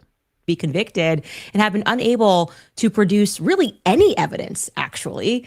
Any evidence which would convince the public that he might have done this. I mean, the bar was so low. I was ranting at my team today of just how incredibly low the bar was for them to prove to us that, yeah, Tyler Robinson did this, right? All they had to do was show us a video of him taking the shot. All they had to do was somehow connect the gun to the crime scene. They couldn't do that.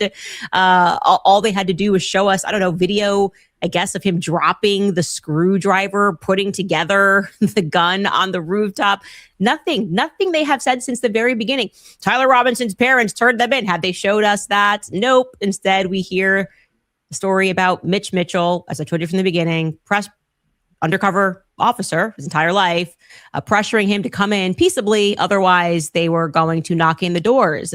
You guys have lied at every single stage of this, including by describing him as a transgendered or being in a relationship with somebody that's transgendered. That hasn't checked out. You told us this was a politically motivated murder. We heard testimony from his boyfriend who says, no, he wasn't into politics. We never discussed Charlie Kirk ever in our relationship. What have you proven? What have you proven other than the fact that you are really angry that you keep being disproven and more people are recognizing that you didn't tell us the whole truth, perhaps, or different version of events? By the way, Frank, we received an interesting email yesterday and it fact-checked true. We keep wondering about those gloves in the door compartment. Hey, you've got a platform. Speak to us about this. What were they used for? You were in the car. You were in the back praying. Because from where I'm sitting, there is currently more evidence that Charlie Kirk was killed from an exploding mic than there is that he was shot from Losey Rooftop by Tyler Robinson. Like a lot more evidence in the other direction. Anyway, you know I love blue collar workers. I like people who work with their hands, make hobbies out of working with their hands. And it's because they're the most sensible. They don't really buy the crap. They don't really buy the influencers telling them not to believe their own eyes. And there's this guy who knows a bit about wood shopping, if you will. He sent me this email and we decided to fact check it. He said, hey guys, just an FYI, I do woodworking as a hobby and I use CA glue and spray activator. And I'm not sure where I learned it, but I always remember being told to use black nitrile gloves because it's most resistant to that crazy adhesive. For example, if you were trying to clean off all the broken pieces of glass from a Rode microphone that has adhesive on it in a hurry, well, there you go. Obs, I know you guys will do the research. I feel like it's common knowledge for woodworkers. Sorry, I can't be of more help to point you to anything specific, but thought I'd let you know. God bless you all. Christ is king. So that is very interesting. But the thing that stuck out to me the most is me and Barron were way more concerned for her and what Frank was saying than she was. She was basically like, I don't care. She's like, I don't care, Frank. basically, she heard the whole thing. She listened to it. She's like, whatever. Come try it, Frank. Huh? You know who I'm married to? I'm married to Gangster George, you know? On my whole house, Yankin Bank, Frank Turek. If you step foot upon my land, it will be the end of your bloodline. I say this not in jest. I say this as a promise, you know? So... So she's not even remotely worried. Me and Barron were like, oh, what's going on? Why is she saying, what do you mean? What's he saying? You know, she wasn't even fazed by the whole thing. So good for her. Don't be fazed by it. And then also that person saying that there's adhesive. I don't know if there is. I know John Bray made a video about it. I don't have time to go into it now, but I know John Bray made a video about, taking apart the Rode microphone. Let me check out John Bray. John Bray's starting to make videos, for those of you that don't know. He made like a 30-minute video the other day, which I found amazing. I was very happy about that. But he did a video where he was taking apart the Rode microphone. He even smashed it.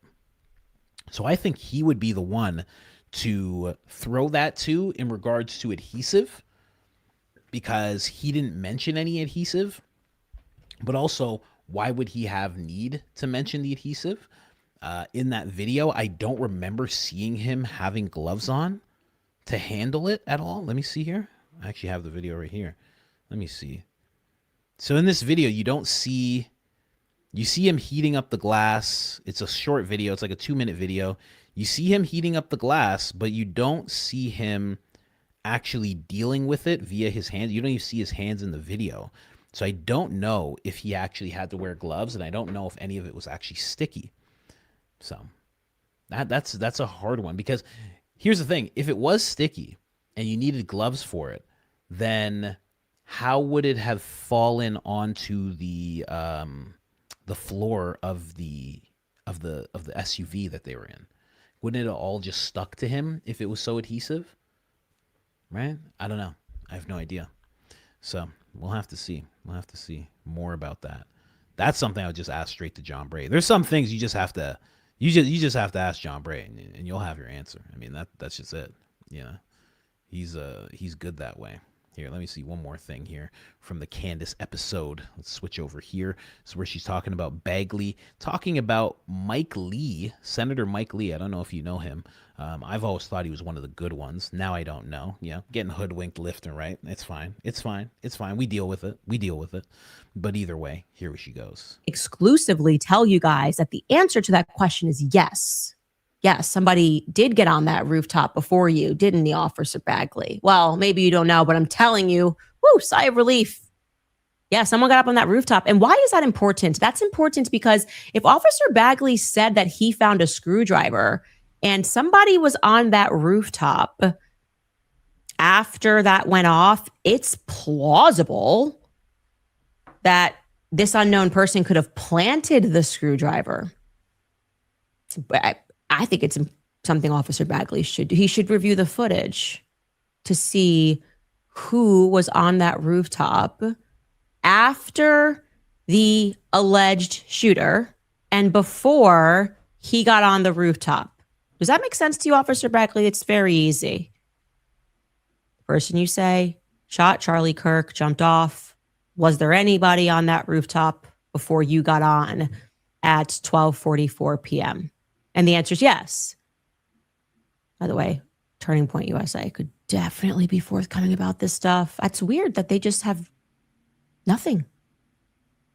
I also want to add here as an important update, because we were asking a lot of questions specifically about Alan Robinson, who formerly was of the San Bernardino Police, and he moved to Utah. We had brought up the Brady list, and then we got a ton of emails of people that were actually spelling his name wrong. Alan is spelled A-L-A-N, not A-L-L-E-N. So they were sending us a bunch of stuff on a different Alan, A-L-L-E-N. It is not him. We were actually inundated in a way that the pattern here tells me that this what I'm hearing is the truth. People associated with San Bernardino Police Station. He said he absolutely was not let go or transferred over any conduct issues. He had served years there. He left willfully because he wanted to raise his kids somewhere outside of the city.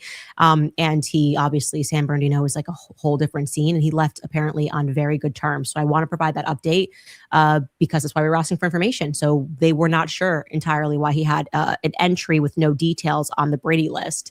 And I also want to say that we've covered a lot of people on the show, and we get a ton of emails being like, this person is shady, or you should look into this. This was the first time that we got a lot of emails of people who were saying that Alan was actually a good guy. And we got an answer, by the way, of why he was on that campus, which I should have kind of thought through because this is kind of common sense. He's a USU officer. And don't forget that unusually, Charlie had an event 10 days later back in Utah that was supposed to take place at USU.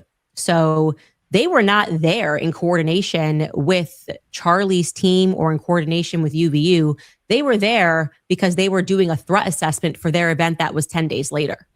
Him and his partner, that I'm forgetting his name, the other person who was guarding. So they were doing their threat assessment, and then this took place, and then they jumped in and started helping, but they were not there. I can confirm they were not there in coordination with Charlie Security or in coordination with UVU police on that day. So their presence there was actually not a matter of chance, but a matter of an event that was happening 10 days later down the road. But isn't that still a matter of chance? When I heard that today when I was listening to it. I'm like, that's still a matter of chance. That's a big, a matter of chance. It is pretty big. I don't know. But I get it. She's trying to make sure, like, people don't have to keep she asked people to look into this guy, and she will, I guess feel bad if people continue to look into this guy, if it's actually unnecessary, and then that makes her look bad, and it makes the audience look bad. So I get it, but it still sounds very weird. Very, very weird. And a lot of people are saying, like, DNA is easily planted. It's like, yeah, I don't know. That guy still seems weird to me. And again, he's part of the new personnel crew that she had listed. He's still a part of that crew. It's still odd. I don't know. If she's backing off, then obviously we aren't going to hear more about it unless somebody wants to still tackle it and look into him. But, she's calling it off on Red Hat beard guy. Nice beard, by the way. Nice manicured beard, that guy. I just think it's weird. So it's because there was an event. I think that's very odd. Road essentially, and so they were monitoring the event, and then things went off. So we, like I said, received a ton of emails, and I said, as we get information, we can update you. It was enough people that were in enough places that I trusted this, and also they, because of their presence, would have had to make police reports, obviously. So it's just very odd that Officer Bagley is pretending he couldn't find out who these officers were when they were in communication with his chief. We see that on the video. They were on the Low-C rooftop, and he has access, or presumably all the UVU police officers would have access to that footage to be able to answer that question for him. It makes entirely no sense. So someone says she has to be careful with defamation. It's not defamation to be like, I want to know about this person. That's not defamation. She can do that. She can say something seems odd. That's not her saying that this guy is, completely fugazi and, people need to completely, flip every stone when it comes to his life. That's not the same thing. You could just say it's odd. But again, you could be right, keeping her ducks in a row. But I mean, even still, as she talks about it, it's like, why did why did Officer Bagel decide that it's just like, I don't know. And again, I don't know. I don't get it. Why can't that guy be on trial? He was still one of the people that was there. He sprung into action. If Officer Bagel can be brought into court, why can't that guy be brought into court? I mean, he was part of it. I would think once you're a part of it to the point where you're finding a screwdriver up there, and that's a big part of the whole thing, you'd think they would still talk to the guy, at least. But I don't know. It's crazy. What are you asking me about? The Longhorn symbol? No. I don't throw that up. No, that's crazy. No. Lil Wayne, it's funny you say that about the Longhorns symbol. Because it's the same thing that rock and roll artists do. It's the exact same thing where you got the two, you got your index and you got your pinky up at the same time. That's what rock and roll does, but they just do it the other way, right? I mean, you got to think, who was the person this is how I think about it when it comes to symbolism. Who was the person that came up with that? Who was the person that said, this is our symbol, guys? I'd love to know who that is. Until I know, I'm not doing it. I have no idea. Like Tulsi Gabbard. I remember early on, years ago, I did like 4 years ago, I did a video on Tulsi, and I was just kind of analyzing what she said about not having any connection to the WEF. And I was like, well, she's like, oh, I never talked to them. I've never spoken to them. And I went into her Twitter and I went all the way down to the first post she ever made. And I just went up and I found her actually talking with the WEF and thanking them for some award that they were giving her. So I was like, so that's a lie. She actually did have contact with them. Then I found this picture of her doing one of these hand symbols. And I was like, well, look at that. This is crazy. Like, obviously, it's obvious what's going on here. And then somebody was like, no, in Hawaii, that's a known symbol that they do. They do that, and it means something else. And I'm like, well, who came up with that symbol? Was it the former royalty that's in Hawaii? Like, who came up with it? You can't just, like, some people just go, well, this is a symbol for this, and it's like, that's it. That's all it means. It's like, it's insane. You know?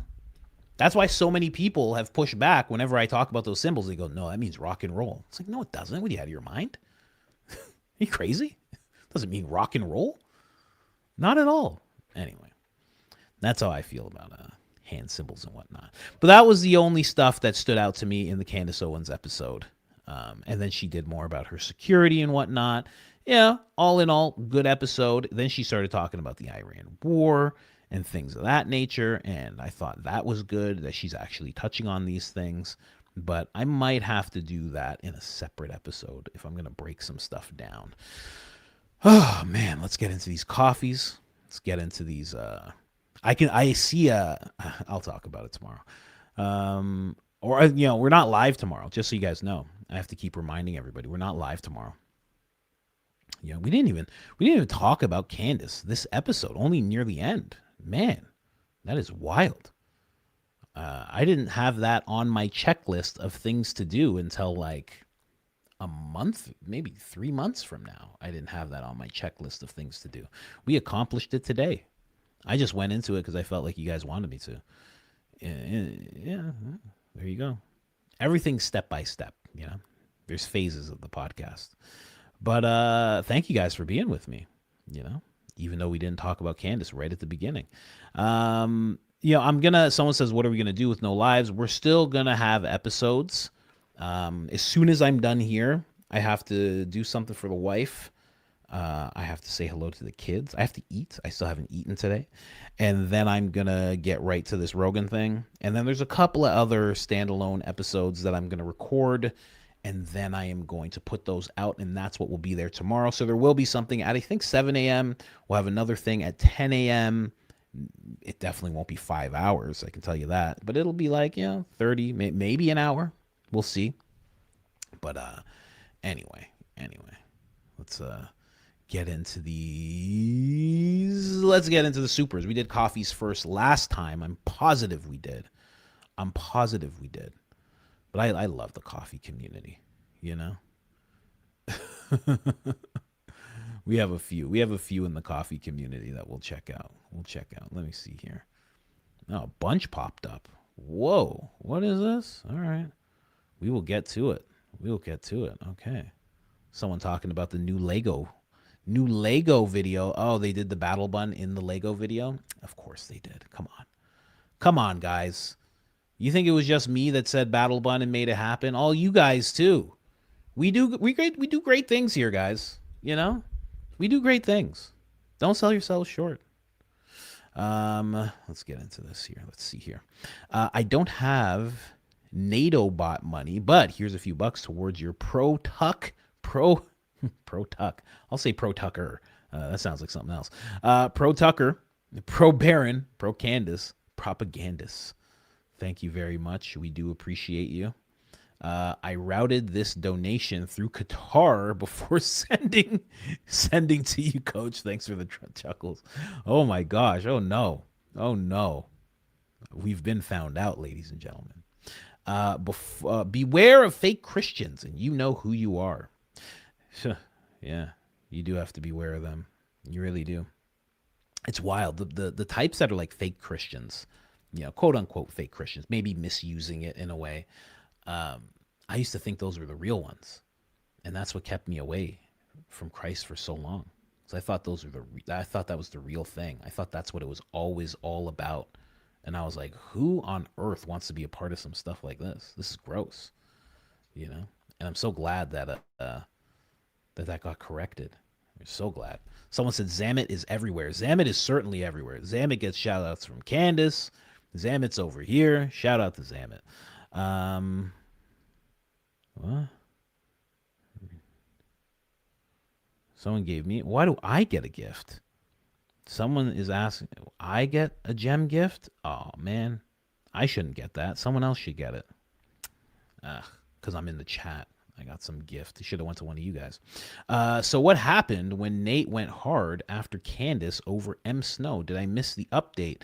Was Nate misled, coerced? Gary was involved. Ian got into it too. Yeah, Ian was kind of the one just like trying to get through to Candace for them. And them has to be loose. I don't know what happened there, honestly. I was laughing about it. I talked about this weeks ago because I was like, you went you know, Gary was using Nate. He's like, to Mitch Snow, he's like, me and Nate are great friends. Yeah, you know, we're great friends. You know, we did this, did that. And he kept using that as a way in on the Mitch Snow conversation, in that conversation that was recorded, that, you know, Gary was unaware that it was recorded by Mitch Snow. He kept on using Nate there. And then it was like right away, like Nate is pissed now. But I noticed Gary attacking Nate for the longest time. He kept talking about Valhalla. He kept going and going and going all the time. And then the last time was so blatant because they were both on Alex's show.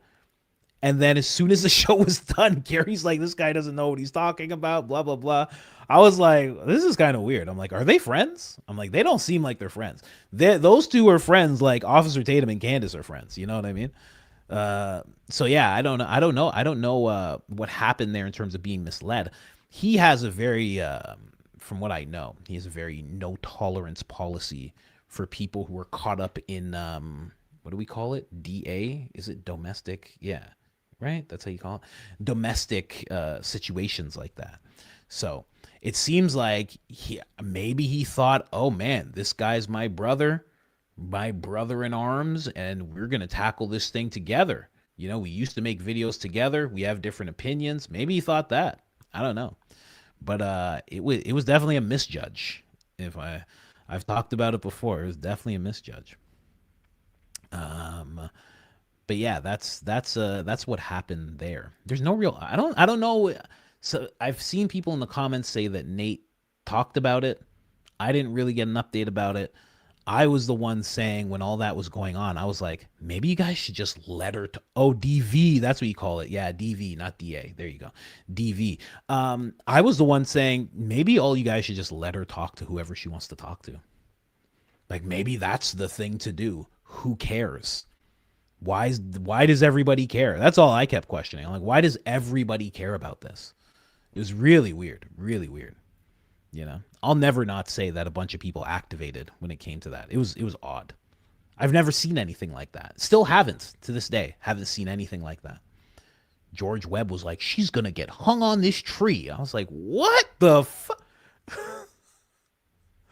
I was like, you guys are letting some weird parts of your body or weird parts of your soul activate right now. If that's even your soul, demons. You're letting some demons activate right now. Oh, I got you. Here, someone is bored. Let's just get them out of here. There you go. You're out, baby. You're out, big guy. Take it easy. Have a good one. The security on Jerry Springer was miles better than Charlie. Oh no. It's true. They would activate, boy. They would activate, and they were ready. They were just standing right there. Steve would be like this. Steve Wilcox. I met Steve Wilcox. He had his own show for a while. You know, I think he might still have his own show. He does the Jerry thing. It's crazy. He would stand just like this. He would start getting in between them. Just like that. That's what they would do. They would just, and then they were on point, boy. Those people didn't play around. They didn't play around at all. Why didn't he have a Steve? Big boy Ploy. Yeah, he could have used the Steve. Steve was the man. Anyone here know Morse code that can translate?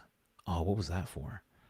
Let's go to the actual super chats. Paranoid testicles would have to ask Grok the best game plan to beat Nate in the fight. Yeah, that would be a good plan, actually.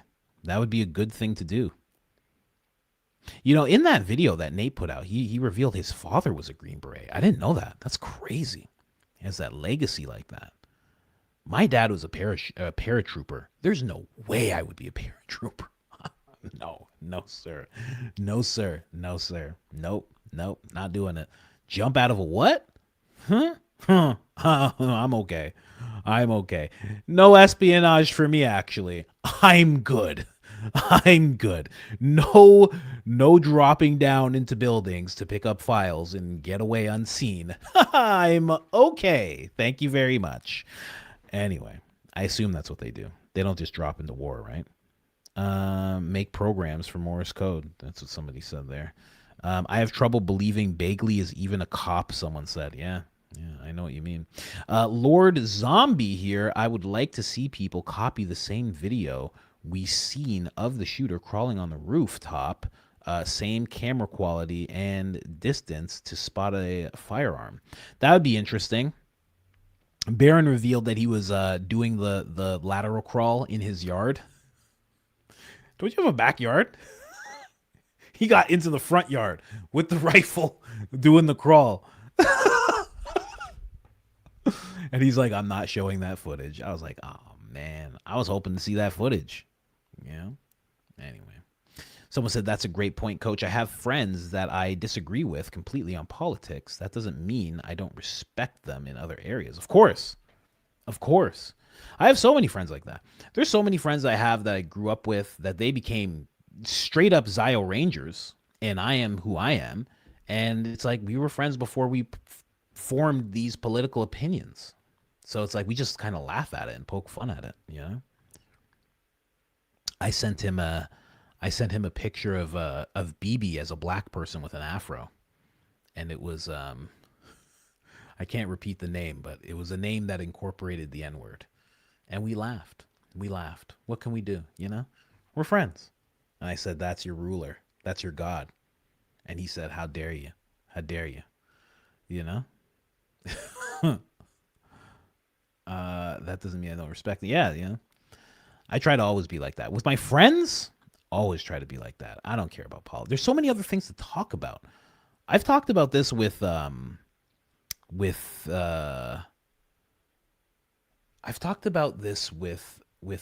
people about with family, with their parents and stuff. I remember somebody asked, like, how do I navigate that? And it's like there's so many other things to talk about with your friends. Like, why would politics be at the top of what you have to talk about with your friends? Like, don't you guys have families? Don't you have hopes? Don't you have dreams? Don't you have things that you're working towards together? Like, there's so many other things. Don't let that dissolve your friendship. LOL'd at the Victor Marx jokes yesterday. Best medicine. Thank you. Oh, that's so nice. That's so nice. And condolences. We all do say condolences, everybody, right now. Wendy's back. Wendy Weed Whacker's back. You know, we were just joking about the cat. We're sorry that all that happened. It's crazy. Live, rule, and have 3 dogs. Too good. Cat got trapped. Pup ballless soon. Then probably new home. Wow. Okay, you got some things to to handle. Okay. Well, condolences to you. Hope you're doing okay. With that wild situation you had.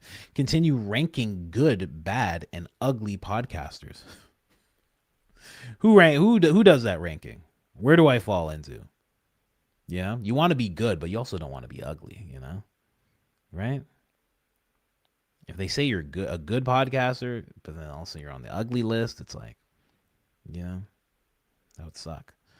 Oy vey! Man will pester you until you're done watching. Candace Owens and Erica Kirk inside the world of remote viewing. Tyler Robinson, watch in your spare time, period. I don't speak like you. I do speak like you. Yeah, I thought so. That makes sense. Yeah. What's the video called? Candace Owens and Erica Kirk inside the world of remote viewing. The remote viewing Candace Owens as well. That's interesting. I saw someone do the remote viewing and they're like, Charlie and Erica are actually together, which was a weird thing. Stage reality TV, Survivor meets Gilligan's Island. Thurston Howell III, Corruptive Greed. Burnett, more Shark Tank, Jersey Shore. What do you mean? You mean all of this is all those shows put together? That kind of makes sense, actually. Their PR is top tier. Enforced by fear, they don't need to shape the optics of Charlie Kirk. Charlie Kirk is their message. Do this, get Charlie Kirk. That's kind of true. That's kind of true in the sense of, like, it works in all ways. You know, on the good side of things, it's like, you know, do like Charlie. On the bad side of things, you know, do like Charlie. Yeah, I get what you mean. Because they do use Charlie a lot that way. Appreciate the symbolism, analysts, and pyramid of power. You've been talking about the pyramid of power for a while. We need to just do a show on the pyramid of power. You've been talking about that for a long months you've been talking about that. Sometimes I have coach playing in the background, even if I'm not listening, because I want him to have that like and view. Wow. Thank you so much. Hi, I have a dog and no life. Oh, wow. Is that a person? Or is that that's a person? Is that somebody's name in the chat? Nepo and mafia mentality of the mob and gangs. Cool. Let's jump over here. Oh, it's Miss Zezel. Mezizel. Sup, CC. She's not running much of anything. Comment will sting when entering Dr. Kirk's ears. If not her, who is then? Why is she okay with being a puppet? Well, I mean, if you don't actually know how to run a company that big, I mean, what choice do you have? Do you really want, you know what I mean? Imagine not knowing how to drive a car and someone's like, you just sit in the passenger seat here. And then you're like, nah, screw it. I want to drive. You have no idea how to drive? It's insane. That'd be crazy. You got to let the person that knows how to drive, let them drive. You know, You know how Candace was talking about?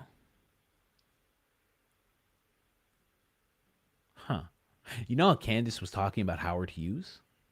Maybe and obviously she was comparing it to Charlie. Maybe she's comparing it to Erica. Both fit the whole Howard Hughes story. That's interesting. I gotta think about that more. Review Howard. Oh, wow. That's crazy. I didn't even see what you wrote here. Review Howard Hughes and the Hollywood foreshadowing movie Snake Eyes, Eyes Wide Shut, Minority Report, Framing Famous Figures. That's crazy. You know? Anyway. Oh, so how do you say it? Mezzozili. Is that how you say it, Big Boy Paloy? I don't know about that. I don't believe you. You're steering me wrong. I want to drive. Dr. Chris Martinson, top truth seeker since 2009. I only heard about him recently, but I've seen a lot of his stuff. He's interesting. Please be secretary in her third term. Mama. That would be an interesting job to have. I'd be the only press secretary to not walk up with a binder this thick. They walk up with these thick binders and they just sit there and act like the questions aren't staged, you know, because somehow they just have the thing that somebody asks a question and they go, oh, so it's like, how did you know they were going to ask the question? How do you have the thing written down for the question that they asked? What are you talking about? You ever notice that? Watch when they do it. Mean Jean Corrine, whatever her name was, Pierre Corrine Jean, whatever. She always had this big binder, and they would ask a question. She'd open it up to a certain spot, and she'd start answering the question. I'd be like, how do you have all those answers ready? I'd be the only one not to walk up with one of those. I'd just be winging it. New member, thank you very much. Appreciate you. Valhalla used to scare me, but I really do respect him, and I've learned so much from him.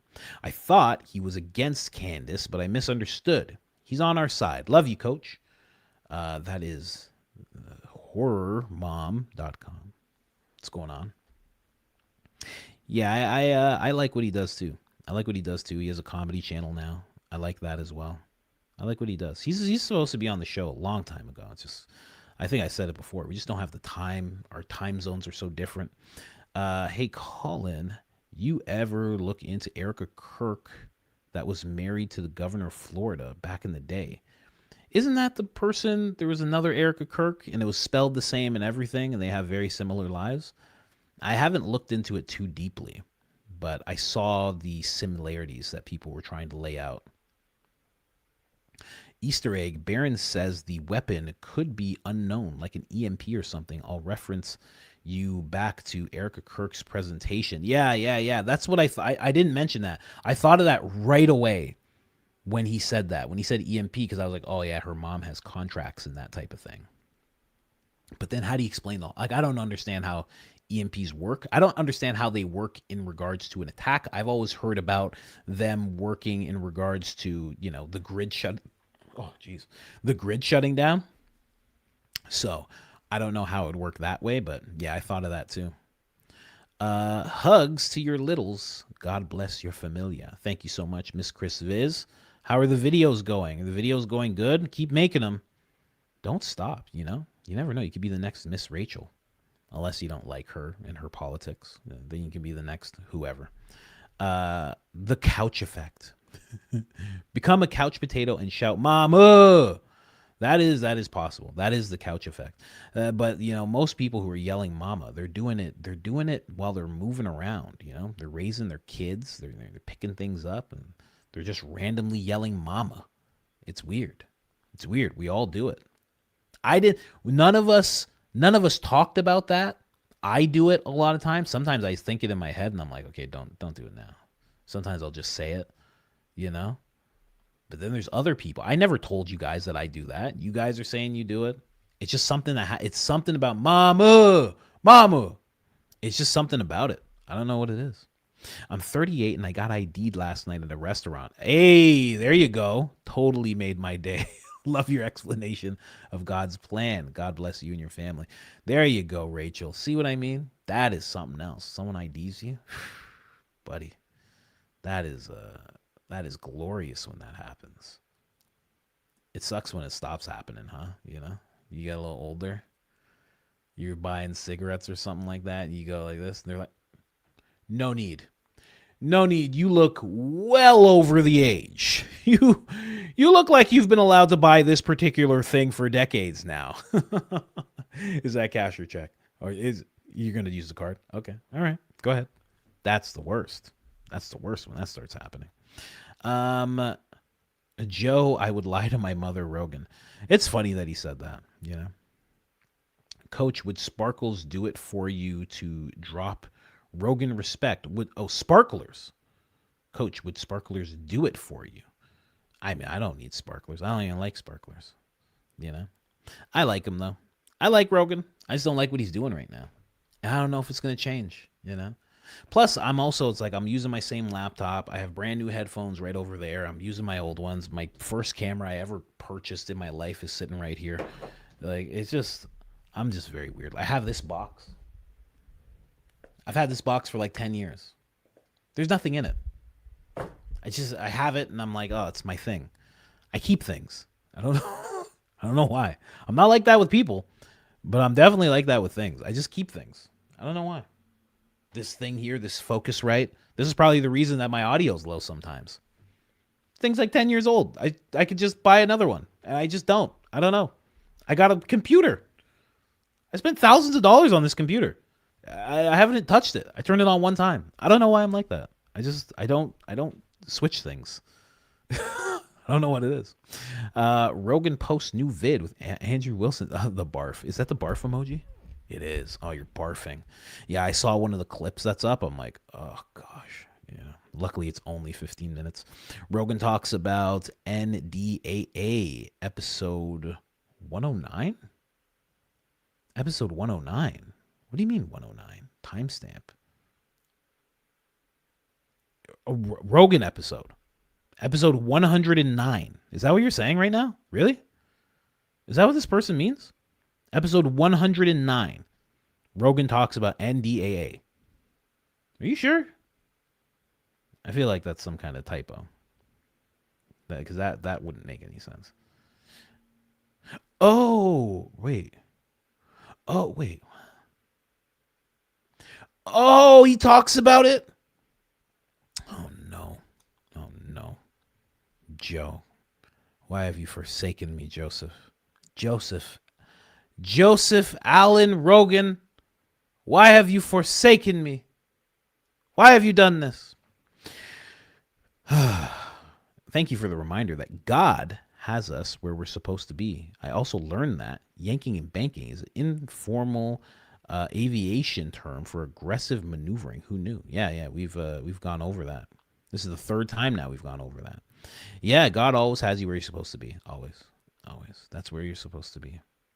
You know, what do they say? I was just listening to something where it says, like, it's easy to have faith when everything's going good, but, you know, the real faith is when nothing makes sense.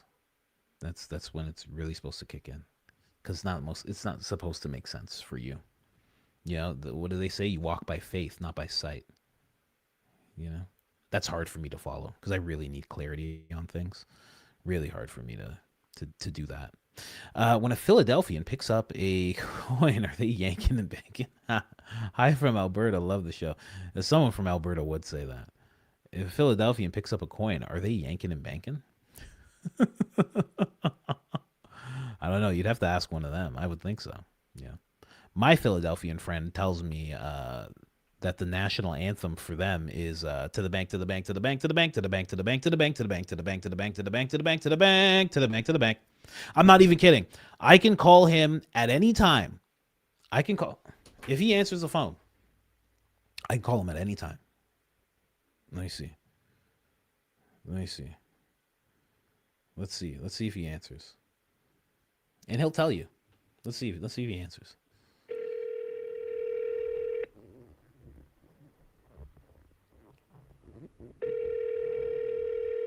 He'll tell you if he answers the phone. Oh, I hope he answers. Yeah, what's going on? Yo, you're live right now. Listen. I'm not going to prep you or anything. What do you sing every Friday? What is the song that comes up every Friday? To the bank, to the bank, to the bank, to the bank, to the bank, to the bank, to the bank, to the bank, to the bank, to the bank, go to the bank, go to the bank. There you go. Thank you very much, man.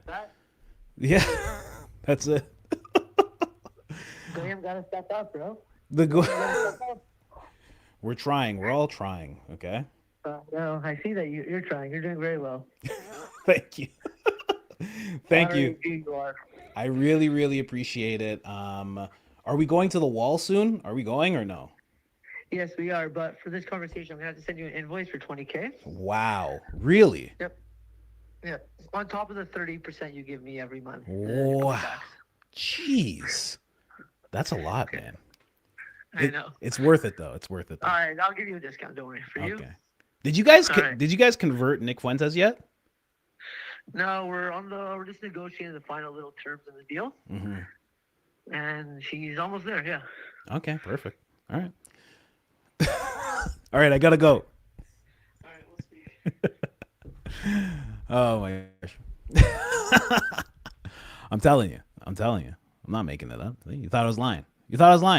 There you have it. That guy's a hardcore Zio Ranger. You know? But we became good friends before we formed our opinions, you know? So now, you know, we're not going to stop being friends because of that. What, are you crazy? I don't do that to people. And he doesn't do that to me, you know? A lot of people, a lot of Philadelphians you can't joke with like that. There's a lot of them you can't make that joke, you know? That's only between me and him.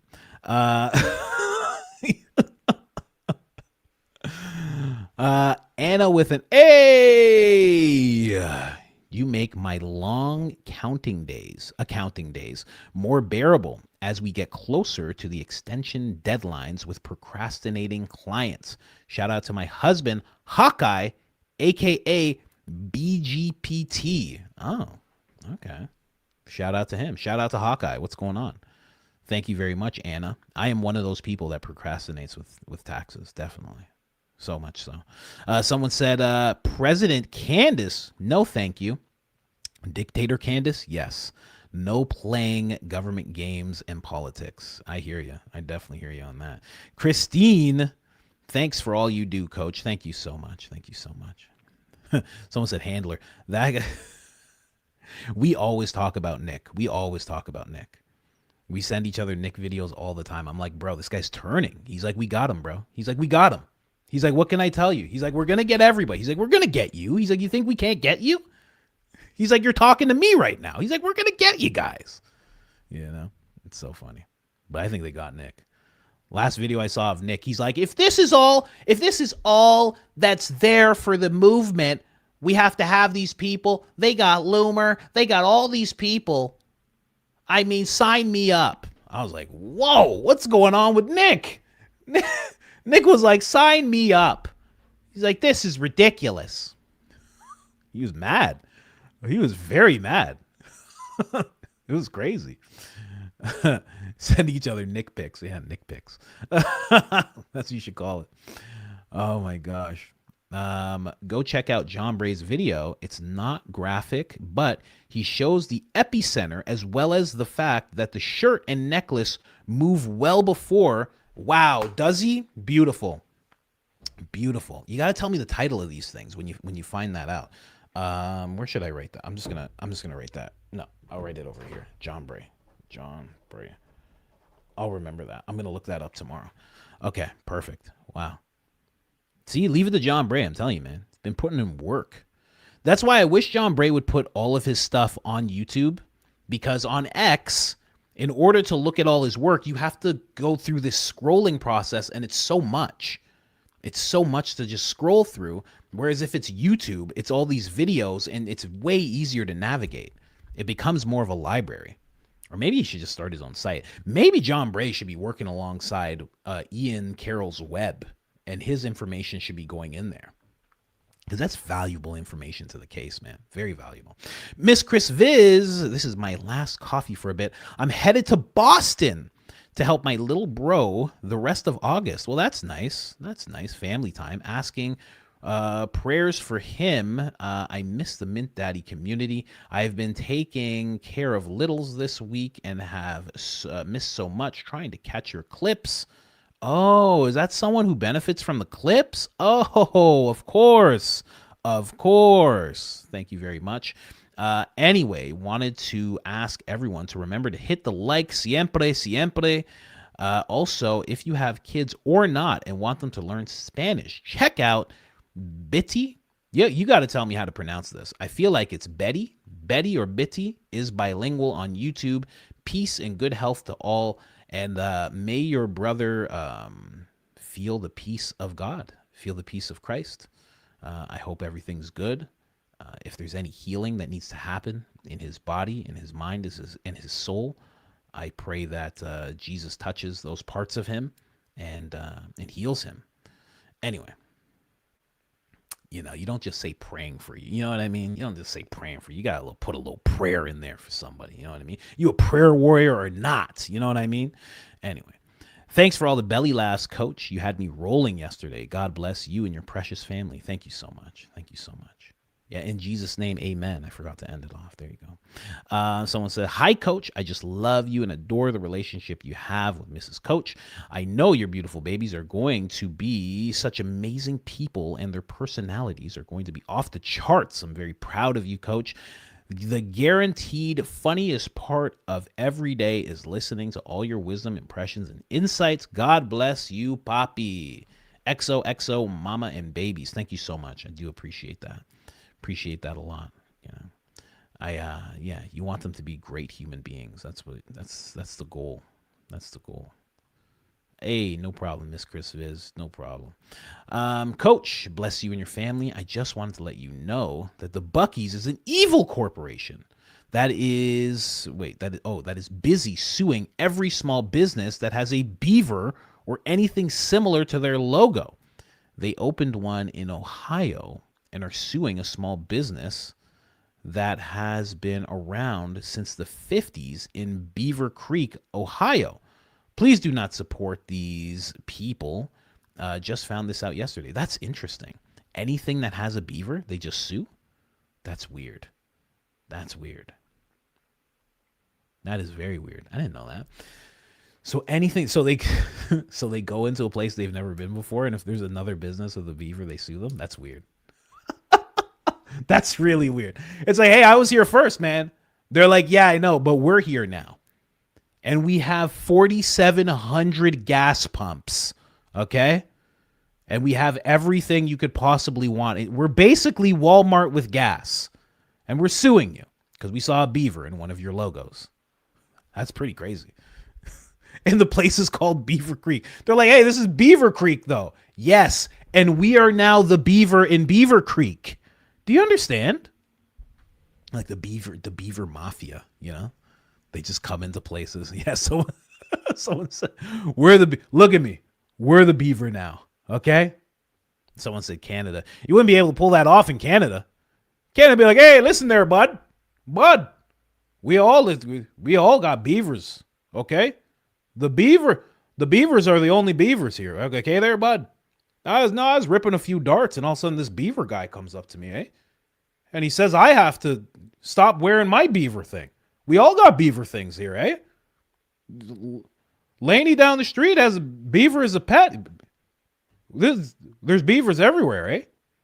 We got beaver tails. You ever eat a beaver tail? Oh, they're good, bud. They're good, bud. You can't. It'd be hard to do that in Canada. It'd be a rough go.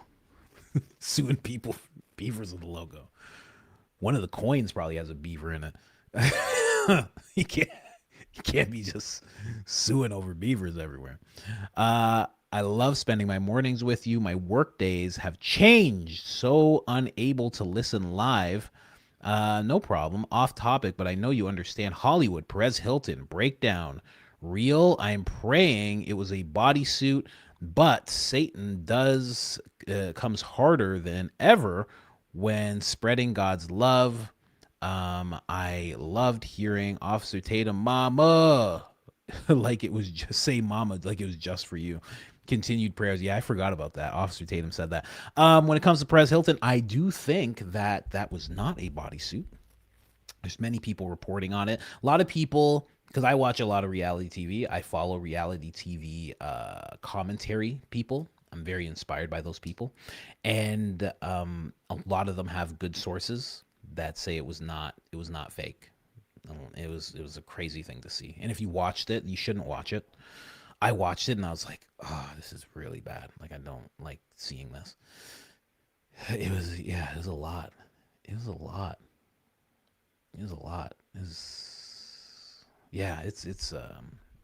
not good. It's not good. But yeah, no, it was not a bodysuit. And yeah, that's the thing, right? God does come for you when you find God. You know, it's funny. I was just listening to something. I was just listening to this Orthodox priest, and he was talking about how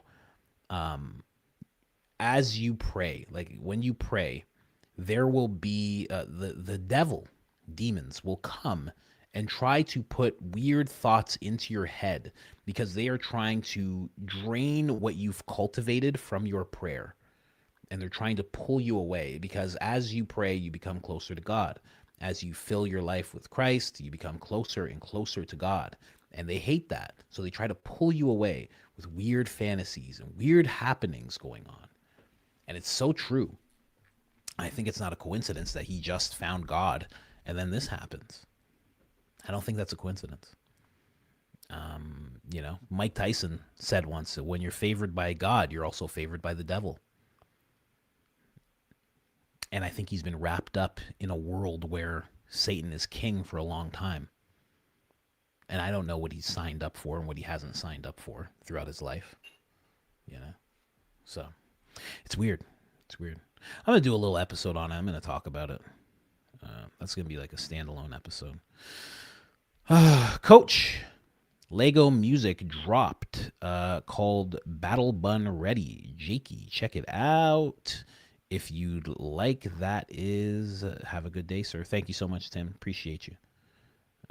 Someone says, man, I miss Fleet. Maybe they can make videos for your Spotify account. Nah, not for mine. For theirs, yeah, for sure. Lacey, oh man, I'm on the road as a passenger and just the road. Oh yeah, okay, we read this one already. Oh man, oh man, oh man. There, let's check this out. Did anything else pop up? Nope. Nothing else popped up at all. Let's double check because sometimes the site is a little fugazi from time to time. Little fugazi, so sometimes it pops up on here first for some reason. Couldn't tell you why, but it does that from time to time. Let's see here. Just check it out. No? Coffee. There it is. There's my dashboard. Just checking it out. Really quick. Nope. Nothing else popped up. Anyways. Oh, man. We good over here on this side. Yeah, that's right, man. We are good. Thank you so much. What did this person say? Bro, that literally happened to me this morning, coach. The demonic entities did distract me while I was praying. Yeah, they'll distract you. They'll distract you. They'll make you think, try to mess with you a little bit here and there, but it's rough. It's rough. Really, really rough, Really, really rough. So you gotta know that when you're praying and not let it distract you to the point of no return, right? Man, I've been feeling like I'm getting closer to God recently. Been feeling it. Feels really good. Listen to a lot of prayer music. I'm having a lot of the music I listen to be replaced by prayer, and it feels amazing. It feels amazing to listen to these songs that are about Jesus. And it's not like the regular, it's like these EDM, this young generation of like EDM artists that are making like worship music. It's so good. It's so good. There's a bunch of them. So good. Then there's rap artists as well that are not connected to anything, that are all just, into that type of thing. I love it. It's great. Anyways, guys, I gotta get going. Let me double check right here at the bottom. Make sure. Oh, somebody said the bib. Yeah. You said you put a bib on if he went along with the NDAA in JDV talk. What's that? In JVD? Is that JD Vance? Okay. Okay. My brain works. Don't worry.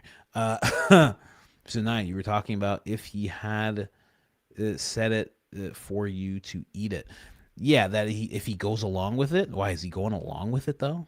You guys keep on saying, "Oh, you'd eat it." Did he go along with it, or is he acting like he doesn't know what the hell it's about? Is he acting dumb, or is he saying this is a great thing for America? See, there's stipulation. You didn't read the fine print. But no, we'll talk about all that tomorrow. 100%. That will be like one of the focuses. Candace is live today. It is Wednesday. Expect to see Baron live today. Do not miss what Baron has to say. Do not miss what's going on with Candace. And beware of Shill Team 6. They are out there. So anyway, I'm out of here.